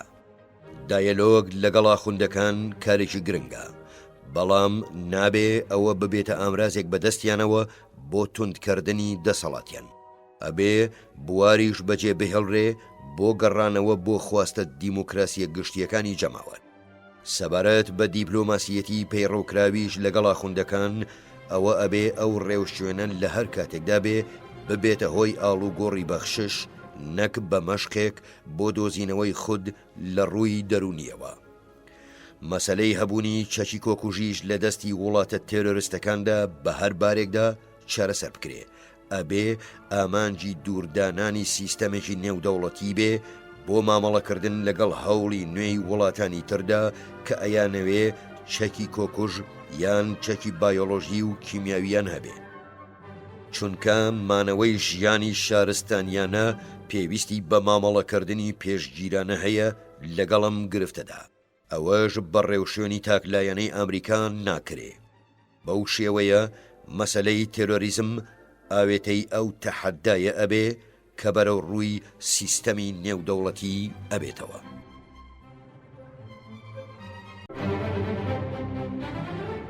ململانەی عەرەب ئیسرائیل. ململانەی عەرەب ئیسرائیل شانبەشانی تەحەدای تێرۆریزم ئەچێتە پێش و بەشێکیشی پێوەی گرێدراوە. ئیدارەی بوش لە سەرەتای دەست بەکاربوونیدا هەڵوێستێکی خۆپارێزانەی وەرگرت بە پێداگرتنەوە لەسەرەوەی هەردوو لایەن بەر لە هاتنە ناوەوەی نێوەنگیری ئامریکا ناکۆکیەکانیان بەردەست بکەنەوە، چونکە پێیوا بوو چالاکی چڕی دیپلۆماسی ئامریکا ڕۆڵی لە گەیشتنە تەنگژە و هەڵایسانی ڕاپەڕینی ساڵی 2000دا هەبوو. دوای 11 سێپتەمبەریش شەڕی دژە تیرۆر خرایە پێش، بەڵام لەگەڵ قوڵبوونەوەی توندوتیژی لە ڕۆژهەڵاتی ناوەڕاستدا ئیدارەی ئامریکا لە ئاپریلی 2002دا کەوتەوە خۆخەریکردن بە پرۆسەی دیپلۆماسیەوە. گەڕانەوەی دیپلۆماسیەتی چالاکی ئامریکا بۆ ڕۆژهەڵاتی ناوەڕاست پێشوازیە کرا تێکەڵ لە هیوا و ترس. هیواکە چونکە پێکدادانەکانی هەردوولا خەریکە بوو تەسلیم بە شەکەت و ماندووبوو نەبوو. ترسیش چونکە هەردوولا ئەیانزانی هەڵوێستە ڕاگەیاندراوەکانیان دژ بە یەکن. خەونی شاردراوەی ئیسرائیلیەکان شەرعیەتدانە بەو بارەی هەیە. ئامانجی فەلەستینیەکانیش سەپاندنی ئەو مەرجانەیە کە لانی کەم ئیسرائیل ئەگەڕێنێتەوە بەرەو سنووری ساڵی 1967. ڕەنگیشە بەرەو ئەو سنوورەی نەتەوەیە گرتوەکان لە 1947دا پێشنیاری کردبوو کە ئەوەش دەوڵەتی جوولەکە بە تەواوی وێرانەکە. زۆر کەس لەوانەی بەگشتی ڕەخنەیان لە سیاسەتی دارێکی ئەمریکا هەیە کە گوێنەگرتنی ئەو ئیدارەیە لە ئامۆژگاریەکانیان بە بەشێک لە گوناهەکان ێزانن. چوونەپاڵ ئەو بانگەشە فراوانەی داوای ڕۆڵێکی پاوان خوازانە لە واشنگتۆنەکە. ئەم بانگەشانەش گوڕێکی تریان لە دەست پێشخەریەکەی شازادە عەبدوڵڵای جێنشینی شای سعودیەوە وەرگرت کە داوای ئاساییکردنەوەی پەیوەندیەکانی جیهانی عەرەبی و ئیسرائیلەکە ئەگەر بێت و ئیسرائیل بگەڕێتەوە سنووری 1967. لە هەمان کاتدا سەرچاوەی ئەو نیمچە کۆدەنگیەی ئەوروپا و جیهانی عەرەبی لەبارەی هاندانی دەستێوەردانی ئەمریکا لەو هیوایەوە سەرچاوی گرتووە کە دوجار وڵاتەیە گرتووەکان ڕێکەوتنێک بەسەر ئیسرائیلدا بسەپێنێ لە ناوەڕۆکدا هاوشێوەی پلانەکەی شازادە عەبدوڵڵا بێ. دیپلۆماسیەتی ئەمریکا لە ماوەی 30 ساڵی ڕابردوودا فاکتەرێکی یاریدەدەری هەموو ئەو پێشکەوت نەبووە کە بەسەر پرۆسەی ئاشتیدا هاتووە، بەڵام بەپێی سیاسەتی ڕوو لە تەقینەوەی ناوچەکە هەر زیادەڕەویەک لە مەزەندەکردنی ئەوەی لە توانادایە کارێکی ئاسانە. ئەوەتان لە ساڵی 2000دا ئەو هەوڵە سەرشێتەی لە کامپ دێڤید درا بۆ ئەوەی لە تەنها یەک دانوستاندا و بە ماوەیەکی کورت هەموو گرفتەکان یەکلایی بکرێنەوە وەک لە بەشی پێنجەمدا باسم لێوە کرد ڕۆڵی هەبوو لە هەڵایسانی شەڕی ئێستادا. لە هەلومەرجی ئێستاشدا بەراوردکردنی هەڵوێستی هەردوولا ئەوە دەرەخا کە هەوڵێکی تری گەیشتن بە چارەسەرێکی تاوتوێکراو لە دانوستاندا ئەنجامێکی باشتر بەدەستەوە نەدا. ئەوە تا ئێهود باراک لە کامپ دێڤید ئەو تەنها پلانە ڕسمیی خستە ڕوو کە هەر حکوومەتیشی ئیسرائیلێکە. پلانەکەش بریتیە لە بەخشینی لە سەدا 90 ئەو زەویانەی مشتومڕیان لەسرە، ژماردنی ئەو ڕێژەی لە سەدا 90دا تا ڕادەیەک ئاڵۆز و ناڕۆشن بوو، بەڵام لەگەڵ هێشتنەوەی لە سەدا 70 ئۆردوگاکان. لە بەرامبەردا داوا لە فەلەستینیەکان کرا واز لە هەر داواکاریەکی ئایندەیی بهێنن بە مافی گەڕانەوەشیان بۆ ئیسرائیلی چوارچێوەی سنووری 1948 ئەگەرچی ئازادە بوون لە گەڕانەوە بۆ دەوڵەتی فەلەستین.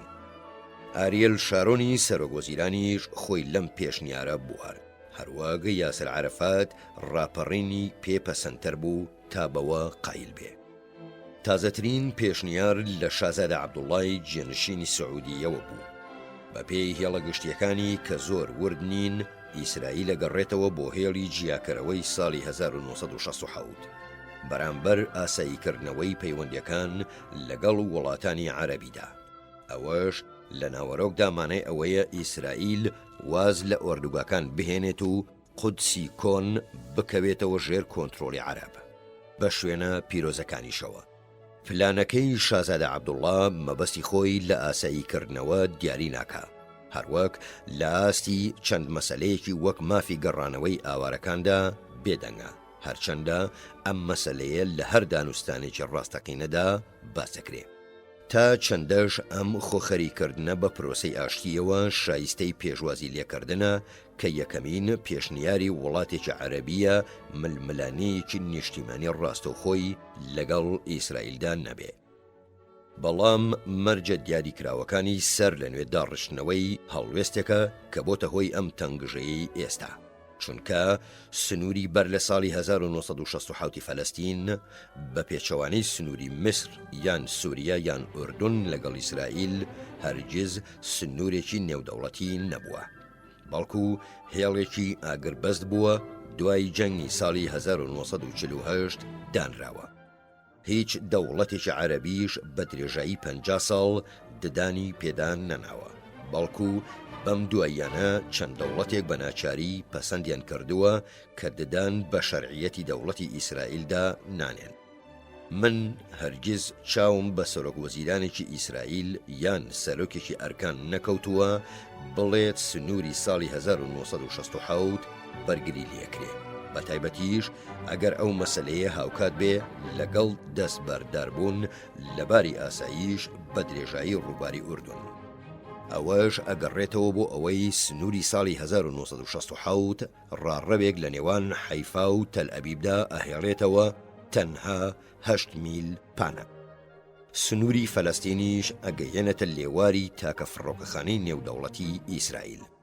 هەروەک ئیسرائیل ناچارە بێ واز لەو ئۆردوگایانە بهێنێ کە نزیکەی 200,000 نیشتەجێ لەخۆ ئەگرن، نزیکەی لە سەدا 4 دانیشتوانە جوولەکەکان. لە نێویاندا ئەوانەی لە هەموو دانیشتوانەکە زیاتر هۆگری ئایدۆلۆژیان ئەبێ زۆریشان لە ڕێی هێزەوە پاڵیان پێوە بنرێ بۆ وازێنان لەو خاکەی بە مافێکی تەوراتی ئەزانن.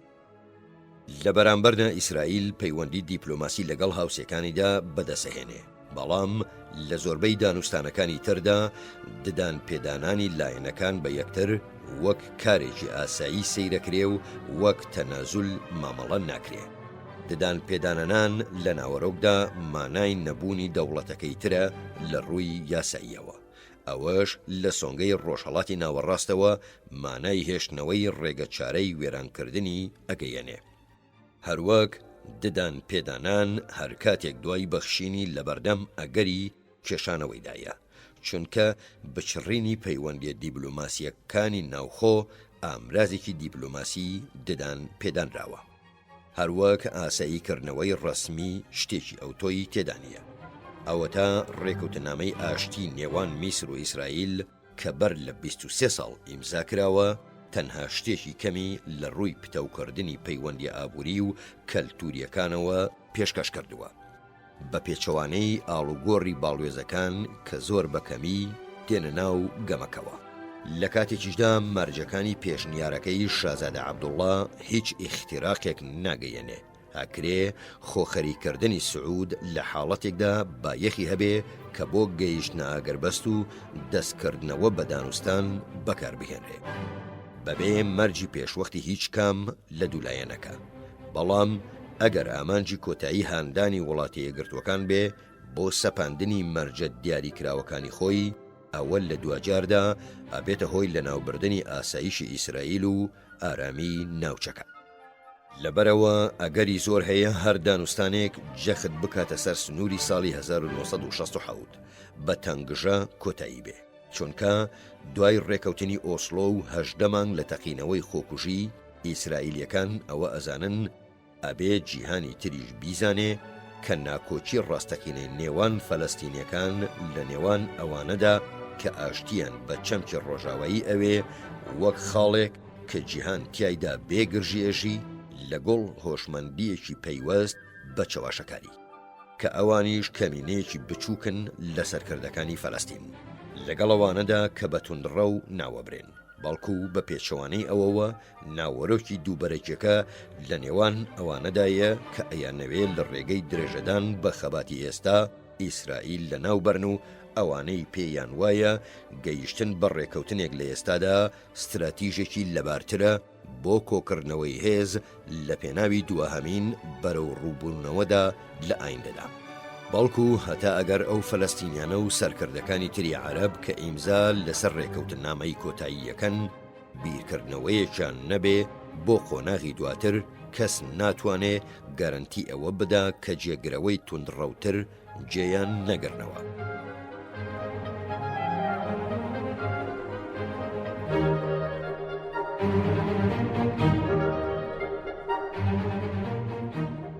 ڕێکەوتنامەی ئاشتی کە لە ڕقی گروپەکان یان وڵاتە ڕادیکاڵەکان دانامرجێنێتەوە، بەڵکو ئەشێ بیان وروژێنێ، کە ئەوەش لە توانادان نەبێ وەک باسە داوا لە عەرەفات بکرێ ئاگربەستێکی یەکجارێکی وەک باجی چوونە دانستانەوە پەسەند بکە، چونکە نەیارە ڕادیکاڵەکانی مافی ڤیتۆیانە بێ لە دژی چ شتێک ڕێگرە لەوەی هەمان مەرج دوای ڕێکەوتنێکی ئاشتیانەش پیادە ببێتەوە. بەم شێوەیە ناکۆچەکان لەمەڕ ڕێکەوتنی هەمیشەیی و کاتی پەیوەستن بەماناوە زیاتر لە ناوەڕۆک. پرسی سەرەکیشەوەیە ئایا گەیشتن بە ماوەیەک لە پێکەوە ژیان لە توانادایە بایی ئەوەندەی بەدوور لە گریمانە تیۆریەکان و تەنها بە پشتبەستن بە ئەزمموی ڕاستەقینەی ژیانی هاوبەشی نێوان فەلەستینیەکان و ئیسرائیلیەکان لە مەسەلەی سنووری کۆتایی نزیک ببنەوە. جێنەگیری هەڵوێستی ئیسرائیل بە ڕواڵەت مایەی دژیەکە، چونکە ئیسرائیل هەرگیز هێندەی ئێستای بەهێز نەبووە، لە هەمان کاتیشدا هەرگیز هێندەی ئێستای ڕوو لە مەترسی نەبووە. ئیسرائیل لە ڕووی سەربازیەوە بەهێزترە لە هەر دوژمنێکی عەرەبی مەزەندەکراو یان لە هەموو دوژمنە عەرەبەکانی پێکەوە. توانای ئەوەشی هەیە زیانی گەورە بە گروپە تێرۆریستە فەلەستینیەکان بگەیەنێ، بەڵام بایی ئەوەندە پێشکەوتووە کە بووە بە کۆمەڵگەیەکی پێشکەوتووی پێکهاتوو لە چینی مامنەونجی. ئەو ماندووکردنەش کە شەڕی پارتیزانی بە کۆمەڵگایەکی لەم شێوەیە گەیەنێ نەزیفێکی دەرونی تووشەکە، ئەوە تا ڕاپەڕین چەق بەستوییەکی بۆ کۆمەڵگای ئیسرائیلی دروست کردووە لەلایەنی هەست و سۆزەوە دژەیە. بەر لە ڕێکەوتنی ئۆسلۆ بزوتنەوەی ئاشتیخوازی ئیسرائیل بە شێوەیەکی سەرەکی لە میانەی دڵنیایی دەرونیەوە سەیری ڕێکەوتنیە کرد لەگەڵ جیهانی عەرەبیدا بەوەی زەوی بەرامبەر ئاشتی ئاڵوگۆڕیان پێکرێ، ئەگەرچی ئەو بەرامبەرەی عەرەب ئەیدەن قابیلی هەڵوەشانەوەیە، بەڵام لە ڕاپەڕینەوە زۆربەی هەرە زۆری ئیسرائیلیەکان بڕوایان بە ڕێکەوتن نەماوە. ئەوان داوای سەرکەوتن و تێکشکاندنی دوژمنە عەرەبەکانیانەکەن. لە هەمان کاتدا نائومێدیەکی تەشەنە سەندوو لە ئارادایە سەبارەت بە بێهودەیی بڕواڵەتی ئەو تەقەلایە. لەگەڵ بەرزبوونەوەی ڕێژەی پێکرانیش لە ناو ئیسرائیلیەکاندا بە بەراورد لەگەڵ فەلەستینیەکان و هەبوونی ڕاددەیەکی دیاریکراو لە کاری تۆڵەکاری کە وڵاتەیە گرتوەکان و جیهانی تر بە بەزاندنی قایل نین خەریکە هەستکردنێک بەخۆ بەدەستەوەدان بڵاوە بێتەوە.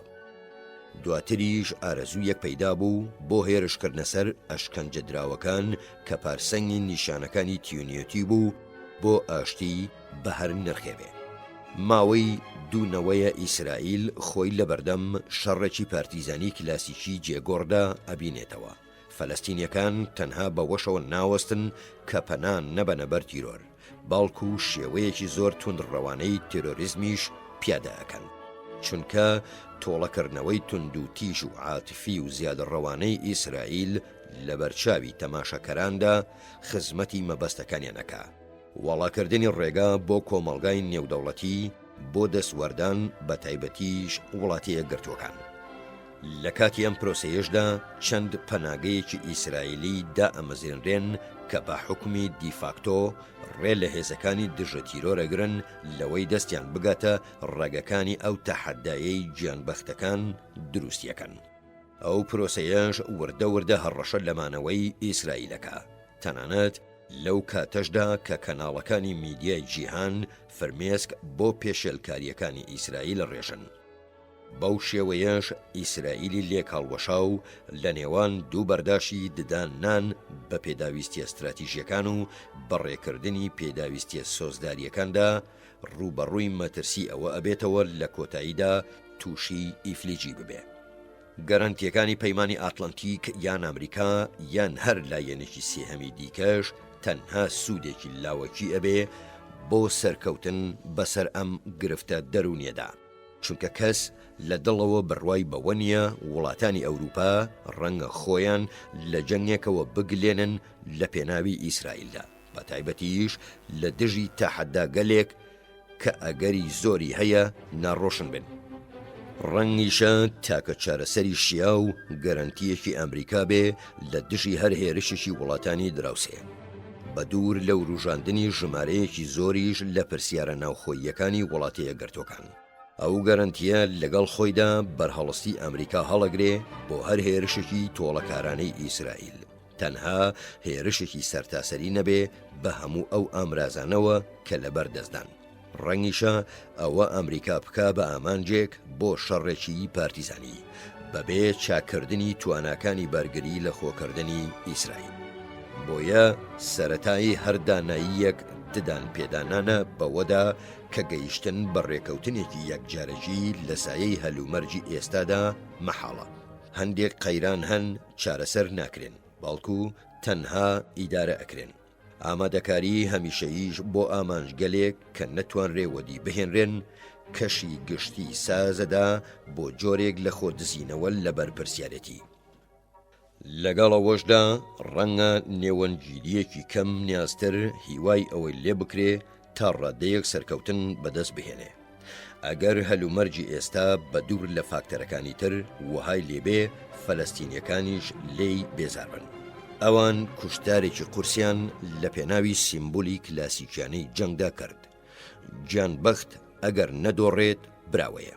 لەگەڵەوەشدا ڕەنگە بەرەو خاڵێک بچن کە ئەو کۆمەڵگا مەدەنیە شەکەت بکە کە گیانبەختەکان خوازیاری دامەزراندنین.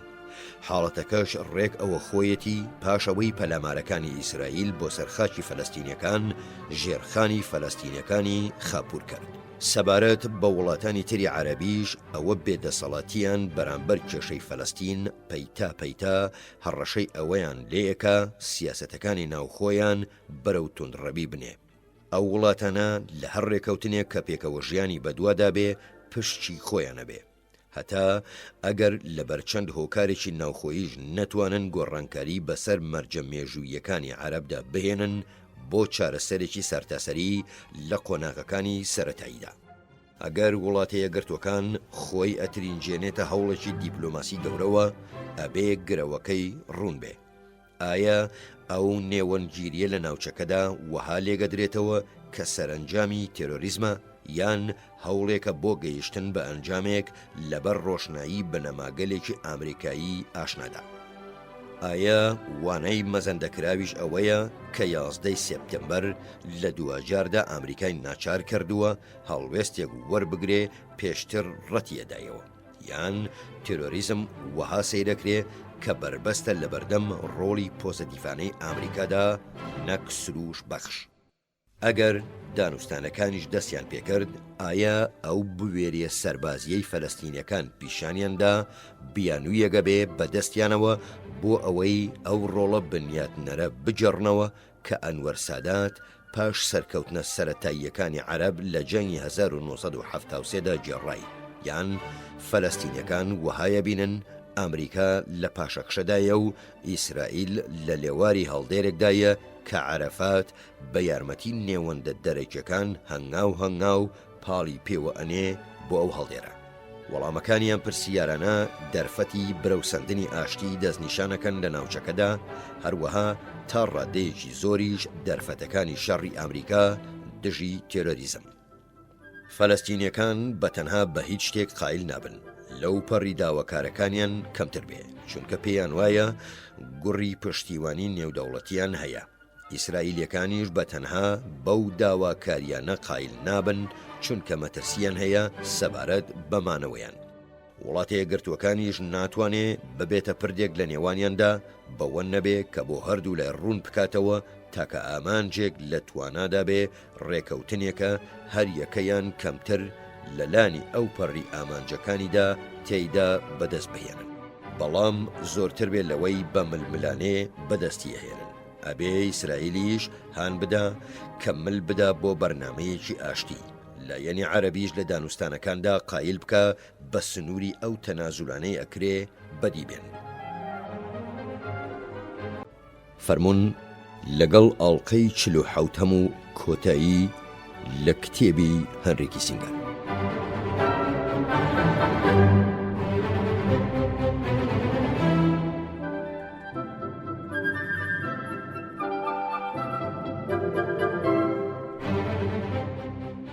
پەیوەندیەکان لەگەڵ رووسیا. ڕووداوەکانی 11 سێپتەمبەر ئەو ئاقارانەیان خێراتر کرد کە بە فیعلی زۆر بەر لەو مێژوە شومە سەبارەت بە پەیوەندی نێوان وڵاتە یەکگرتووەکان و رووسیا دەستیان پێکرده بوو. ڕەنگیشە ئەم پەیوەندیە بە ئەندازەی کرانەوە بەڕووی چیندا لە پاش ساڵی 1972ەوە ببێتە ڕەمزی سەردەمێکی نوێ، چونکە لە ڕەفتاری ڤلادیمیر پوتینی پێش 11 سێپتەمبەر و پاش 11 سێپتەمبەرەوە دەرەکەوێ یەکەمین سەرکردەی رووسیای پاش کۆمۆنیزم بەڕاستی سیاسەتە مێژوویەکانی رووسیا بە پێی پێشهاتە نێودەوڵەتیەکان ئەگونجێنێت. میخائیل گۆرباچۆڤ و بۆریس یەلتسن بەناو ململانەکانی ژیان و مردندا ڕێچکەیان بۆ ژیانی عەمەلی خۆیان کردەوە و ئەوەش بە گەیشتنیان بە ئەندامێتی بیرۆی سیاسی کۆتایی هات.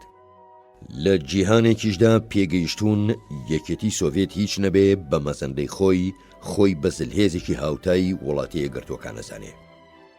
بەهۆی ئەوەشەوە کە بە غەریزە پێیان وەها بوو شێوی رووسیا تەنها دابڕانێکی کاتیە ئەکەوێتە پێش دەستپێکردنەوەی ئەرکی جیهان بینیانەی، بۆیە ڕاڕابوون لە نێوان ڕاوەستان لە تەک ئەمریکادا وەک دوو سەرکردەی زلهێزێک و لە نێوان هەوڵی بچڕیان بۆ گرتنەبەری سیاسەتە کلاسیکەکانی سۆڤێت کە پشت بەستوو بوو بە بەرەنگاریکردنی استراتیژی وڵاتە یەکگرتووەکان. لە بەرامبەردا پوتن لە ئیدارەی دەستگای هەواڵگری سۆڤێتەوە کەوتە بڕین، دواتریش وەک جێگری پارێزگاری شاری سان پێترسبۆرگ پلەی پێشووی بایەکێکی گەورەی پێدا بە بارودۆخی نێودەوڵەتی. لە کاتێکدا پلەی دواتری خستیە بەردەم گرفتەکانی بنیاتنانەوەی دوای قۆناغی سۆڤێتی. وەک هەردوو سەرۆکەکەی ڕاستەوخۆ بەر لە خۆی بوون، پوتن هەوڵی گێڕانەوەی ڕۆڵێکی گرنگەدا بۆ رووسیا، بەڵام بە پێچەوانەی ئەوانەوە هەست بەوە ئەکا کە ئەو پرۆسە دوورخایەنە پێویستی بەڕێچکەیەکەیە جیاواز بێ لە مێژووی رووسیای ئیمپراتۆری. ئەکرێت لە ڕەوتی مێژووییدا بە بەراوردکردنی لەگەڵ شازادە ئەلێکزاندەر گۆرچاکۆڤ لە پوتن بگەین. گۆرچاکۆڤ کە پاش کارەساتەکەی رووسیا لە جەنگی قەرمی ساڵی 1856 بۆ ماوەی 25 ساڵ سیاسەتی دەرەوەی رووسیایی بەڕێوە برد، چونکە سیاسەتە دان بە خۆداگر و گونجێنەرەکانی گۆرچاکۆڤ و خۆلادانی لە قەیرانە سەربازیە نێودەوڵەتیەکان بواری بۆ ڕەخساند وڵاتێکی کەنارخرا و زۆر شەکەت بگەیەنێتەوە پێگەیەکی پێشکەوتووی نێودەوڵەتی. پێچێ گێڕانەوەی ساغ و سەلامەتی بۆ ئابووری رووسیا لە ئەرکە لە پێشینیەکانی پوتن بێ. بەدەستهێنانەوەی رووسیا وەک زلهێزێک ئەوەشی وەها پێ باشترە کە لە ڕێی هاوکاریکردنەوە لەگەڵ وڵاتەیە گرتوەکاندا ئەنجام بدرێ، بەڵام لە کاتی پێویستیشدا بەدامەزراندنی سەنتەری هێزی پارسەنگ لەگەڵ چین یان ئەوروپا، هەروەها بە شەڕی ئوسوڵیەتی ئیسلامی و دامەزراندنی پەیوەندیەکی ئەمنی نوێ لەگەڵ ئەوروپادا سەبارەت بە فراوانکردنی پەیمانی باکووری ئەتلانتیک بەرەو وڵاتانی بەڵتیک و چارەسەرکردنی مەسەلەی ئەتۆمی لەگەڵ وڵاتەیە گرتوەکاندا کە مەسەلەیەکی استراتیژیە. بەهۆی ئەمەرکە پێشخراوانەش پوتن ناکۆکی پەیوەست بە بەرگری بە موشکی نەگەیاندە خاڵی بەرەو ڕووبوونەوە، چونکە پێکدادان لەگەڵ وڵاتەیە گرتوەکاندا سامانەکانی رووسیا لە بندێنێت و هاندەرێگە بێ بۆ گەڕانەوە بەرەو جۆرەکانی شەڕی سارد. لە کاتێکدا ئەشێ هاوکاری هێمایەک بێ بۆ سەردەمی نوێ و ڕەنگە ببێتە هۆی بەدیهێنانی بڕێک لە پێشکەوتنێکی تەکنۆلۆژی لە بواری تەکنۆلۆژیای هاوبەشی دژە موشەکدا. نرخی ئەوەش شتێکی لە ئەگەردایە. قەبارەی ئەمباری ئەتۆمی و موشەکی رووسیا ئەوەندەی لێ ئەکرێ کە لە ئایندەی بەرچاوی چارەکە سەدەی داهاتوودا هەڕەشەی لە هیچ بەرگریەکی بە موشەکی پێنەکرێ.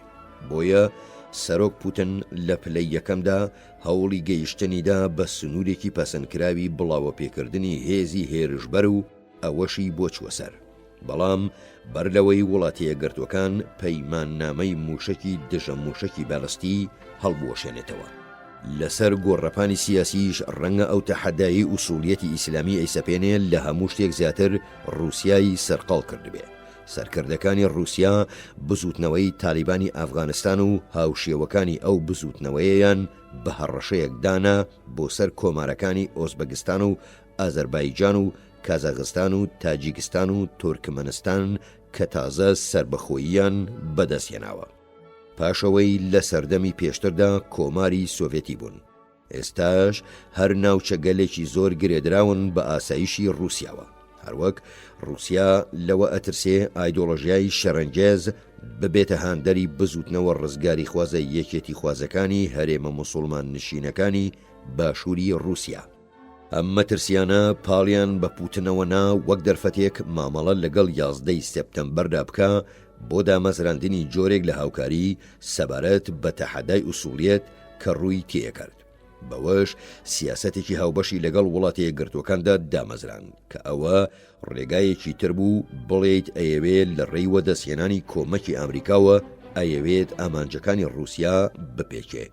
سەرۆک بوش ئەم هەلەی بەبێ دوودڵی قۆستەوە، بەڵام زۆر گرنگە ئەوە لە یاد نەکەین کە سیاسەتی نوێی رووسیا لە خۆشەویستی کەسێتی پوتنەوە بۆ سەرۆکی ئەمریکا سەری هەڵنەدا، بەڵکو لە هەڵسەنگاندنی لەسەرخۆی بەرژەوەندیەکانی رووسیاوە. پوتن چەند ڕێگایەکیشی بۆ خۆی هێشتەوە لەگەڵ چین و ئەوروپا ئەگەر هاتوو پشتبەستنی بە وڵاتیە گرتوەکان تەنگژەی هاتەڕێ. دوایەوەش پێویستە پەیوەندی تایبەتیەکانی نێوان سەرۆک و وڵاتەکان بکرێتە بەرژەوەندی هەمیشەیی هاوبەشی پەسەندکرا و لە هەردوولاوە. بە پێچەوانەوە مەترسیەکی زۆر لە دووبارەکردنەوەی ئەزموونەکانی سەرۆکەکانی پێشتری ئەوروپادا هەیە، کاتێک پشتیان بە پەیوەندیە تایبەتیەکانی خۆیان بە میخائیل گۆرباچۆڤ و بۆریس یەلتسین بەست و پێشتریش بە ستالین و جێگرەوەکانی. هیچ خزمەتێک بە پوتن ناکەین ئەگەر سیاسەتەکانی بگەڕێنینەوە بۆ کەسێتی خۆی. ئیتر تا چەندە ئەو کەسێتیەی جێی بایەخ پێدان بێ، چونکە ئەوە بیانوویەکە بۆ بەرهەڵسکارە ناوخۆییەکانی بۆ ئەوەی پێ بە پێ تێپەڕینی ڕۆژگار لێی هەڵگەڕێنەوە. ومێدێک هەیە کە پەیوەندیەکانی ئامریکا و ئاتلانتیک بە رووسیاوە ڕوو بکاتە باشی، بە تایبەتیش چونکە بناغەیەکی مۆزوعی نوێیان هەیە.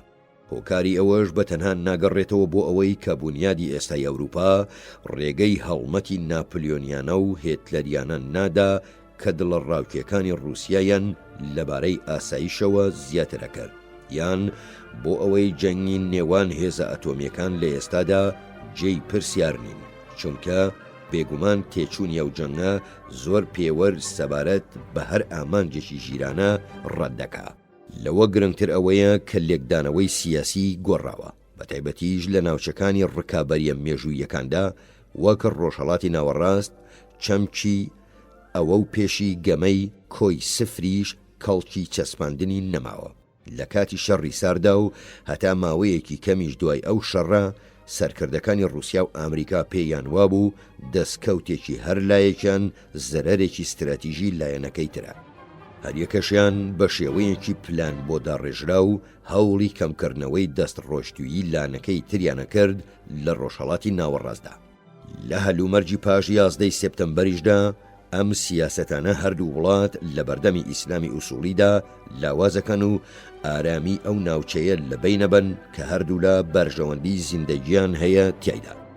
بەڵام سنوورێکی ڕوون و ئاشکرا هەیە کە هیچ کام لەو دوو وڵاتە ناتوانن بیبەزێنن. وڵاتە یەکگرتووەکان ناتوانێ بە ناوی بەرهەڵسکاری ئیسلامی ئوسوڵیەوە مل بدا بۆ شێوازەکانی رووسیا لە سورکوتکردنی پشێویەکانی چێچیاندا. هەروەک ئەمریکان ناتوانێ هەڵوێستێکی کەمتەرخەمانە وەربگرێ ئەگەر بێت و شەڕی دژی ئیسلامی ئوسوڵی بکرێتە بیانوویەک بۆ ناچارکردنی وڵاتانی تازە سربەخۆی ئاسیای ناوەڕاست کە مل بۆ پاوانخوازی استراتیژی رووسیا کەچ بکەن. سەلامەتی ئیسرائیلیش ئامانجێکی بنەڕەتی ئەمریکایە. پێشتر رووسیا نیگەرانیەکی وەهای دەرنەخستە بوو، هەرچەندە ئەم هەڵوێستا ڕەنگە لای هەندێک سەرکردەی رووسیایی وەک پوتن ڕوو لە گۆڕان بێ. ئەو سەرکردانەی ئێستا کەوتونەتە لێڕوانینی ئیسرائیل وەک قورساییەکی پارسەنگی ئیسلامی ئوسوڵی. لە کۆتاییشدا ڕەنگە کێبەرچەی گەیشتن بە سەرچاوەکانی نەوت و ڕێگاکانی گەیاندنی وەک ئامرازێک ئاستەنگ بێ لە بەردەم هەماهەنگی دروستکردن لە سیاسەتەکاندا. دوجار هاوکاری رووسیا و ئەمریکا لە بەردەم ئیسلامی ئوسوڵیدا ئەکەوێتە سەر لێدانی ڕێگایەک لە نێوان گەشتبینی ناواقعبینانە و کێبەرچەی نوێی چەند ناوچەیەکی استراتیژی دیاریکراوە.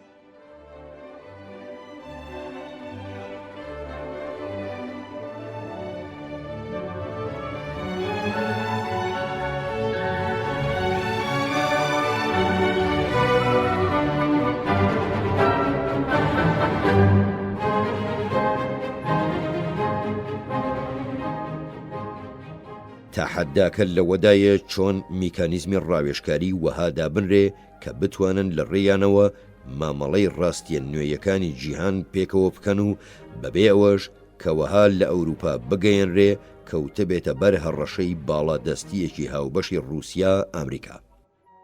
خودی ئەوروپا خۆشی هەوڵی فراوانکردنی ئەو میکانیزمانەی داوە، ئەویش کاتێک پەیمانی باکووری ئەتلانتیک پلانێکی گرتەخۆی بۆ تێ هەڵکێشکردنی رووسیا بۆ ناو پەیوەندیەکی نوێی هاوپەیمانیەکە.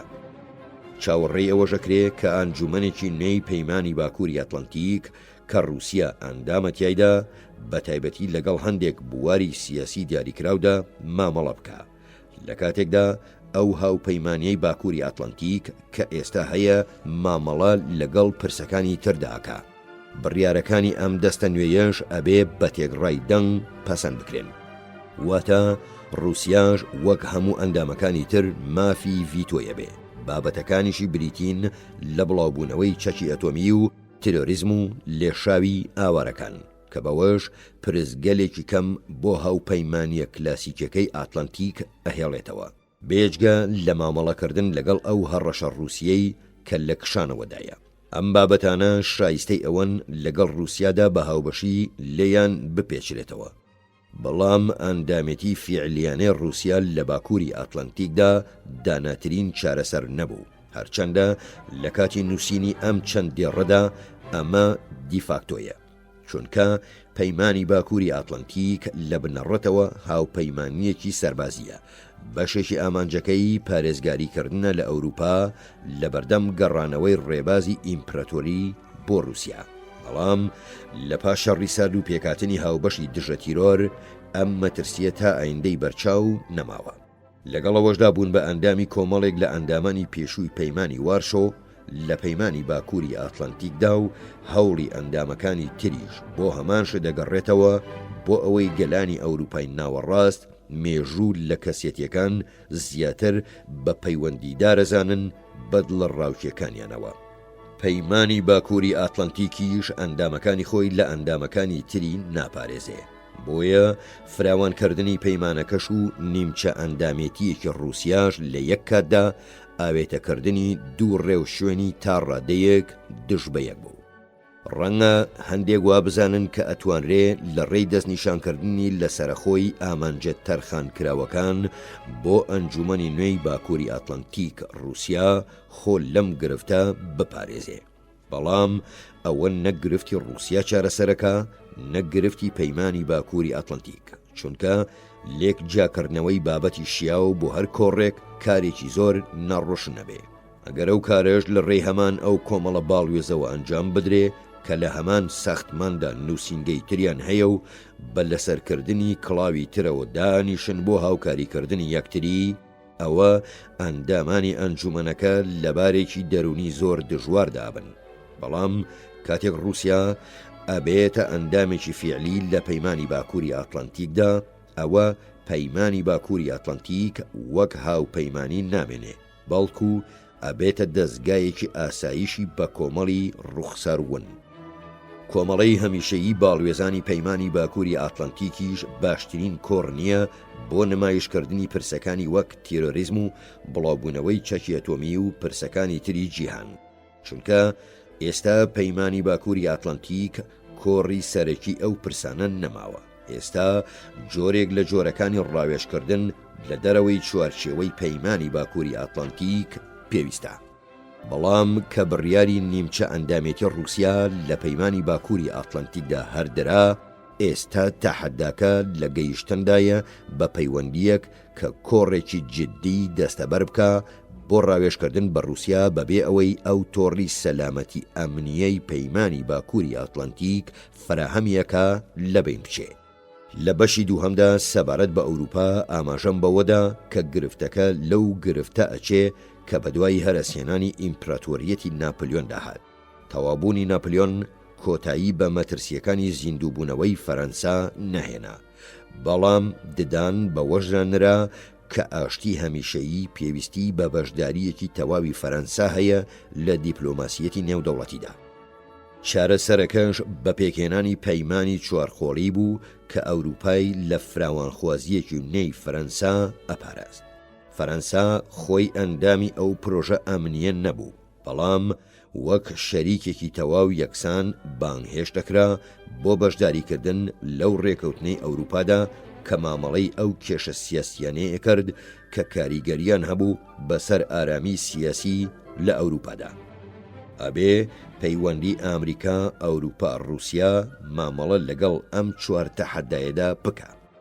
ئەبێ پەیوەندیەکان لە ئاستی دەرونیەوە بەرز بکرێنەوە بۆ ئاستی سیاسی.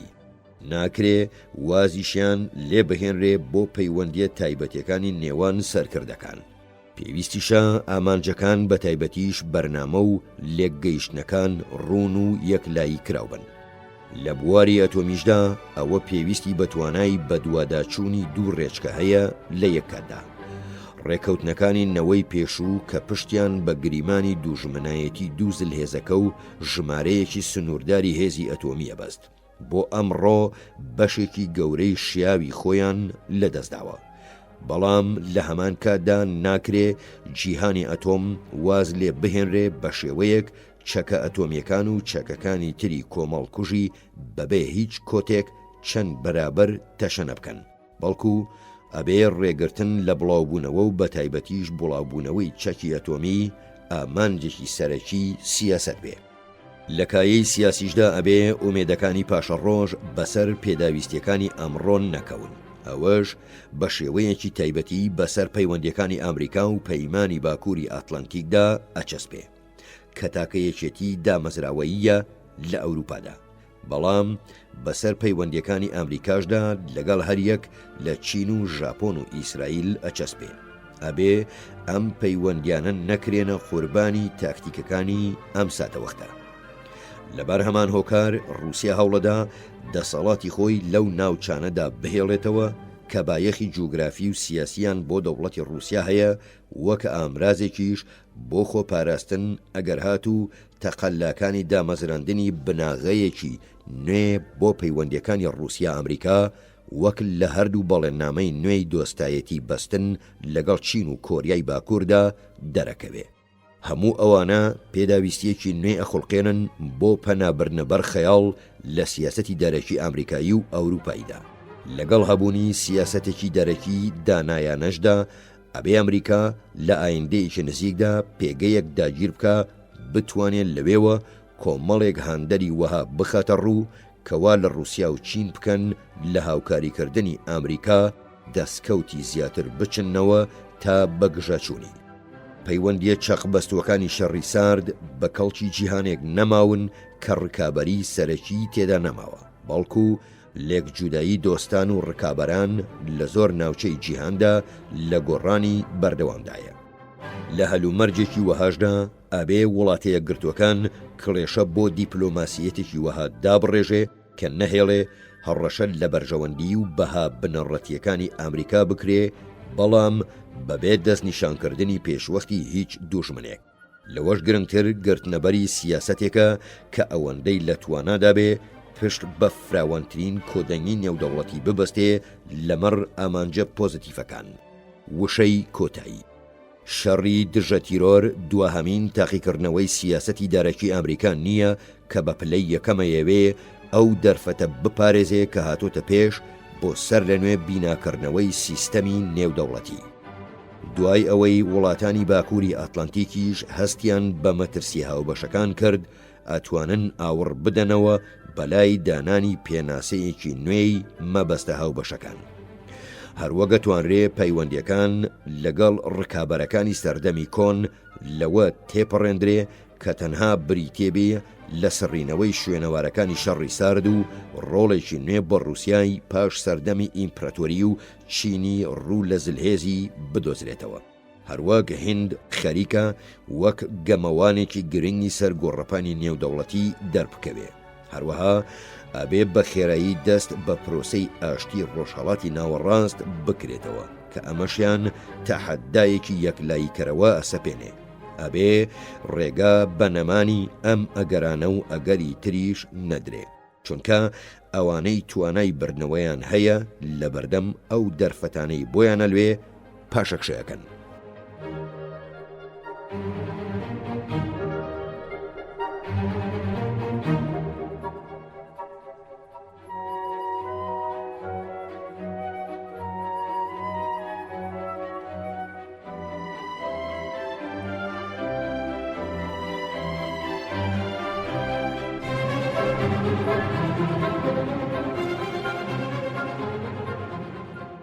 ئازیزان و خۆشەویستانی دەنگی خاک، لە ماوەی ڕابردوودا ئاڵلقەی 47ین و کۆتاییمان لە کتێبی هەنری کیسینگەر پێشکەشکردن بەو هیوایەی کە ئەم کتێبە جێگای ڕەزامەندی و سەرنجی ئێوەی خۆشەویست ببێ. تا دیدارێکی نوێ شاد و سەرفراز و سەرکەوتوو بن.